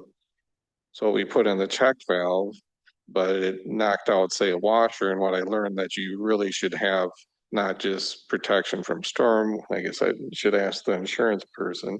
You need to have a protection for the sewer backing up. And it was like a $5 ad for the year. It's like, well, why didn't you tell me that? So I can see the liability is maybe on the individual for not covering himself for that, but I also feel that it is something that happened in our sewer, and if it was me, I'd want some portion of it. I personally feel that's fair, but it's not necessarily going to the liability of it. It's maybe more of a policy. I do want to make clear that if you decide to pay this person money, it's going to be your money, not your insurance company's money. Whereas if he sues you and wins, the insurance company would cover it. What was the dollar amount of this that he's asking for? Approximately $23,000.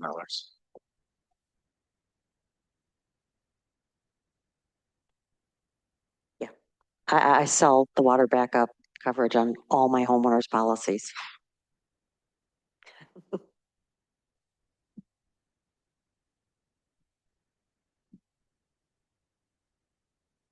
well, do we want to go into closed? Do we have to go into closed? I don't think so. No? All agreed, we're not going into closed? Okay, I'll just offer that the month on the resolution says April instead of May.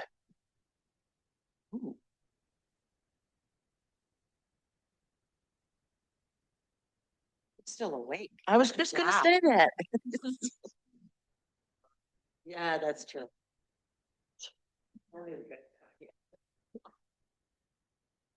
Okay, so we're not convening into closed session. Therefore, we are not reconvening into open session.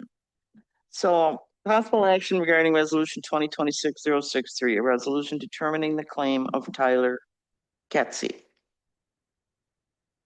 Determining the claim, you want us to say we make a motion to deny the claim? Pardon me? disallow the claim. All right, I will make a motion, 2026-063, disallowing the claim of Tyler Catsey. Is there a second?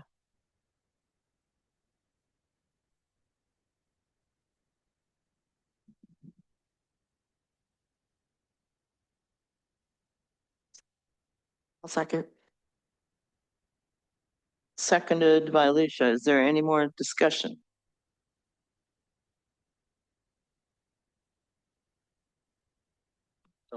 Are you, I'll make a point of discussion where we're have this resolution disallowing the claim. That would still leave the individual opportunity to ask for us to pay something. I'm not saying we would, but that still gives them opportunity outside of the claim. He can ask, I mean, he has asked. That's what this is, so, but he could ask again if he wanted to. so we're good with the wording the way this says, or do we need to change something? Okay. All those in favor of disallowing the claim under resolution 2026-063 indicate by saying aye. Aye. All those opposed, no. Motion carries unanimously. Claim is disallowed. Check register was in your packet. Committee commission board reports, update, DeForest Area Library. Who's that? I don't think we have any important updates. Okay. Public Safety Commission, that's me. We pretty much just discussed our 750-foot range there. Forest Area Community and Senior Center, No important updates. Community Development Authority. Nothing? We extended a loan agreement for the forthcoming pizza place. Planning and Zoning Commission, I have circles on my planning and zoning commission, so I think I already reported on it, so I'd say there's been no new meetings. Public Services Committee, You saw tonight the mountain bike trail information and the renaming of the park to River Bend Park. Forest Windsor Fire and EMS, had the groundbreaking for the second station. We have a meeting, I don't know when, June 11th. Committee Commission Board reports in your packet. President's report, President doesn't have one. In county cities and villages update. I think Bill already hit that earlier today. Nope, don't want it again. Any other business that lawfully comes before the board? Next up is adjournment. Is there a motion? Motion to adjourn. Motion by Brad, is there a second? Second. Seconded by Alicia. All those in favor indicate by saying aye. Aye. All those opposed, no. Motion carries unanimously. We are adjourned at 9:51 p.m.